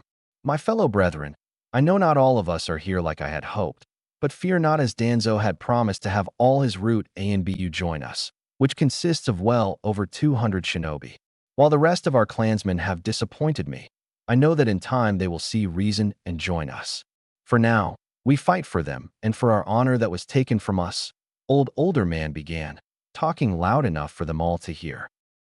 Fugaku was a proud man, knowing that even though he spoke loud enough that the other members of his clan could hear him that was not part of the coup, that they would not betray him as he was the clan head and had the support of the elders, which were all sitting along the side, while Fugaku gave his speech. Tonight we take back what is ours. Too long have they blamed us for what happened 8 years ago. Too long have they pulled our power away from us, forgetting that we along with the Senju are the founding clans of this village. They have shamed us, now we fight back, he said, while all of a sudden Danzo along with all his root A and BU appeared within the compound as well. Taken aback by the sudden appearance of so many A and BU members, Fugaku could only look on in surprise until the old Warhawk spoke.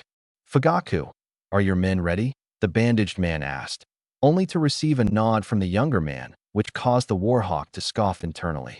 Disrespecting child.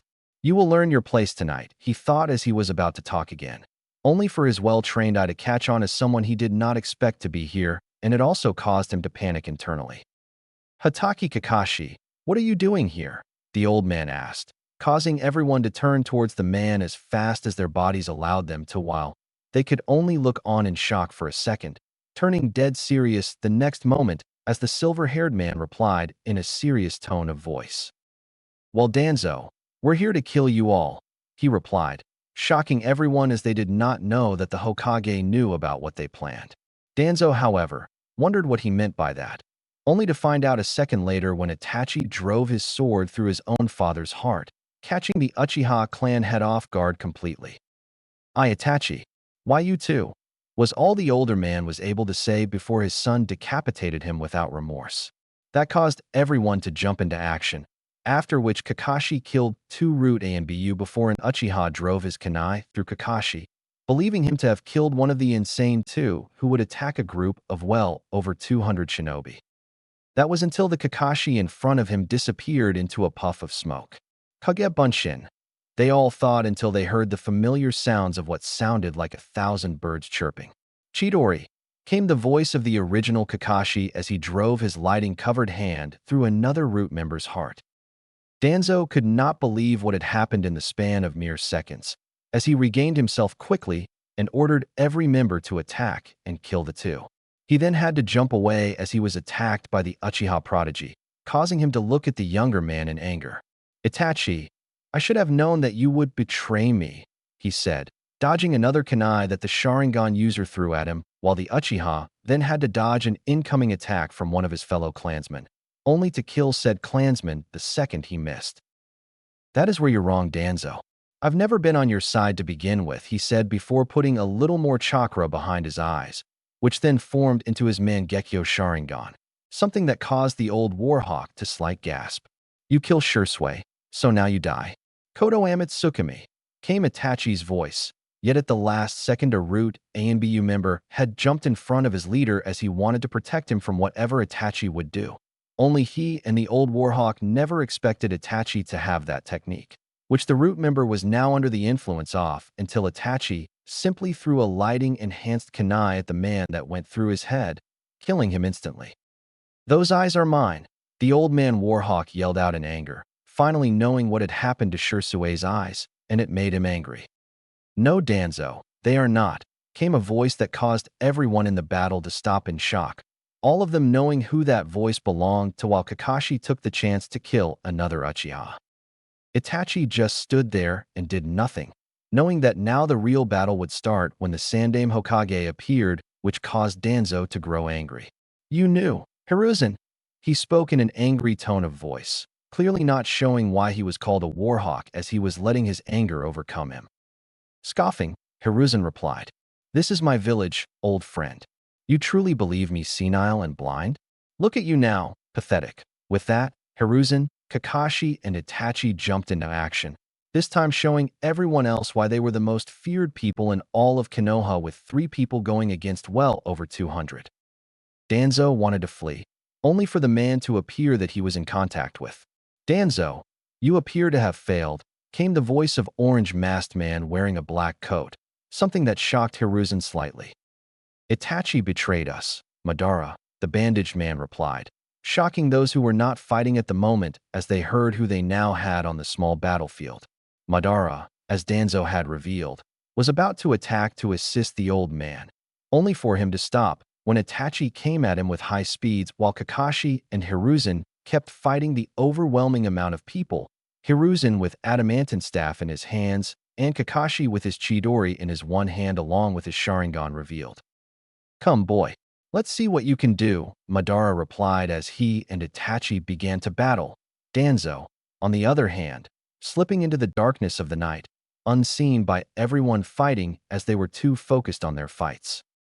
"I do not believe that you're Madara. If you are, then show me." Itachi spoke stoically as he and Madara clashed kunai against one another.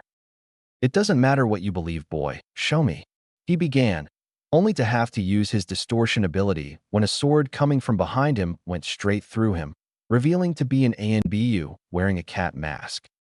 Hiruzen himself was not fighting alongside another 2 Anbu, one wearing a boar mask and the other wearing a wolf mask. Alongside Kakashi was an Anbu wearing a dragon mask and one wearing an eagle mask. He did not have time to react as he along with everyone else was taken off guard when Itachi said something that shocked everyone but the orange-masked man. Susanoo. When looking back at the Uchiha prodigy, he scoffed as he along with everyone else knew about this ability, for it was one of the Uchiha's Mangekyo Sharingan abilities. Itachi was now surrounded by a red skeletal-like figure that was luckily just the upper body, meaning that it was not fully completed just yet. It did, however, also have a red tanto in its right hand, one that quickly cut down 3 of his attacking clansmen and 2 rude Anbu, only for Itachi to face the orange-masked man once more. He did not have to wait long as he was attacked yet again by the cat-masked Anbu, with Itachi following up with his tanto swinging towards the man, only for both attacks to go through him, as every other attack did before.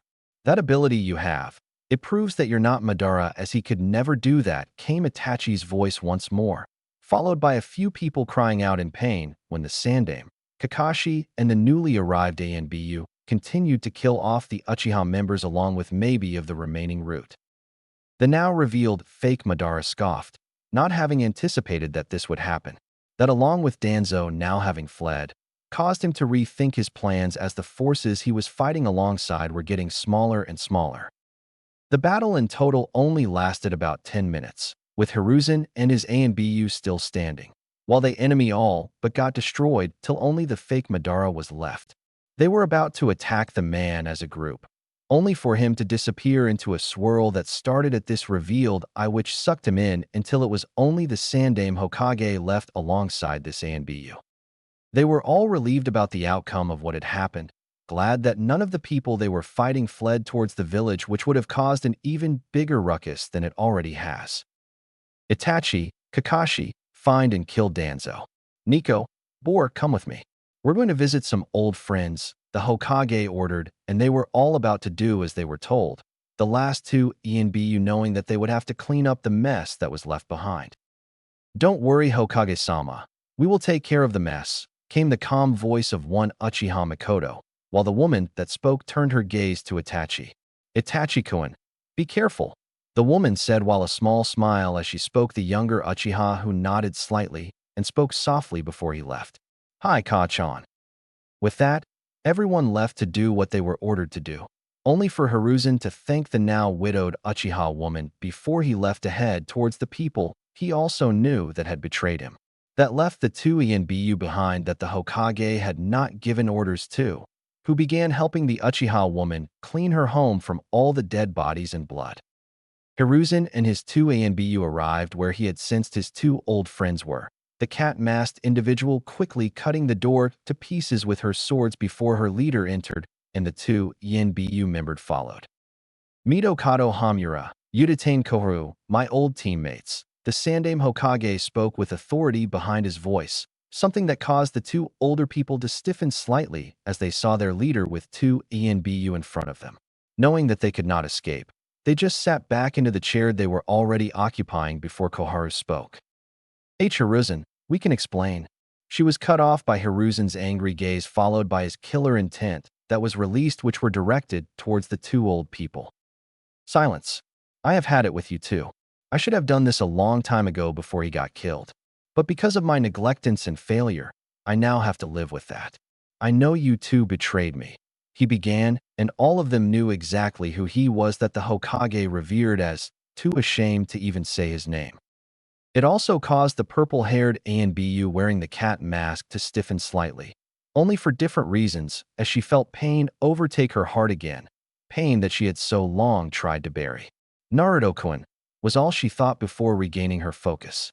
She was then overtaken by anger slightly, for she along with many others knew that while Hiruzen was too busy with the repairs of their village and trying to get it back to power like it used to be, the two people in front of them misused their power to have everyone that cared for the boy being sent on missions constantly, never once having the time to see the young boy.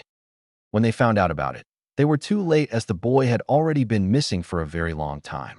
They later found out that he was kicked out of the orphanage when he turned 3, which resulted in a lot of people getting angry as they were told that the boy was always safe and well-fed. Such were the reports from the two Chunin at the time that was looking over him. Finding out that he was gone and that the Chunin in question were also gone, while then finding out about them lying to their superiors, caused everyone to become angry. The purple-haired woman being one of them, along with Hiruzen, Kurenai, and Anko.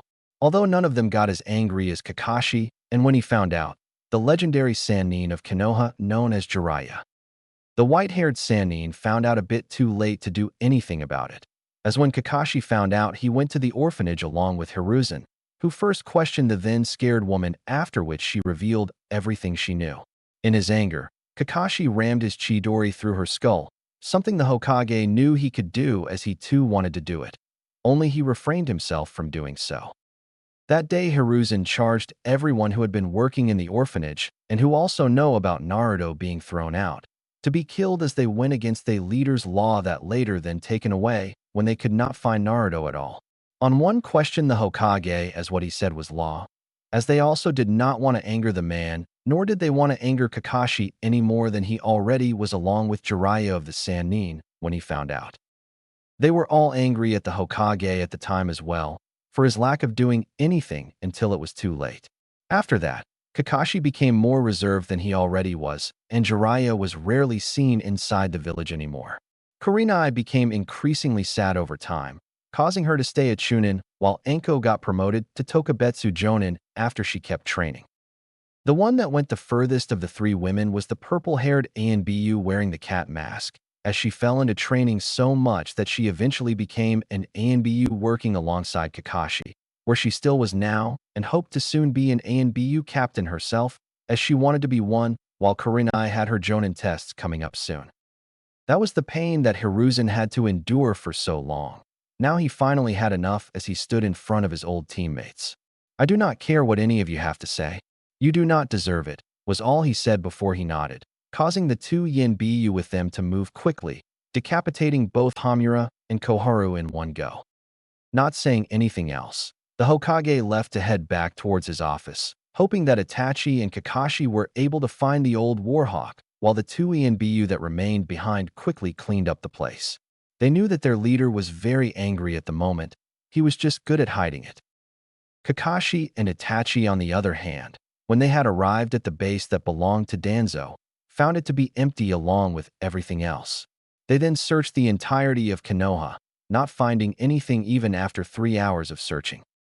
I believe he has fled while we were killing his route, came the cold voice of Kakashi, who then covered his Sharingan to stop using chakra as it was taxing on him, something that Itachi knew. Agreeing with the ANBU captain, Both men left and headed towards their leader to reveal that Danzo was not within the village anymore. When they revealed it to Hiruzen, the old Kage could only groan in frustration before he called in for another one of his ANBU. Put Danzo in the bingo books with a bounty of 5 million Ryo, he ordered the newcomer to do, which the person quickly went to do after bowing to his leader. He then told Kakashi and Itachi to go home and rest, as he also knew that the next few days were going to be tough for the entire village was bound to know of what had happened. The remaining Uchiha were also going to have to bury their dead, along with doing whatever they wanted with the eyes of those who had the Sharingan. Bidding their leader a good night, Itachi and Kakashi left, one in a swirl of leaves and the other in a flock of crows. I am so sorry, Naruto-kun. I should have acted sooner. Then you might still be alive, the aged Kage thought before he went to bed, signing about the upcoming events that he knew would cause him a headache.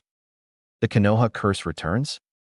Naruto awoke only well past midday the following day, his body still tired from him not sleeping an entire week while running across the water as he had.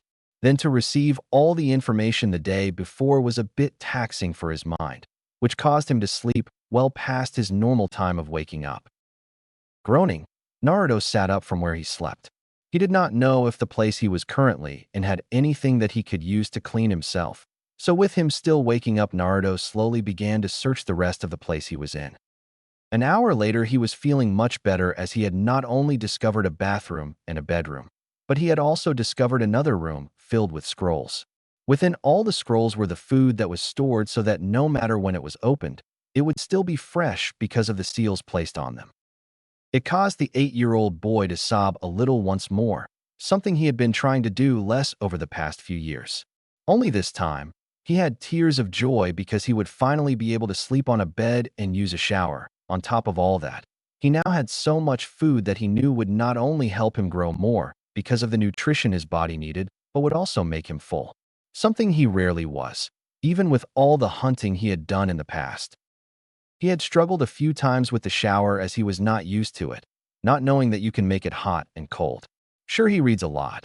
He just never read much about things like bathrooms or kitchens and such, mostly because he believed it would be a very long time before he was able to use one, so he did not see the need to learn things like that. At first, he opened the wrong side of the water, causing him to yell out in pain when the water that hit him was steaming hot, causing him to close it as quickly as possible. Opening the other tap caused the water to be very cold, although he was used to that. He did, however, quickly figure out when you opened them both, that the water would still be hot, only much more bearable. It was the first time in years that he also got really cleaned, using the soap that he had found as well. After that, he quickly went to find books about everything he needed to know about bathrooms, which were mostly a few children's books yet again, something he found odd to be in a place like this. Maybe it was to preserve them as well, he thought to himself while he read the book. He learned to brush his teeth that day, while also flossing it to get it extra clean since he had never brushed his teeth before. Afterward, he went into the room, finding a huge closet full of clothes, all varying from children's clothes to adult clothes. Naruto also noticed that every single shirt or top or jacket he found had the Uzumaki swirl on, something he loved as he had learned that it was something clansmen used to represent their clans. Not being one for honor that much, Naruto decided to wear it because he believed himself to be the last Uzumaki alive. It took him 30 minutes to finally get a shirt that he liked and what fitted him, a white one with the Uzumaki swirl on the back, followed by what he believed to be shinobi trousers and shinobi sandals. Wow, the Uzumaki clan must have been rich to have this many clothes, books, and scrolls. I wonder what else I'll find in this place, he thought to himself before he went to get something to eat. Opening a scroll and putting a little bit of his chakra in it, the table he was at as then filled with food of all kinds. He had never seen so much food, and it caused him to drool slightly, only to jump into it as he began eating, not caring what it was as he was too hungry to look up every single thing he ate from the books he would need to find, and that is only if the place he was in had books about food. After another 30 minutes, Naruto finished everything that came out of the scroll. Normally, it would be enough food for an entire family and more than one day. Only he knew why he ate so much as he was a Jinchuriki and his body required quite a lot of food to grow. That and he mostly only had meat till this point in his life, something that caused him to eat with tears in his eyes at how good everything tasted. When he was done, but burped, indicating that he was truly full. Young one, time to train, the Jubi reminded him, something he was now much more eager to do as he jumped up from where he sat and ran towards the room he now called the training room, which it essentially was. After entering the room and closing the doors behind him, which had a lot of seals engraved in them, Naruto went to stand in the middle of the huge room as the Jubi then began to explain to him what he needed to do. Firstly, remove the Jinjutsu from your eyes. The massive entity began, and Naruto did just that, channeling a little bit of chakra towards the Jinjutsu that had been on this entire time, revealing his purple Rinne-Sharingan with 2 tomo in each eye. Good. Now your real training begins. With that, Naruto began his training in understanding his dojutsu even more and how to use his power. Konohagakure. The day after the fight in the Uchiha compound, Hiruzen woke up quite early to deal with the paperwork that he still needed to finish before the meeting he would call for at midday. He got out of his bed and did his morning routine that he has been doing for the past 8 years after his wife was killed. When he was done, the Sandaime decided to take a stroll towards his office, being greeted by the few people who were awake, which mostly consists of shop owners getting their shops ready for the day they hoped to be busy. The only shops that only opened a little later were the shinobi shops, as many of the shinobi liked to rather buy a little later in the day as they slept in as little as they could when they weren't on any mission. It didn't take Hiruzen that long to get to his office, going directly to his desk to start on his paperwork, something he hated with a passion as the paper never seemed to lessen no matter how much he did. 2 hours later, he called out one of the hidden ANBU, and the one wearing the eagle mask appeared in front of Hiruzen while kneeling in to show the respect the old Kage deserved. Washi Eagle, please go tell all the clan heads along with Uchiha Mikoto and Uchiha Itachi that there will be a meeting at midday. You can also inform the civilian council of this, the old Kage said, to which the ENBU only replied with an "Hi, Hokage-sama," before disappearing in a swirl of feathers, leaving Hiruzen behind, who started coughing afterward. I have to tell him to use that shunshin outside instead of inside, he mumbled to himself before he continued with his work, knowing that it was still 2 hours till noon. Time passed, and midday came faster than what Hiruzen had anticipated, doing only paperwork the entire time while cursing the paper for still not being done. Paperwork is going to be the death of me, the Hokage said in his mind while he was talking towards the meeting room. When he got there, 2 of his ANBU stood to watch at the doors, who bowed to greet him while then quickly opening the door for their leader. Stepping into the room, Hiruzen was pleased to see that everyone was already seated what he requested to be there, along with those he did not want there.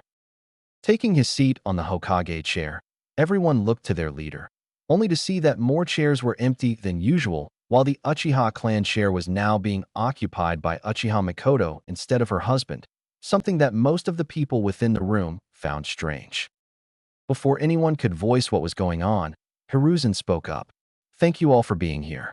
There is a lot to discuss, most of which I'll begin with shortly. The aged Kage began as he then turned towards the civilian council, which consisted of 3 women and 4 men.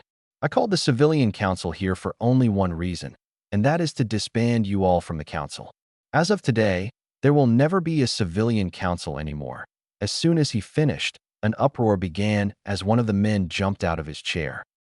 Hokage-sama, you can't do that, he began, followed by one of the other men also jumping out of his chair to stand up. Where are Kohara-sama and Hamura-sama?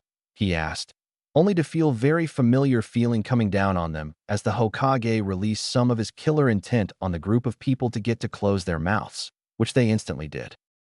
Koharu and Hamura are dead, killed for treason against Konoha.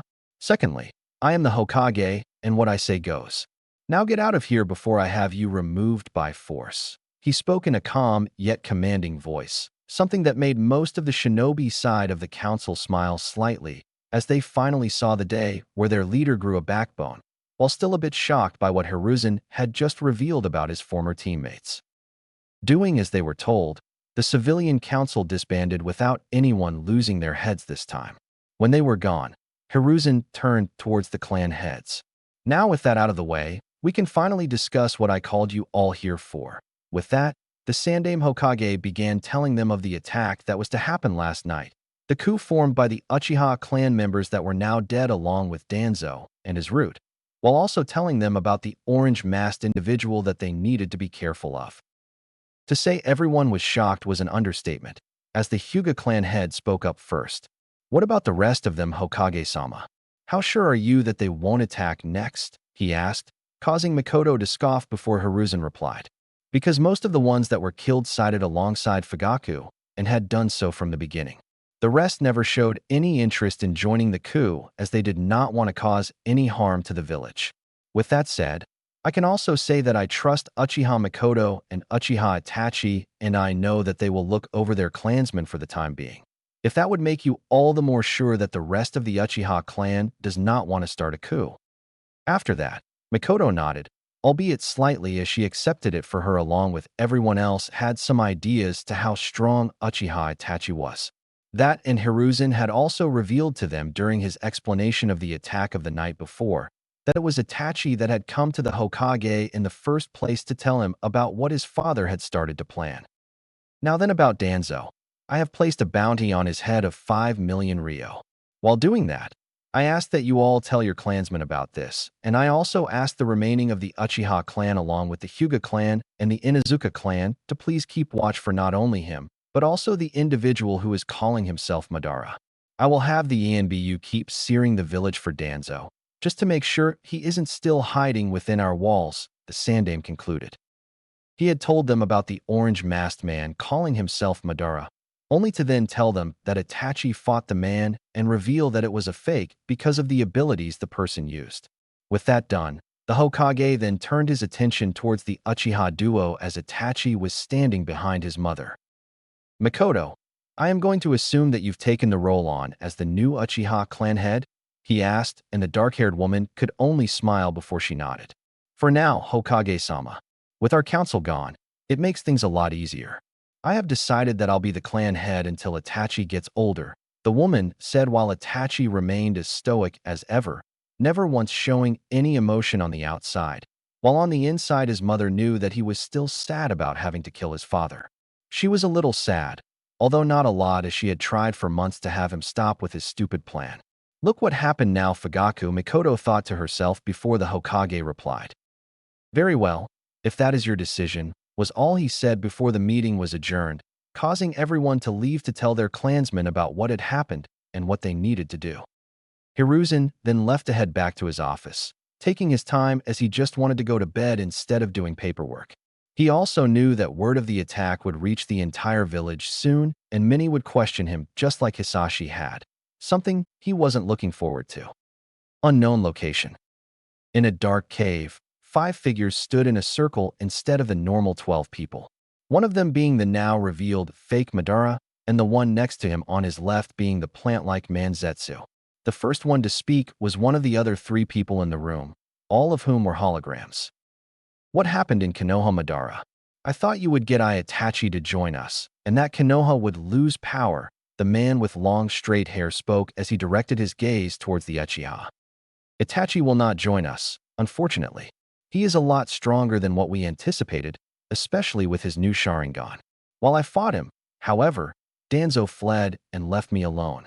The Hokage was there as well, along with Hatake Kakashi and a few ENBU that took out all of the Uchiha that was with Fugaku, and also killed all the root that was there, the masked man revealed, something that did not come to such a surprise to everyone. So with Itachi as a threat to our cause now, how do we process? We can't just wait for someone to unlock this Rinnegan you've had us searching for the last few years. I know it's something we need, but we have not seen anyone being able to unlock it, so we must accept that it does not exist anymore, the other unknown man spoke up. This one having spiky hair, while also seemingly wearing the same coat as everyone else. We gather allies and leave Konoha for now. We are also getting more requests from a Wagakure, so we will work with that for now. Zetsu is also working on gathering more intel about all the nations, while also working on our army. Not having the Biju nor the Rinnegan is a massive setback. Nevertheless, we can't just stop because of those 2 objects, the masked man said, and no one else said anything else before they all left, each with their objectives they needed to complete. Konohagakure.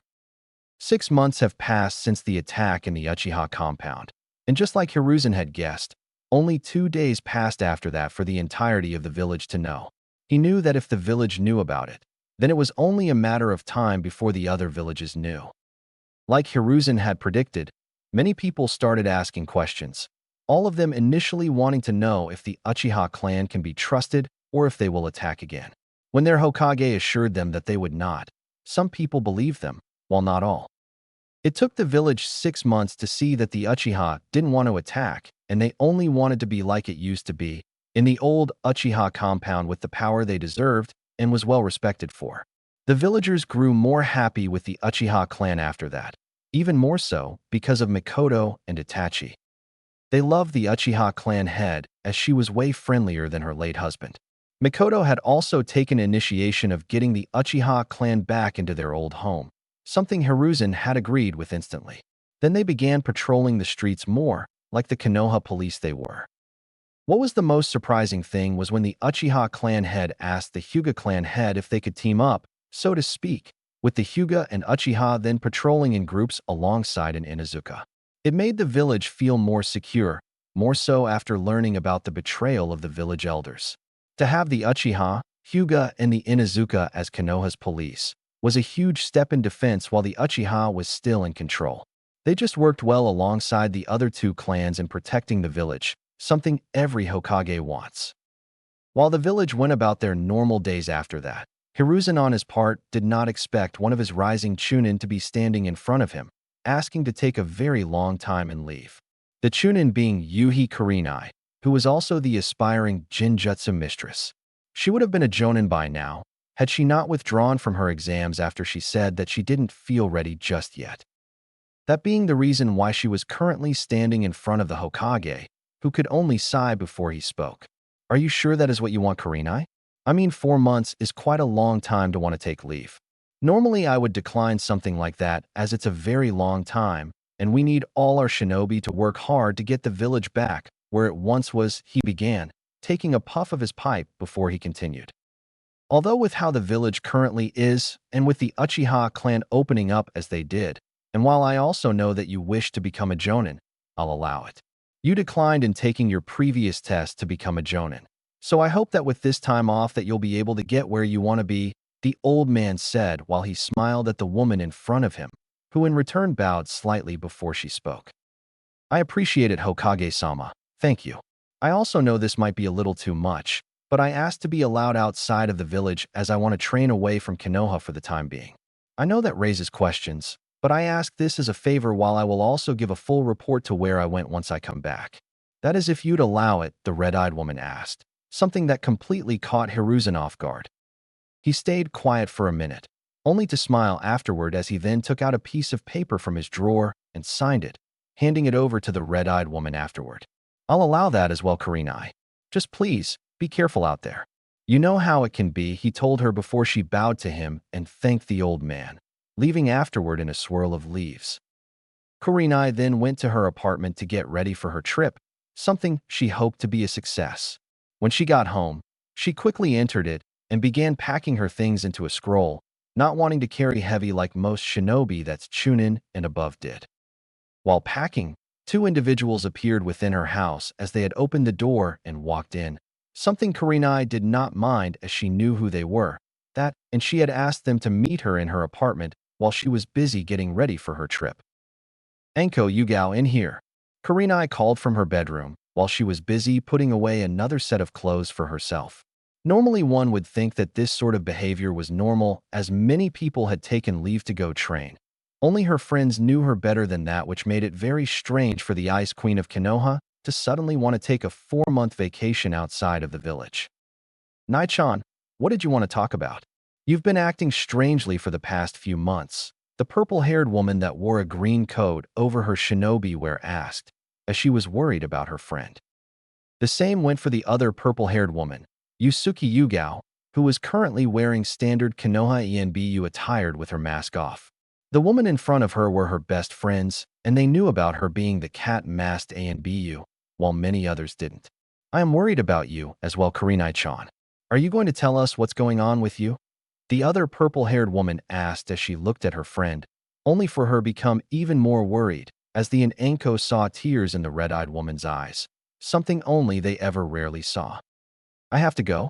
While I know this is sudden, I trust you two more than anyone. I want to tell you what's going on, I honestly do. She began, wiping the tears from her face before she continued. But I know if I tell you where I'm going and who I'm hoping to go meet, you'd go tell Hokage-sama, and that would break the trust he has for me.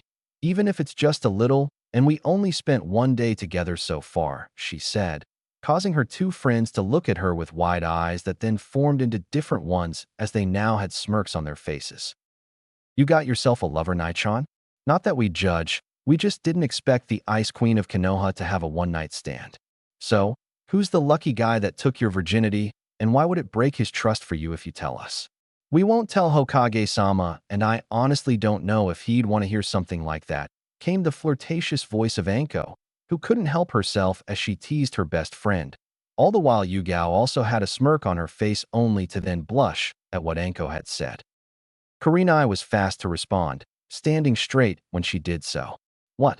No, that's not. She sighed before composing herself to explain better. That's not what I meant, Anko. I slept with no one, and most likely won't for a very long time. There is no one in this village for me. They're all just a bunch of perverts. But we're getting off track now. I asked you both to meet me here to ask if you would be able to meet me in the Forest of Death in 4 months' time. I know it's strange to ask this now, but I can't say more than that at the moment. Just please, trust me. You're going to get a surprise of a lifetime then. She spoke to her friend with a small smile on her face. All the while she was just gambling with everything she told them, something she would normally never do. Kurenai, for one, did not know when Naruto would return, or that when he returned if he would want to meet her two friends. She didn't even know how she'd get to where he was, hoping to maybe find a boat that was willing to travel towards the island. Then she had to hope that Naruto would let her onto the island as she knew that the island was surrounded by whirlpools. Anko and Yugao did not know what else to say or think, so they agreed with their friend as they trusted her. They only wondered what kind of surprise would await them in that place of all places. They then spoke for a few more minutes afterward, only for Yugao to say that she had to leave as A&BU duties called while Anko had to go back to her own job. Finishing with everything she would take with her, Kurenai sighed as she along with her two friends knew that this was not Kurina-like at all. Nevertheless, they trusted each other to the point of them calling each other sisters in all but blood. Locking her apartment, Kurenai put her 3 scrolls into her pouch before she left, heading for the gates that would allow her to leave Konoha for 4 months.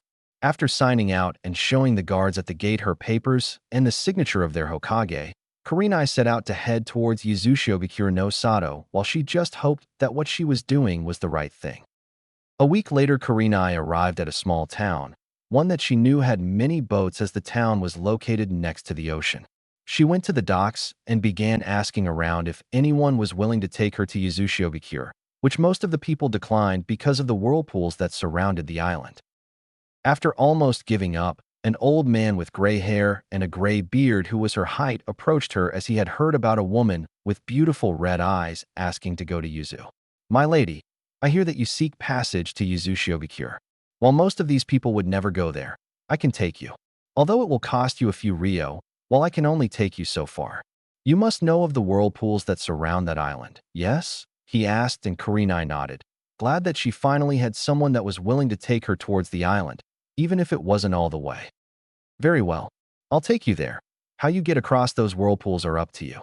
We leave in an hour, the old man told her, after which she paid him half of the money he asked, saying that she would pay him the rest when getting to where he could drop her off. The old man agreed to it, knowing that it was wise of the young woman to do so. They did not know that she was a shinobi as Kurenai had taken her hitaide off, while along with her chunin flak jacket. An hour later, just like the old man had said, Kurenai was on the boat that would take her towards Yuzushiogakure. All the while she just hoped Naruto was still there or else she would have waited a lot of time and money. She was acting very unlike herself. She knew that Kurenai just knew that this is what she wanted to do as she wanted to help Naruto in any way she could while trying to build a better friendship with the young boy. She took initiation into her own hands at making right with the young boy, for she had promised his mother so long ago that she would be his friend. His mother had done so much for her, and she failed her son, something that caused her to cry herself to sleep many nights the past few months. Now she was heading towards the island Naruto had told her that he would go to train, something that was still a bit confusing for the red-eyed woman, as she thought that the entirety of the island was in ruins. With Naruto being away for so long, she could only hope that some part of it had managed to survive and that Naruto was okay. Uzushiogakure. While the rest of the world went about, Uzumaki Naruto trained each day for the past 6 months till he dropped. He would wake up each morning to first eat, then shower, followed by him brushing his teeth. Then he would get dressed and went to the training room where he has spent countless hours each day to train. His sensei had him started with the Deva path and its derived jutsu, the first one being the exact ability that he had used all those years ago where he had his first kill, the Shinra Tensei. Naruto loved the ability, although it took him a week before he was able to use it. At first, he put a little too much chakra in it and blew the crates he had stacked for himself within the training room to pieces along with a part of the floor and the roof. It was then that the seals within the training room activated, which caused the damaged parts of the room to repair itself, something that fascinated Naruto to no end. It then took him another week to master the Shinra Tensei, as the Jubi had explained to him that it was because of his eyes and the tomo in them that he was such a fast learner. The massive entity had also told him that while the Sage of Six Paths was able to use the ability, his version of it was much weaker than Naruto's, while it also took the Sage years to find out about the abilities of the Rinnegan, something he knew because of the Kyuubi's memories. After mastering the first jutsu of the Deva path, the Jubi began to teach him how to use the Bansho Tenin, Universal Pull, which he took 2 weeks to master. Those were the first 2 abilities, where the first one was a defensive jutsu able to not only push anything away from him, but also destroy anything, depending on how much chakra Naruto put behind the ability. The Bansho Tenin could pull anything towards him while he had his hand stretched out, just like with the Shinra Tensei.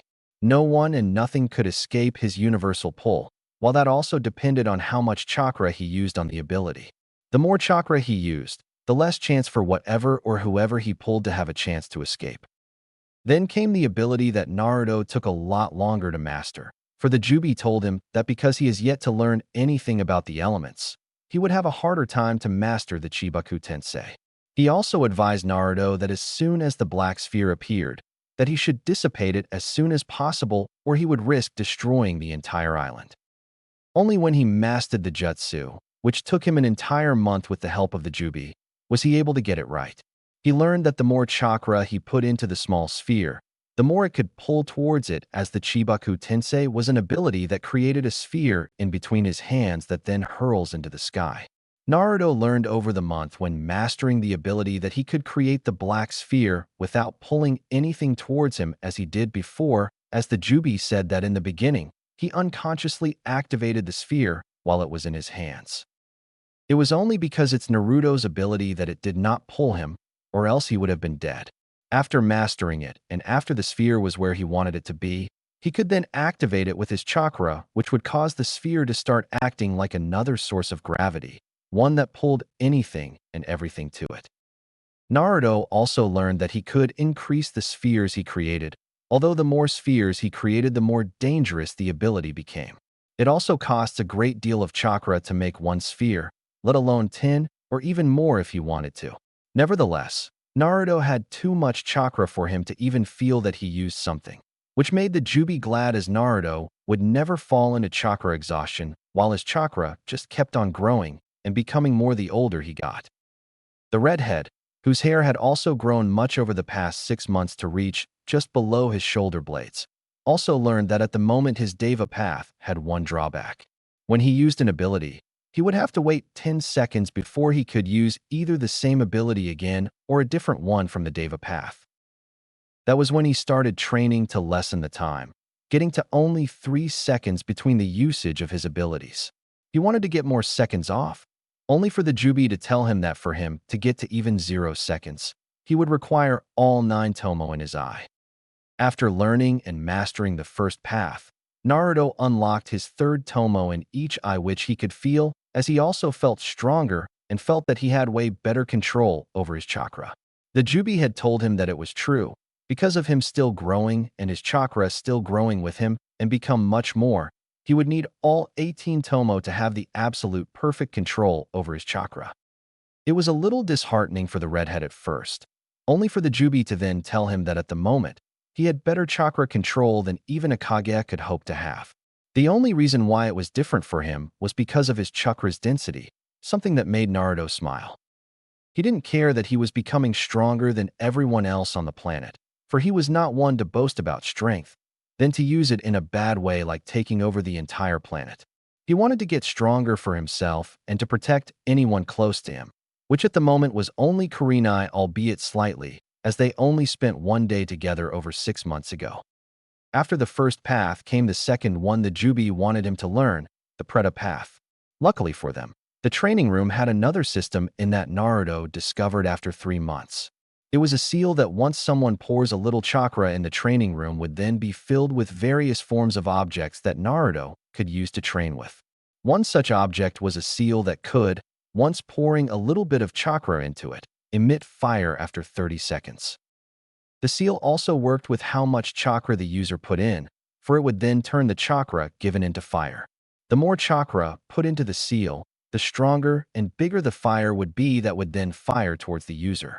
Naruto used that to learn how to absorb the fire, as the Preta path conjured a see-through barrier around the redhead. It took him only 2 weeks to master the ability to the point that he only needed to put on hand up to absorb chakra, instead of using both hands. After the second path being mastered, Naruto was then told that he would need another person, one that is still alive for him to train in using his human path. Being alone on the island and sensing no one close to him that wanted to attack him, Naruto left that one for a later day and rather chose to learn the Naraka path. When Naruto chose that one, the Jubi told him that while he will be able to summon the King of Hell, he would eventually be able to summon the Shinigami. Only they both had different abilities, and the Shinigami's ones were mostly unknown to mankind except for the sealing ability the Yondaime Hokage had used on Naruto, which was a Fuinjutsu created by the Uzumaki clan. It took Naruto only a mere 2 days for him to be able to summon the King of Hell, which he was able to do with ease once he got the hang of it, and with his now even better chakra control. Summoning the King of Hell, a large head entity that sprouts out from the ground and is also surrounded by purple flames, made Naruto aware of the 2 abilities that came along with it. One being interrogation, where Naruto would then be able to do just that, interrogate the person he was holding, which would be paralyzed because of the head figure. The King of Hell would then unzip its mouth to release tendril-like arms that would draw out an apparition from the victim's life force energy in the form of a large tongue. Naruto would then be able to question the victim, and the King of Hell would pass its judgment. If the person lied or refuses to answer, the King of Hell would rip the large tongue from the victim and consume it, which would then kill the person. If the person told the truth, his or her life would then be spared, as the King of Hell would let the large tongue go, freeing the victim from its hold while also causing the victim to become exhausted. The second ability is called Restoration, which the King of Hell summoning its tendril-like arms again. Only this time it would then take hold of whoever Naruto wants to heal. Then it would put the person in its mouth and heal them, only letting the person go whenever they are fully rejuvenated. The Jubi also told Naruto that by using the Naraka path, he could transport bodies and souls by using the King of Hell. Something that Naruto also saw when he summoned said entity was that it had also had the Rinnegan, albeit without the Tomo. That is because it's your summoning and exclusive to someone having the Rinnegan, was what the Jubi had told him, only for Naruto to realize, when he summoned the Kind of Hell, that he could see through the eyes of the head entity, something he was completely unused to even though he knew about that little ability since the Jubi had told him about it. With the Naraka path out of the way and mastered, Naruto moved on to the next path that he was currently busy with, the Azura path. He found it very odd when, after 2 days of him focusing for more than 6 hours each day by meditation, that he was able to form mechanical limbs. At first, he was only able to form 2 additional mechanical arms which could then fire missiles, only to increase that ability by 2-fold. It allowed Naruto to form 4 arms from his own body, all of which could then fire missiles if he so wished. He then learned how to transform the already formed arms into massive blades, while he could also form a second head, which would also be mechanical. Naruto would then also be able to share the vision with his second head, although he didn't want to make an extra head, as that would be creepy to him at the moment. A week later, Naruto learned how to fire missiles from his own two arms, while he was also able to learn how to transform one of his arms into a blade, while also transforming the other arm into a massive shield, something Naruto found odd, yet he enjoyed it as it was different. He wanted to continue with his training, only for the Jubi to stop him after 6 months and 2 weeks, telling the young boy that he sensed 6 chakra signatures heading towards the islands. Normally, that would not cause someone to think much about. Only for Naruto, it did, because he knew that no one would want to come to use a Shoigakure because of the whirlpools. He immediately left the underground place he was in and headed towards the ocean, his senses on high alert. That was until the boat drew close enough for him to sense it, and in an instant he sensed her. Kurenai-san is coming here? Why? And who are the people she's coming with? He thought to himself as he stood close to the water, being able to see the whirlpools in front of him. Naruto waited for 2 hours until finally, he sensed it, while also seeing it. Kurenai had jumped off of the boat and was running towards the island, only to stop to not be caught in any of the whirlpools. Because of his vision, he was able to see extremely good, even if he already had the Jinjutsu on yet again. Seeing that the boat was leaving, Naruto thought for a few seconds before he bit into his thumb and threw his blood at the whirlpool as fast as he could before the wound healed. Doing what it did before, the whirlpool dissipated and Kurenai took the chance to run across the water again to reach the island. When she got there, she smiled, glad for many reasons. The first being that Naruto was okay. The second being that he allowed her passage onto the island without even talking for over 6 months now, as she was not sure if he would want her with him while he trained. Stopping in front of the redhead, Kurenai spoke before the whirlpool reappeared. Thank you for that, Naruto. I know this is sudden. I just didn't have any way to talk to you, so I thought I'd come here to see if you're okay, she told him in all honesty, something that shocked the young boy. You came all this way, just to see if I'm all right? He had to make sure, as no one has ever been this kind to him, all aside from him, his father. He could also not feel any negative feelings coming from her, which made him happy, as he was worried that she might have told the Hokage about him, then sent her to get him back. That is correct, Naruto. Well, and I also came here to see if you wanted some help with the training you're doing.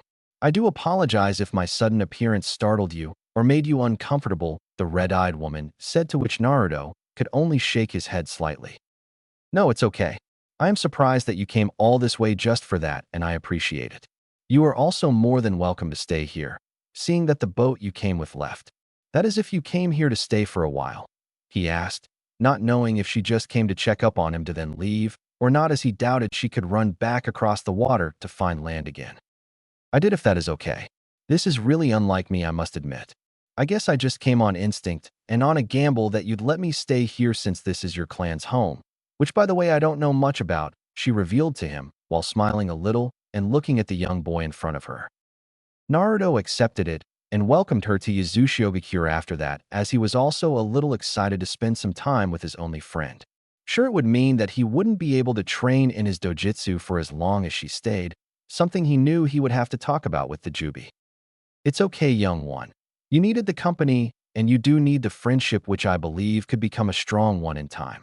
For training, I was planning on having you start practicing calligraphy so that you can learn Fuinjutsu, the Jubi had told him, since the massive entity could hear his thoughts. Agreeing with that and happy with the idea of finally beginning to learn the art that made his clan so dangerous all those years ago, Naruto led Kurenai to where he had been living for more than 6 months now. To say that Kurenai was shocked when she saw the place was an understatement, as she had never in her life seen so many books before. She also knew that Naruto was taking a chance with her for even letting her into such an amazing yet dangerous place.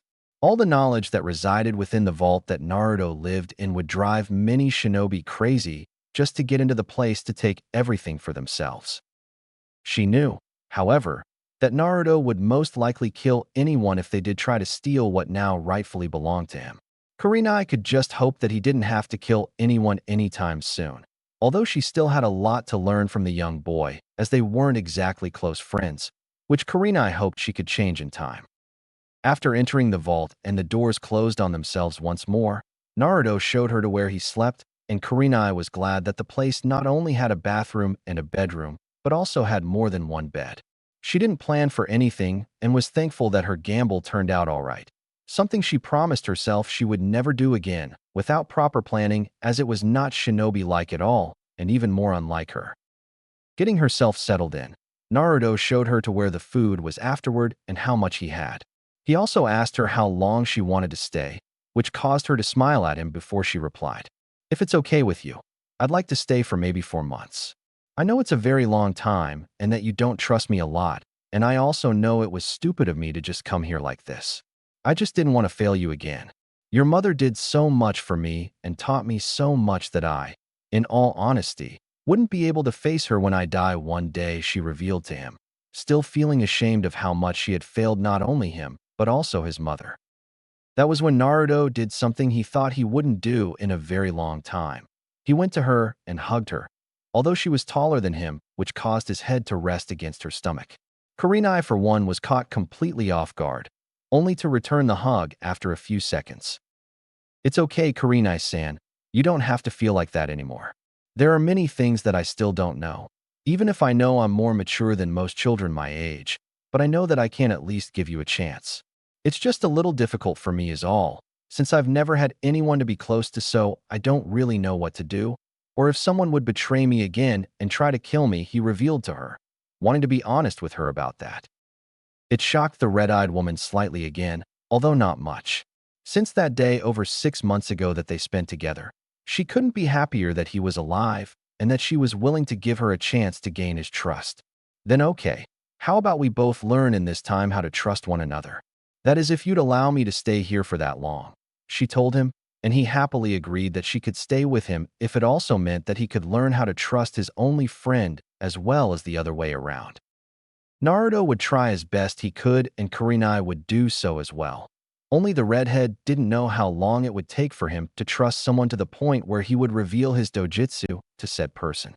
Only time could tell, and at that moment both red-eyed woman and red-headed boy were willing to start building a friendship. 4 months passed rather fast for both Naruto and Kurenai, who had gotten closer than what they thought was possible in such a short time. Each day Naruto would practice with his calligraphy, continuing to improve it as much as he could. All the while he took to it as a fish takes to water. He became fluent in it to the point that he could do it with his eyes closed, something he wanted to achieve and was glad that he did so in only 2 weeks. All the while Kurenai offered to help him as well, and since she's a Jinjutsu specialist, she began training Naruto in the arts of Jinjutsu while the young boy was very happy about it. Kurenai also quickly learned that Naruto had amazing chakra control, something that was a little shocking to the older woman since she remembered his mother telling her that an Uzumaki had a lot of chakra, and because of that, they kinda sucked at chakra control and had to spend more time than any other clan to become good at it. While they started to train together, they also learned more about each other. Naruto learned that her parents, Yuhi Hiromi and Yuhi Kinzu, had died when she just became a Genin at the age of 7. Fortunately for Naruto, he did not have to ask the older woman her age. She told him that she was 21 at the moment and that her birthday was on June 11th. Naruto learned that on her birthday, which he then took the time to go into the bookshelves to get her a few scrolls regarding Jinjutsu. Kurenai did not expect it at all and was even a little reluctant to accept it since it belonged to his almost extinct clan. Having none of that, Naruto told her that he didn't have anything else and that as her friend, he would like for her to at least learn them since she didn't want to have them. Accepting that, she was surprised to see what he had gotten her, as the Jinjutsu varied between 2A rank jutsu, 3B rank jutsu, and 1C rank jutsu. She was very happy with what he gave her and even hugged him to show it, something the young redhead was warming up to more and more as the months passed. The young boy concluded in his head that she was only 12 years and almost 4 months older than Hid, as he was turning 9 soon, which he found out that she already knew because of his mother. He also learned that she was only in the academy for 2 years, then became a Chunin at the age of 13. She was at the moment still a Chunin, having not done the Jonin exams as she didn't feel that she was ready. Jinjutsu, being one of the most difficult arts to master, especially if one chose it as their field of expertise. She was also the aspiring Jinjutsu mistress, something she took great pride in, as not a lot of people believe that women could be just as great shinobi as men. The more Naruto learned about her, the more he liked her and began to trust her a little more as the months passed. Kurenai, being the same, and she found that he was not only the most talented boy she had ever met, Naruto was also extremely strong and very fast. The red-eyed woman called him a genius this world has never seen before, that coming from someone who had learned about all the past Hokage and how great they were was saying something. Naruto didn't have any way to respond to that when she called him as such, as he could only blush in embarrassment. Naruto was able to also start learning the arts of Fuinjutsu, something he found that he loved even more than how much he loved Jinjutsu when Kurenai began training him in it. He knew that it would take him some time to master both arts, and Kurenai believed that from seeing him go about like he did each day he trained, that he would master them faster than what was humanly possible. Only, she had no idea how close she to the truth about that since Naruto's Rinne-Sharingan made him learn things extremely fast. Kurenai also learned most of the things that had happened to Naruto in his past, of all the pain he had to suffer and how he was forced to live. It caused a woman to not only cry and hug him, but also to become angry at the people of Konoha, and she felt ashamed of them. She would have told him that she would protect him from now of as much as she could, if not for the fact that he only seemed to become faster each time they spared in the training room. In the 4 months that they stayed together, Kurenai herself had also begun to train even more and become better in her Jinjutsu, while also learning the techniques Naruto had given her. She became better in Taijutsu, albeit not nearly as much Naruto. All the while she lived each day with a smile on her face as she and the red-headed boy continued to grow closer while also helping each other in any way they could. Naruto now trusted Kurenai quite a lot, although he is yet to tell her about his dojutsu or his body Kekkei Genkai. He did, however, reveal something to the red-eyed woman about a month ago. It was a normal day for both of them, and they had just finished their spar for the day when Naruto felt that he needed and wanted to tell her about his chakra. Kurenai-chan, there is something I want to show you. I trust you, and I know this isn't going to sound as much, but I want to show you my chakra, he had told her that day. Something that caused the older woman to look at him with curiosity, as she had then told him that if he trusted her, he could show her. What she saw that day, and what she learned that day, shocked her to no end. Naruto had channeled chakra to hand so that he could become visible, something that was supposed to be impossible unless one had extremely good chakra control. Although that was not what had surprised her, even though she was a little shocked to come to know that he had that much chakra control already. It was the color of Naruto's chakra, something Naruto himself had learned only a few months back when he was curious about what his chakra looked like. While most people's chakra were blue, some had other colors as it varied from one person to another. The only common thing they all had was that their chakra all only had one color. Naruto's chakra was pitch black and blood red all in one, and while Kurenai was amazed by this, what amazed her, even more, was that she could feel the chakra, something that was supposed to be impossible, especially since Naruto didn't touch her with his chakra-coated hand.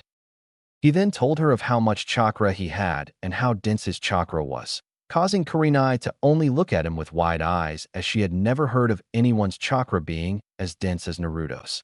The only other person who had dense chakra that she could think of at the moment was the Shodaime Hokage, Senju Hashirama. To then learn that Naruto had most likely even denser chakra than what the Shodaime had, and that could be by far, was very shocking to Kurenai. She took a few minutes to process what she had learned that day, only to smile afterward and reinstated her words of him being the most special person ever. Kurenai had also promised him that she would not tell anyone about it, as it took her so long to gain his trust, and she did not want to lose it. She also trusted him and knew that even with how strong he was, that he would never hurt her. They both opened up to one another little by little after that, something that made both very happy. Today, however, was the day Kurenai had told him that she needed to return to Konoha since her vacation was over.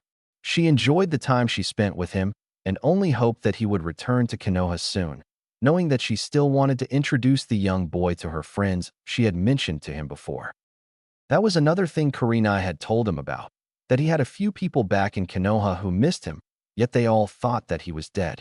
He learned that they were Midorasi Anko, Yuzuki Yugao, the Sandaime Hokage Sarutobi Hiruzen, a man called Jiraiya of the Sannin, and another one.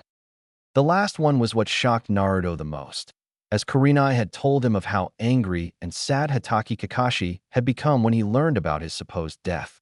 The silver-haired ANBU captain had even gone to kill the woman who threw him out of the orphanage in a fit of rage, something that made Naruto want to meet the man. It was also because of that Naruto had decided to go back to Konoha with the Kurenai. She was happy at that, only she did ask what he was going to do with everything within the vault. I'm going to leave it all here, Kurenai-chan, while I'm also going to start with rebuilding this village. It's going to be a side project of mine, as I have a lot planned. I still want to become a shinobi of Konoha. I'm just going to make this like my base of operation if that makes sense, he told her, shocking the red-eyed woman, yet also made her happy. She even told him that if he needed any help, that she was more than willing to do so. Afterward, both Kurenai and Naruto left the vault with Kurenai taking all of her belongings, and Naruto took nothing since he knew that back in Konoha, he had a home that belonged to his parents, and he hoped that he could move into it soon. When they left, Naruto made sure to lock the vault as he didn't want anyone to enter it. Not that anyone could get past the whirlpools in the first place. Only he didn't want to bet on that as the village being destroyed showed that somehow people did get past them.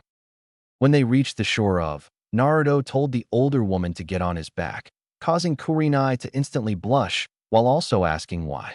Well, we don't have a boat to get back to the other side, so I'm just going to run across the water till we reach land on the other side again, he revealed, and Kurenai just sighed as she wasn't even shocked anymore at what Naruto could do. Albeit being very embarrassed about it, Kurenai got onto Naruto's back. She didn't know how, but in the past 10 months, Naruto had grown quite a lot. When she met him in the Forest of Death, she could only guess that he was just past 4 feet, while now he stood at 4 feet 9 inches, 144.78 centimeters, which was very tall for a child his age. She could only guess that it may have something to do with his chakra since he told her as well that his chakra continued to grow a lot more as he grew older. It was normal for a shinobi to get more chakra the older they become, just not as much as Naruto seems to have. When she was on his back, Naruto quickly bit his thumb to draw blood. He then threw it at the whirlpool before the wound healed, causing the whirlpool to disappear. With that, he held on to Kurenai's legs, and she had her arms around his torso before running onto the water with high speed. Kurenai couldn't hide her face from the wind since she was taller than him, so she did the only thing she could do. She ducked, which caused her head to be next to Naruto's while he ran. The whirlpool came back a few seconds later, only for Naruto to speed up while carrying the red-eyed woman who still couldn't believe what was happening. 3 days later, Naruto reached the shore, as while he ran across the water, he also jumped from time to time to reach land faster, knowing that Kurenai was most likely uncomfortable in her position. She did, however, fall asleep on his back while he never closed an eye, showing that he was tired. She was still asleep when he reached the land. Only he did not stop then, as he wanted her to get as much rest as she needed. With that, he simply took to the trees, jumping from one branch to another as fast as he could while heading towards Konoha. Not knowing that they had reached land, Kurenai was quite surprised to be woken up surrounded by tries. Finally understanding that they were on land again, she spoke to Naruto, who was still carrying her as he continued onwards. "Naruto-kun, why did you not wake me up when we reached land?" she asked him while he didn't stop, only to respond a few seconds later. "Well, I didn't want to wake you up as I thought that you needed the rest. I know I'm not as tall as you, so it must be uncomfortable on my back. So I'm trying to get you to Konoha as fast as possible," he told her while keeping his focus on the road ahead, only to stop a few seconds later as he knew that she might want to get off of his back now, which she did once they stopped on top of a branch. "Thank you for that. I still can't believe that you ran the entire time while not even sleeping once. You didn't even eat that much when we were still on the ocean," she said, causing herself to blush a little when she remembered that she had fed him while he carried her across the ocean, not wanting him to lose focus. He did tell her at first that he was okay, only to later reveal that he was embarrassed about it before finally giving in to the woman that seemed she could become angry if you got on her wrong side. "Well, it was a little weird for me. I'm also used to it, so I don't mind," he told her, never once revealing to her that he's the only Jinchuriki on the planet and that the Jubi could help him whenever he needed it. Accepting that, The two began to head towards Konoha after Kurenai had asked one more time if he was okay or needed any rest. When he replied that he didn't, they set off to go back home. Only Naruto couldn't call Konoha home at all. 2 days later, after a lot of running and jumping from tree to tree, Naruto and Kurenai finally reached the gates of Konoha. Before they got close to the gates, as Naruto knew about the gate guards, he told her that he would meet her in the Forest of Death in a few hours.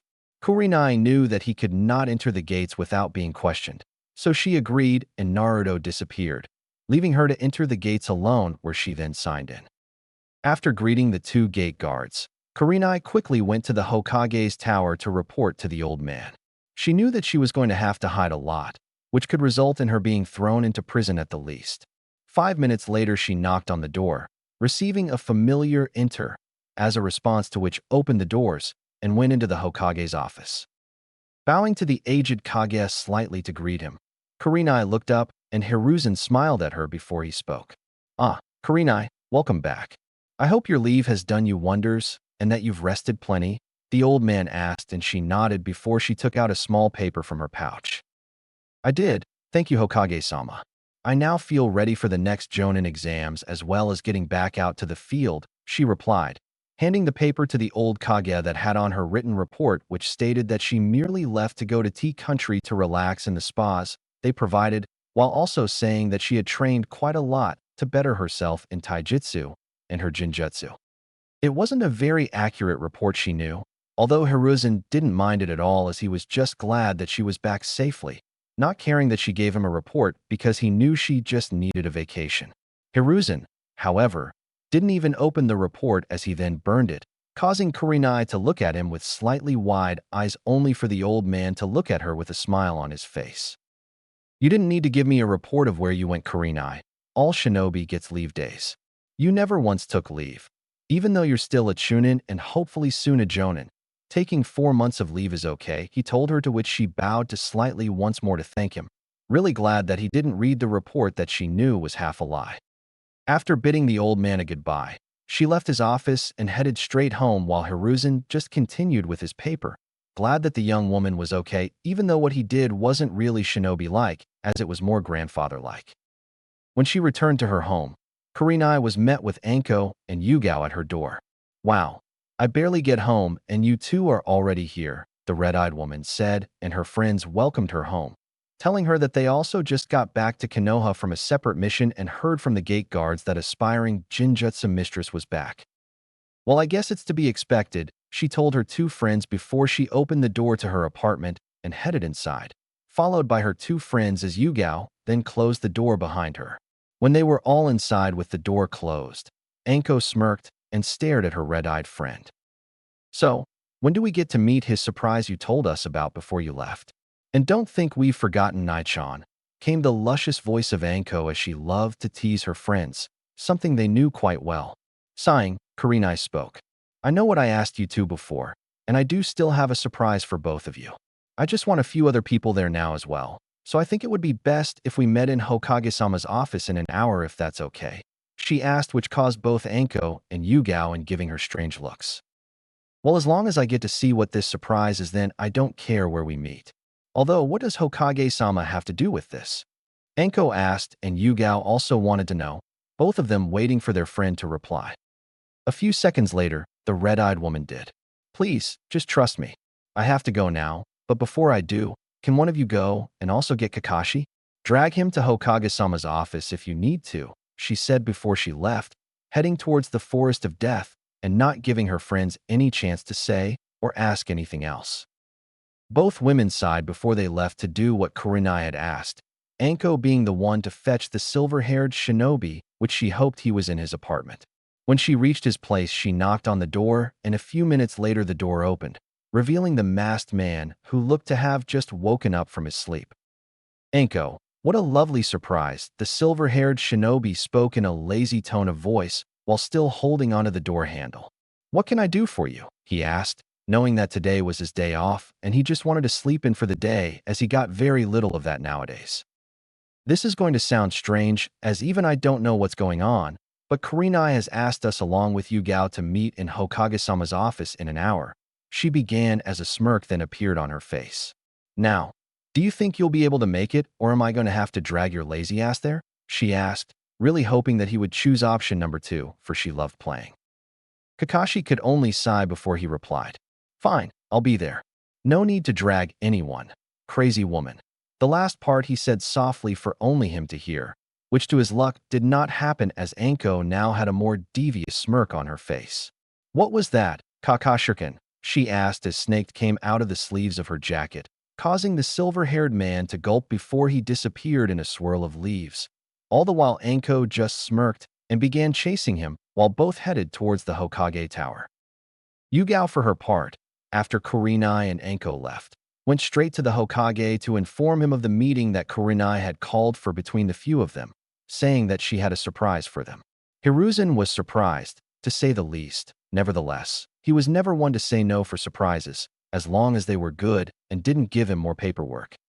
Kurenai arrived in front of the gates of the Forest of Death only 10 minutes later, heading straight into the forest without a second thought. She was then about to search for Naruto, hoping that she wouldn't need to search the entire forest, as that would take weeks. Luckily for her, the second she entered the forest, she heard the familiar voice from beside her. "Looking for me, Kurenai-chan?" came the voice of Naruto, who was sitting on a tree branch next to the tree Kurenai was on. Looking over, the red-eyed woman smiled, knowing how hard it could actually be to find the redhead since they had stayed together for 4 months, in which Kurenai also discovered how good Naruto was at stealth. "I didn't expect to find you this close to the gates, Naruto-kun. Something tells me you were waiting for me," the black-haired woman replied, while standing on the branch across from Naruto, who then stood up before he responded. "Well, I did say that I would meet you here in this forest soon, did I not?" He asked the rhetorical question as Kurenai just giggled at his response. "That you did, Naruto-kun.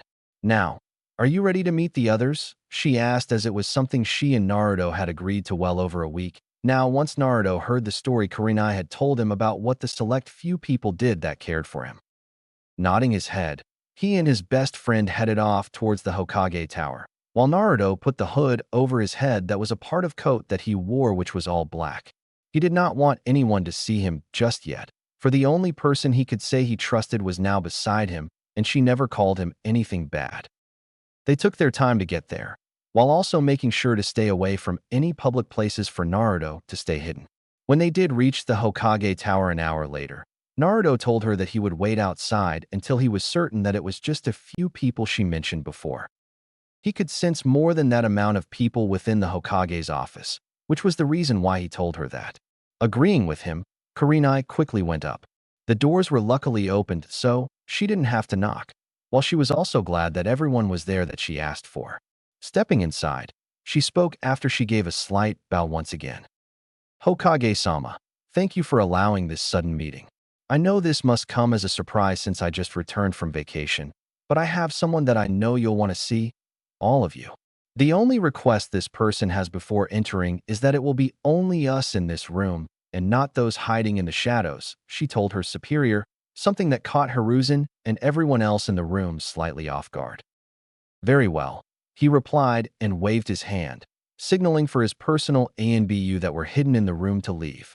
Once they did, and once Naruto sensed it, he also disappeared from his spot only to then reappear in the Hokage's office next to Kurenai. When he appeared in the office, everyone within became a little on edge as it was not something they expected. They thought that the person would walk through the doors, not just suddenly appear in front of them in what was most likely a shunshin. Hiruzen also didn't like the fact that his face was hidden, wanting to know what was going on, which Naruto could feel since everyone in the room beside Kurenai had a few negative feelings that were directed towards them. "This is not what I expected, Kurenai-chan. You don't have any negative feelings towards me, while everyone else is on edge, which makes it seem like they would attack me at any moment," Naruto replied as he stepped back slightly, thinking that he had made the wrong call. Kurenai, however, did begin to feel negative emotions which Naruto could feel, only they were directed towards the other people in the room. Before she could say anything, however, Hiruzen spoke up. "What do you mean you can feel the negative feelings in this room? Can you also please reveal yourself?" the aged Kage asked, and young boy just kept his gaze on the ground, not knowing if he should reveal himself to the people in the room or not anymore. "It's something I can do, that's all. I also did come here to reveal myself to you all, only the door is still open. That and I only trust Kurenai-chan. So if you'd allow me to close the door then I take my hood off, Naruto replied, and Hiruzen just got more curious as the young boy spoke. He nodded to Kakashi who quickly went to close the door so that the young boy didn't have to, returning to where he stood afterward with his hands in his pockets. Reaching up to his hood, Naruto took a hold of it only to hesitate slightly, something with everyone in the room saw. Then they saw a few tears falling from the boy's hidden face, something that caused Kurenai to bite on her lips as she wanted to hug Naruto now, knowing how hard this was for the young boy since he felt that the old man had betrayed him so long ago. Hiruzen was about to speak once more to ask why the boy was crying, only for the young boy to speak first. Why you were my Gigi once. Now I can't even look you in the eyes. I know that not everything was your fault, but you are the Hokage. I don't blame you for everything, not any one of you. I just would have liked to be treated like everyone else, and not as a monster.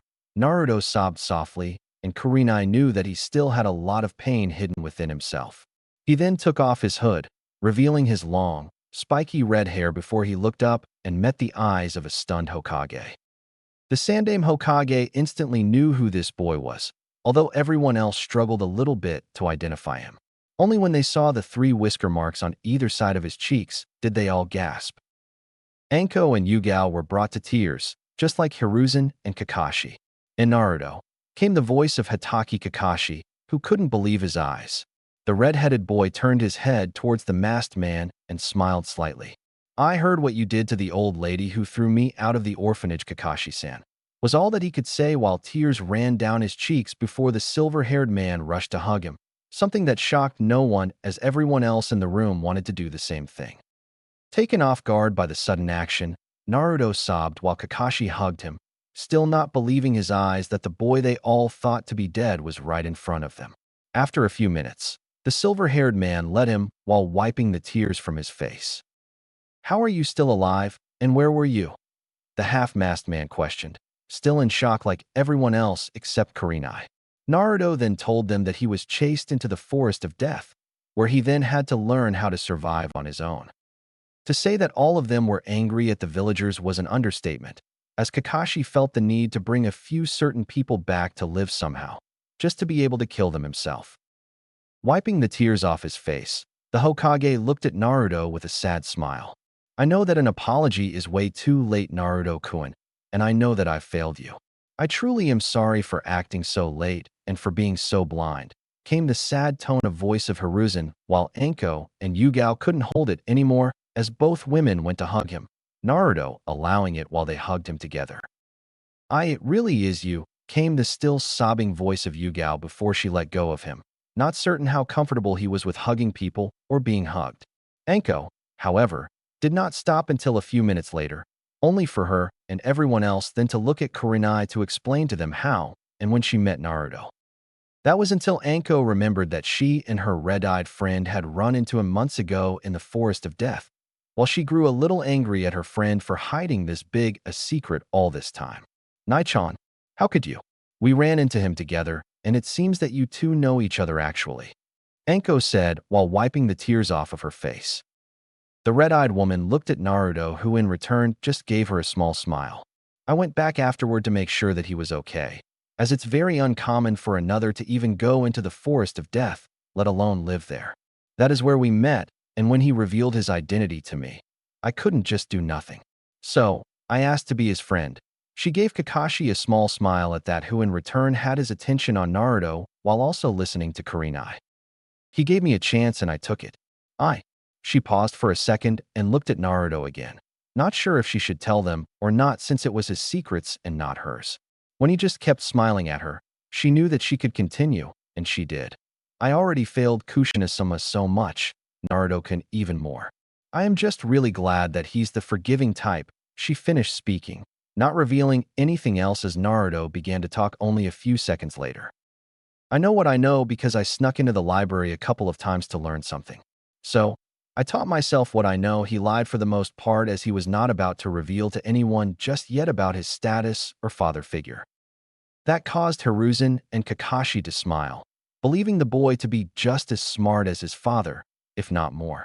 Hiruzen has also, at the time, gotten reports of the windows being broken in at the library. Back then he just figured that it was kids playing around as there were rocks on the inside of the library that they had found. Only now did he learn the truth. I can't begin to know what you've been through, Naruto-kun. Again, I am so very sorry for being a blind old man. Can I ask, however, if there is anything I can do for you now? I can get you an apartment if you'd like, or anything, the old man responded as he wanted to help Naruto in any way he could and in any way Naruto would like. A few seconds passed before the young boy responded. I only trust Kurenai-chan, so I don't think I'd like living in an apartment, as the villagers might try something again once they see that I'm not dead. However, Hokage-sama, I know it's a bit later and all, but is it possible that I can enter the Shinobi Academy? He asked, catching the aged Kage as well as the other three people off guard. Kurenai, however, was in thought about what Naruto had said and about his living arrangements. To be honest, the children you age have already been in the academy for almost 2 years now.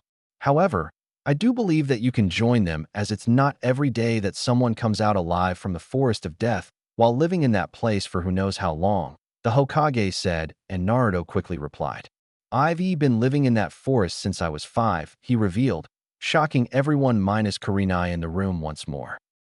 Quickly getting a paper out from his drawer, the Hokage signed on it and handed it to Naruto, who began reading through it. Written on the top was Shinobi Academy registration, meaning that he was about to start on his path in becoming a shinobi. He signed on the bottom and gave the paper back to the Hokage, who just put it on top of his desk as he would inform the academy the following day of Naruto joining them. Now, about your living arrangements. The Hokage began, only to be interrupted by Kurenai. Hokage-sama, if I may, she asked, not wanting to go any further without her leader saying that she could. Seeing this, the old man nodded and she continued. If Naruto-kun agrees to it, that is, then he can stay with me for as long as he'd like. She revealed what she had been thinking of for the past few minutes. Hiruzen then thought about the proposal for a few minutes, nodding his head afterward before he returned his gaze towards the young boy, who almost looked like an 11-year-old because of his height. Why you'd really want that, Kurenai-chan? The young boy of almost 9 asked, and Kurenai smiled at him, telling him that she would like it if he lived with her for as long as he wanted. Smiling back at the older woman, he nodded and accepted the proposal. After that, everyone just surrounded Naruto and began talking to him. Anko asked how he had managed to live in the forest for so long since such a young age, to which he replied that it was difficult at first, and he was only lucky that nothing attacked him. That was until he started learning more and began to take an interest in shinobi stuff.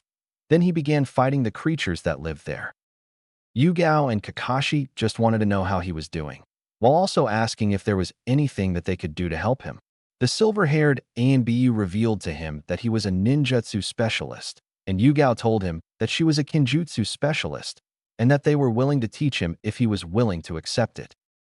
It was a little much at first, although he was smiling at everyone else after a few minutes, and even accepted Kakashi's offer along with Yugao. All the while the Jubi just looked through Naruto's eyes at everything that was going on. What will they think of you when you finally show your true self to them, young one? That is when you'll know who your true friends are, the massive entity thought before closing its one eye. Every one of them even told Kurenai that they were willing to help in any way they could, be that buying clothes for Naruto and even food for them. The red-eyed woman was grateful at that and thanked them, while the Hokage also told Naruto that because of his mother, since he knew who she was because of Kurenai, he believed he would also be getting a stipend each week, as it was money that belonged to her, which she had said now belongs to him. After that, everyone left one by one until only the Hokage was left in his office with a very happy look on his face, while also feeling the sadness within himself because of how everything turned out. Kakashi went to buy some food for the young boy, eager to get to know him better if he would allow it. Anko and Yugao went to do the same, while Kurenai and Naruto just went to her apartment. When they got there, Kurenai quickly unlocked the door to her apartment and allowed Naruto to enter. She closed the door while he just went to stand in the living room, not knowing what else to do. When Kurenai saw him just standing there after she closed the door, she quickly went to him and told him to get comfortable as they were friends and that she didn't mind that he was staying with her now. She also told him that it would give them a chance to become even closer than they already were, Something Naruto seemed to want as having a friend felt amazing to the young boy. The day passed quickly after that, with Kakashi, Anko, and Yugao being in Kurenai's house most of the time after they brought the food they went to buy for them. They too wanted to get to know Naruto a little, even if they knew that he didn't trust them, which was logical. Luckily, the redhead gave them the chance, knowing that if they were Kurenai's friends, then they wouldn't hold anything against him or call him anything bad. That day, all of them made a new friend, as even the normally lazy ANBU captain asked if he and Naruto could be friends. He accepted it with not only him, but with the two other women as well. It only seemed that now all of a sudden, he was getting more and more friends, and it felt amazing to the young boy. He was never really alone because of the Jubi. He was, however, glad to make more friends that he could hopefully trust in the future. Hiruzen, however, while doing his paperwork, somehow knew that the paperwork he had now was nothing compared to what he'll have in the future because of the young boy. That is, if he was anything like his mother, which caused him to look at the paperwork with even more horror than before. They called him the Curse of Konoha. I believe he's a blessing, the old man thought to himself while he did his paperwork. This old man will do whatever he can to help you now, Naruto-kun. I won't fail anymore, was all the thought before he too called it a day, a very eventful one at that.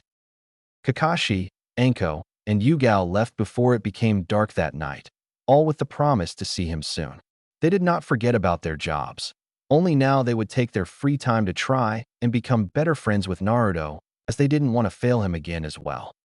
Kurenai, unfortunately, did not have a second bed, yet Naruto told her that it was okay and that he would sleep on the couch, which was a lot more comfortable than sleeping on the ground for almost 4 years.